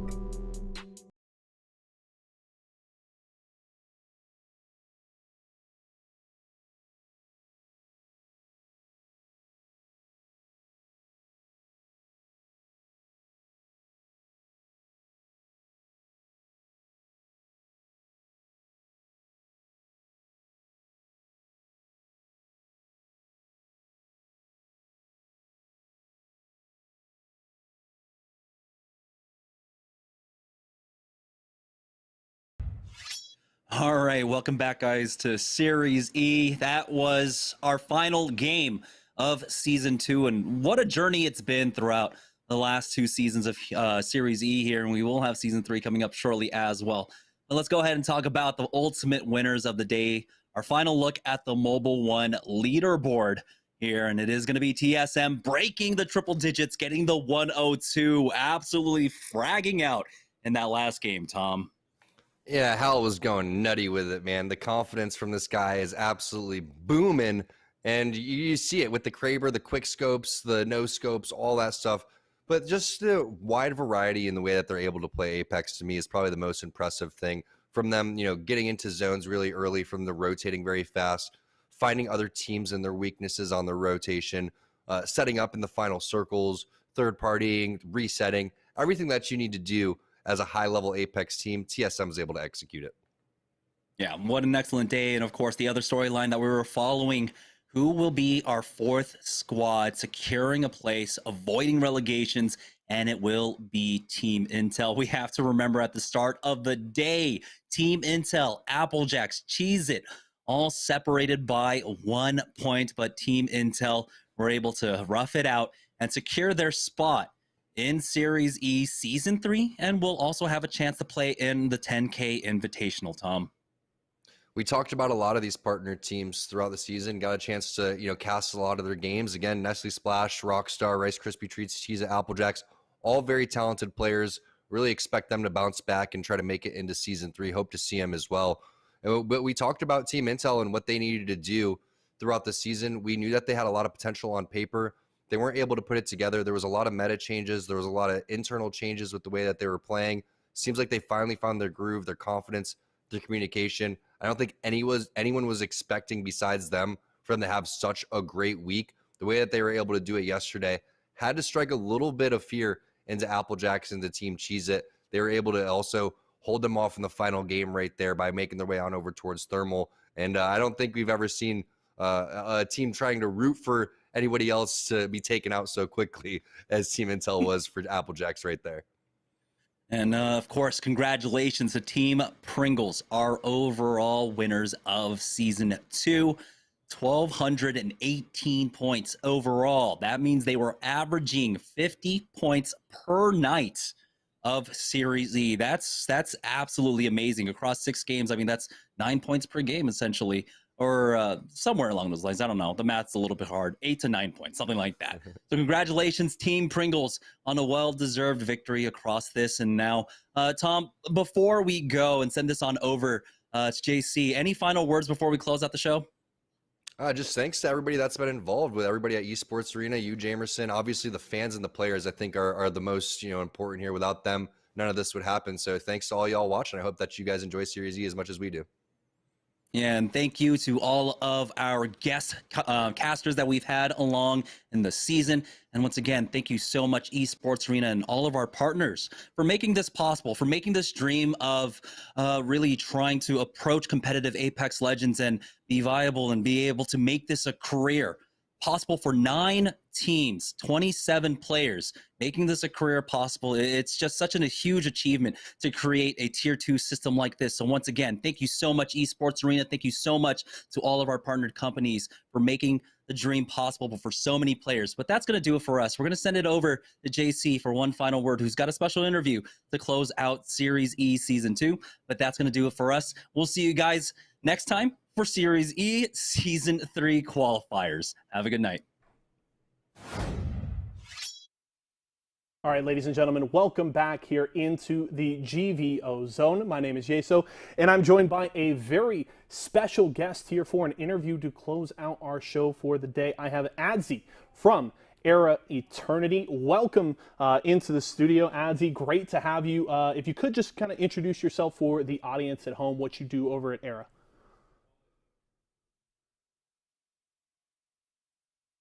One sec, ladies and gentlemen. I believe we got Adzi muted here. We'll get that adjusted real fast, get him in.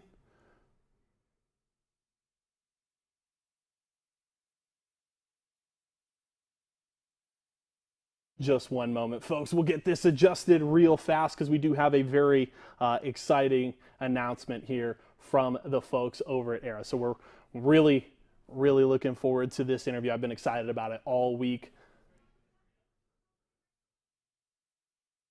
All right, bear with us 1 minute, folks. We will be right back here with Adzi once we get all of those issues sorted. Appreciate your guys' patience.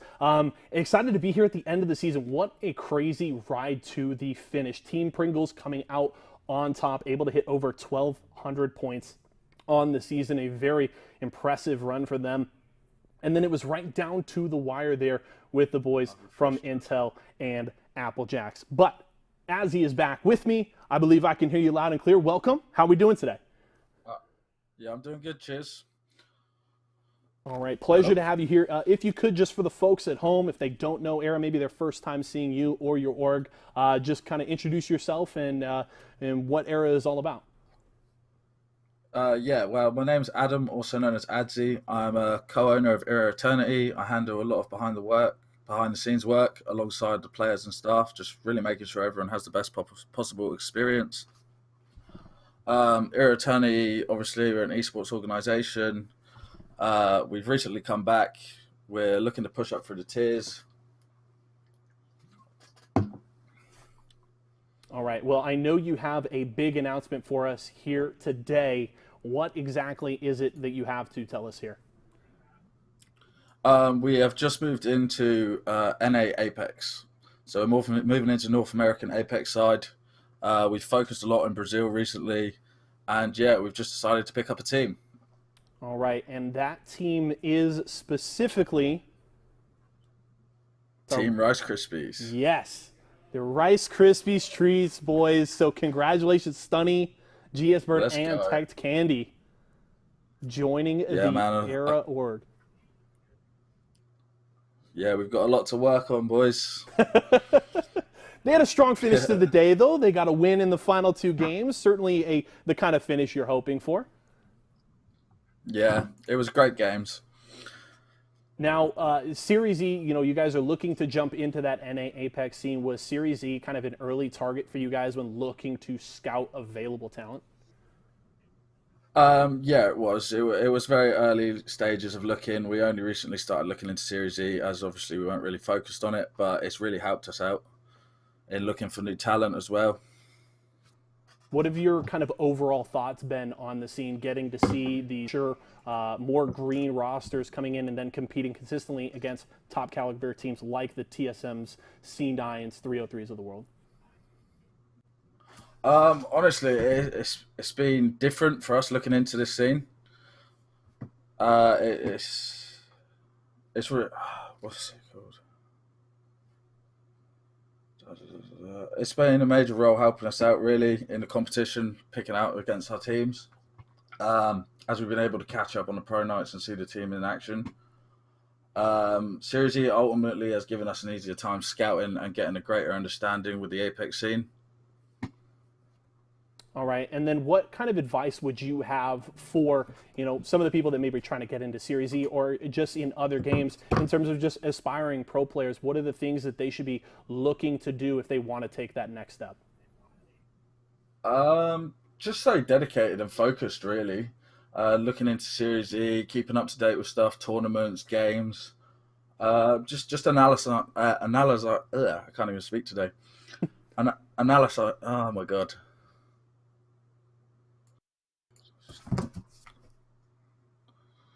That's quite all right. We appreciate you coming to join us here. Excited to see the boys play under the Era banner. Obviously, it's been a roster we've certainly enjoyed watching throughout this season. So we wish you and them the best of luck. Excited to see them continue to compete in the future. I appreciate your time, Adzi. Excited to see you and your org jumping into the scene, and best of luck. Cheers. Thanks for your time. All right, folks. That was Adzi, co-owner there of Era Eternity, and they have picked up the Rice Krispies Treats roster. So congratulations to them. A well-earned opportunity for those boys, and we'll definitely look out for them in the future. But as we get ready to close out Season 2 of SeriesE, I want to bring in some very special folks here into the studio. I got CEO and founder of Esports Arena. I got Tyler Endress rolling in here. Get in here. Come on, everybody. Let's go. Let's go. We got the whole squad. The whole squad. I got something to do, though. We got a lot of faces here that you guys may or may not recognize, but this is all of the folks that are behind everything here with Esports Arena, whether it's SeriesE or more. Get in here. Come on. Let's go. Slide in. Come on, everybody. Back up that camera. No, we can't back up the camera, can we? Yeah, cameras I don't think are moving. We're sliding everybody in here. We're going to get real snug. It's going to get real toasty here in the studio. We got something. We got business to take care of. We do have business to take care of. Business to take care of. Sorry, Luke. You're going to see a couple of tears rolling down his face over I'll here. hold this up real quick from here. And then hand me that Pringles jersey right there. Nope, on the couch.